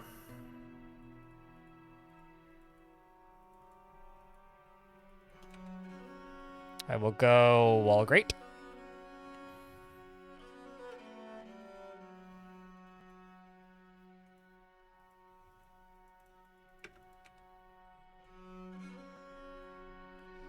I really like using wall grates. Somebody asked me recently, they're like, why don't you use wall grates ever? And here I am just like constantly using wall grates now.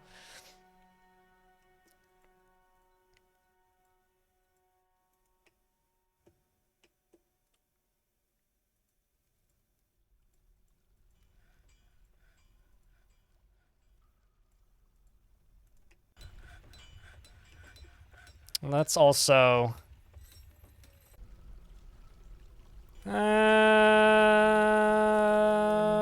polished stones and encrust furniture with polished stones. We're gonna do that as well. Also, we made a pyrite ring. Look at that.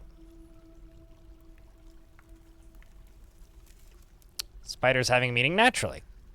I mean, what else is a spider doing when they're in your house? I'm actually really happy that this fortress is just fucking full of spiders. It's kind of great. Like, yeah, the dwarves keep getting bit by them, but like, it's no longer like a permanent affliction when it happens now. Oh, I should do fire clay.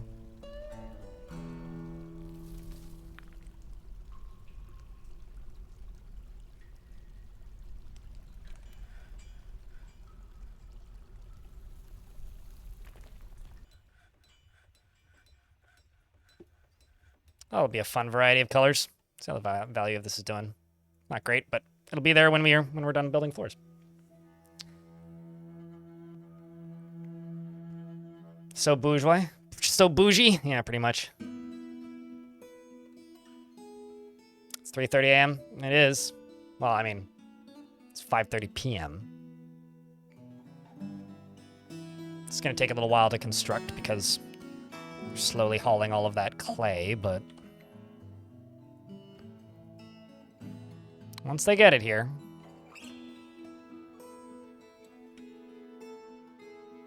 I mean, there is 22 members of this guild. Who's pissed? Is it really just you? Oh, wow, look at this! She was accepting, remembering seeing lore, crickets, dead body, and mulling over the reoccurring memory allowed her to rethink her intellectual values and changed her personal tendencies. To what? She became less depressed and learned to value harmony. Wasn't that beautiful? Now keep pondering them migratory patterns.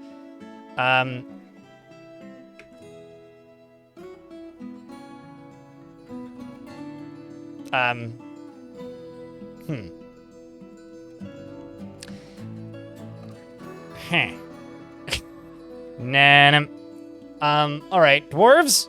Shit.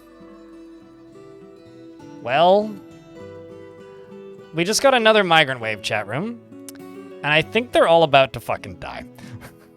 But we can hope.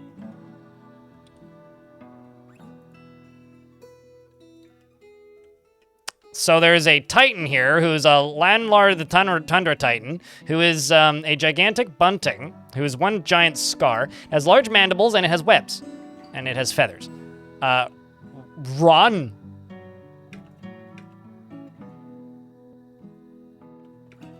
Double run. Okay, so the horse is now an abominable smoke zombie. And the Titan's just kind of watching. Watching, waiting, chilling, vibing.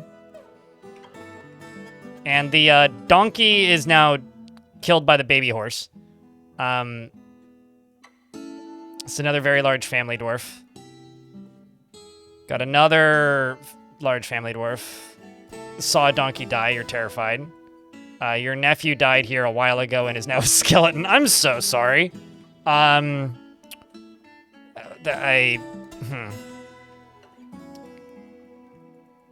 was who I just looked at. All right, well, hidey-ho. Keep it running.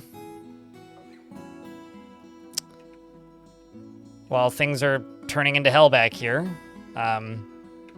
this dwarf has been immediately attacked and just got flattened by a giant fucking Titan. This one's going, ah, as the Titan begins to murder everything, mostly the pony. Are you dead yet? Nope. Are you dead yet? Probably. How about, oh, hey, look, a rooster. You're, don't have a huge family or anything. How about this? How's this doing? Nobody's actually made it yet? How close are they?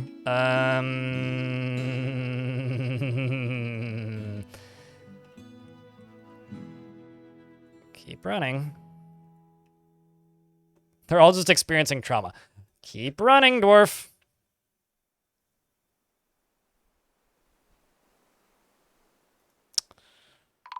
Oh, Jesus. Leatherwork has been found dead. Also, hey, look, a bunny rabbit. Well, at least it's dying. Good riddance. Nothing of value was lost. Oh, no, not Feb the Peasant. Ugh.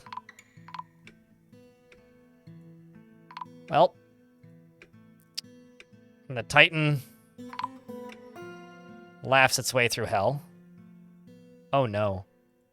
Imagine just, like, arriving through the fog as little Adele here and then seeing your mom and dad die.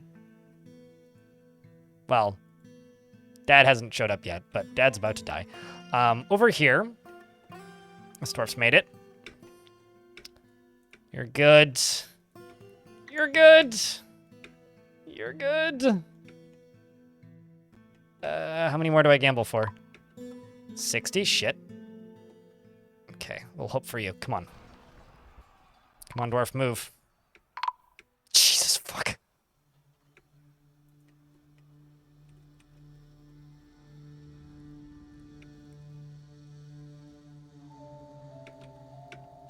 Okay, well, I'm gonna close this. Pull this.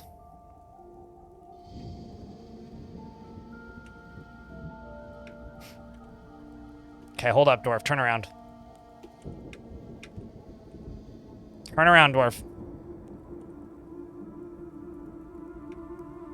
No. Turn around. There you go.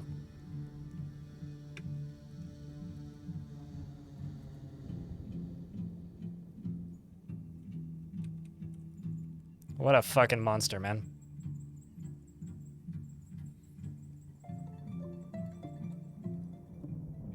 I have no idea who that was, so you'd have to tell me what their name was, Fracta.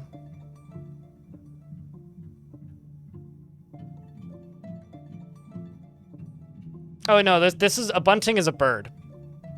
Veteran. It's a type of bird. That's been on the map since we got here. It's been here for a while.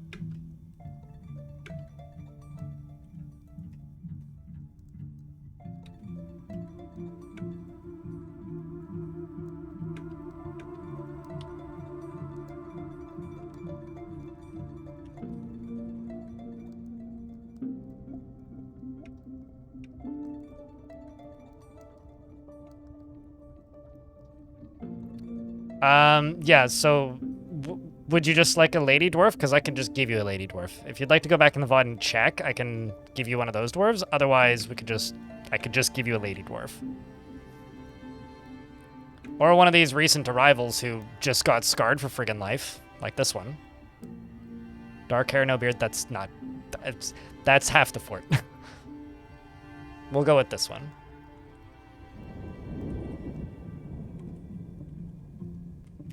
Fracta doesn't feel anything after discussing problems with an acquaintance. She disdains even the best advice of associates and family, relying strictly on her own counsel. She never deliberates before acting to the point of being considered thoughtless. She cracks easily under pressure, is dour as a rule, and is conflicted by this. I'm so sorry. And is conflicted by this as she values parties and merrymaking in the abstract. She's somewhat uncomfortable around those that appear unusual or live differently from herself, and she is moved by art and natural beauty. She is troubled by this as she dislikes the natural world. She is quite polite, and she dislikes the natural world. She is quite polite and she prefers that everyone lives as harmoniously as possible, and she tends to be swayed by emotions of others, and she tends to be a little wasteful when working on projects, and she has a sense of humor. She's not particularly interested in what others think of her, and she generally acts with a narrow focus on the current activity and needs alcohol to get through the working day and doesn't mind being outdoors at least for a time. Doesn't really care about anything anymore because you just saw like 10 people die. Personally, greatly respects individuals that persevere through their trials and labors and respects the development of a skill. Art and yada yada. Likes gold, billin, and tourmaline, red tourmaline, maple wood, sheep wool, and the color auburn. Statues, turkeys for their gobble, and purple yam plants, me too, I love those, for their tubers, and the site of the cardinal blossom, and when possible prefers to consume toad, perch and rat weed, as well as whip wine and rope reed seeds, and absolutely hates large roaches, me too. Large roaches are the worst, so are small ones actually. Welcome to the fort. Very high level trauma friend. So now the question is,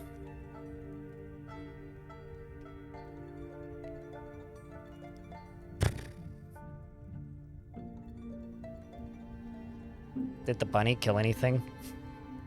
No, it didn't. Did the pony kill anything? The pony killed a dwarf!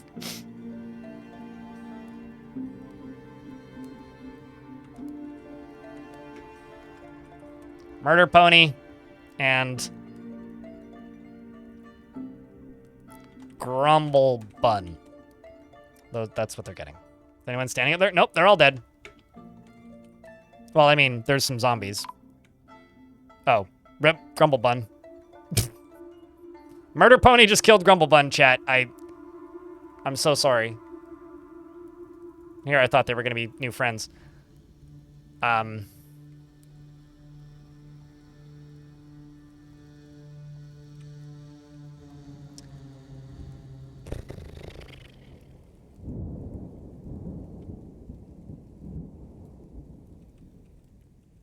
You calling that horse a donkey? It's certainly not an ass. It's definitely a horse. I'm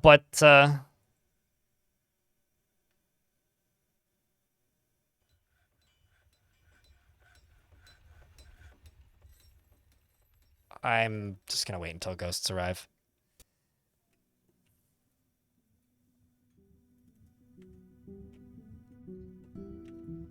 So the first level of this is completed.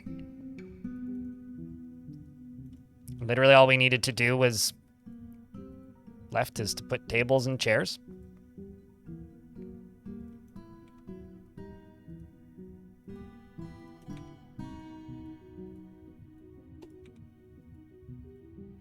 Chest. Cabinets.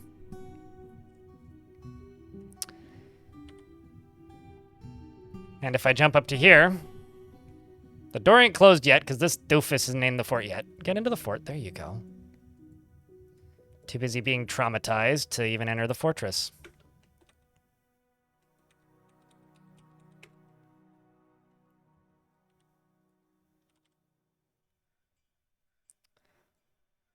I love this dwarf. They've just arrived and they're as pissed as you can be.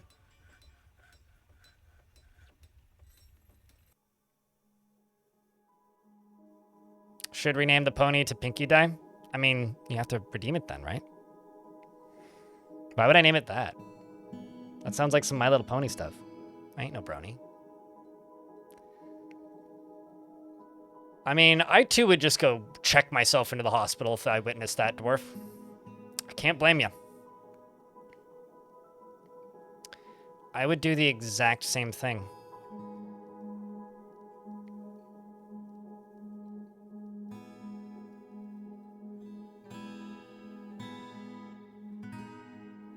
Slab area shall expand further, correct.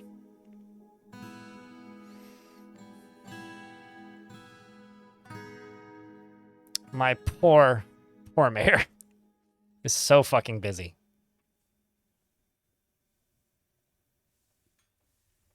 Although I think she likes her job. She seems to.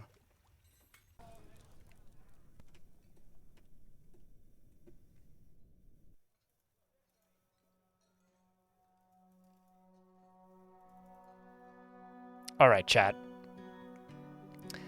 This is the whole fort as it currently sits. I made some progress today. We expanded the military. We aggravated the goblins. We...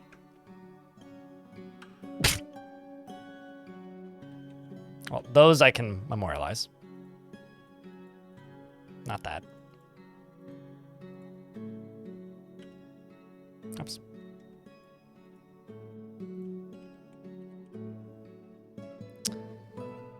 And Medub. All right, so back to what I was doing. This is the fort as it sits. We've made some more progress. You know, we didn't expand the bedrooms at all, but we did expand the population. We managed to irritate the goblins by invading them successfully. We did lose some dwarves, but we gained some dwarves. We now have a mayor. We successfully acquired some more metal stuffs to be able to arm some more of our dwarves.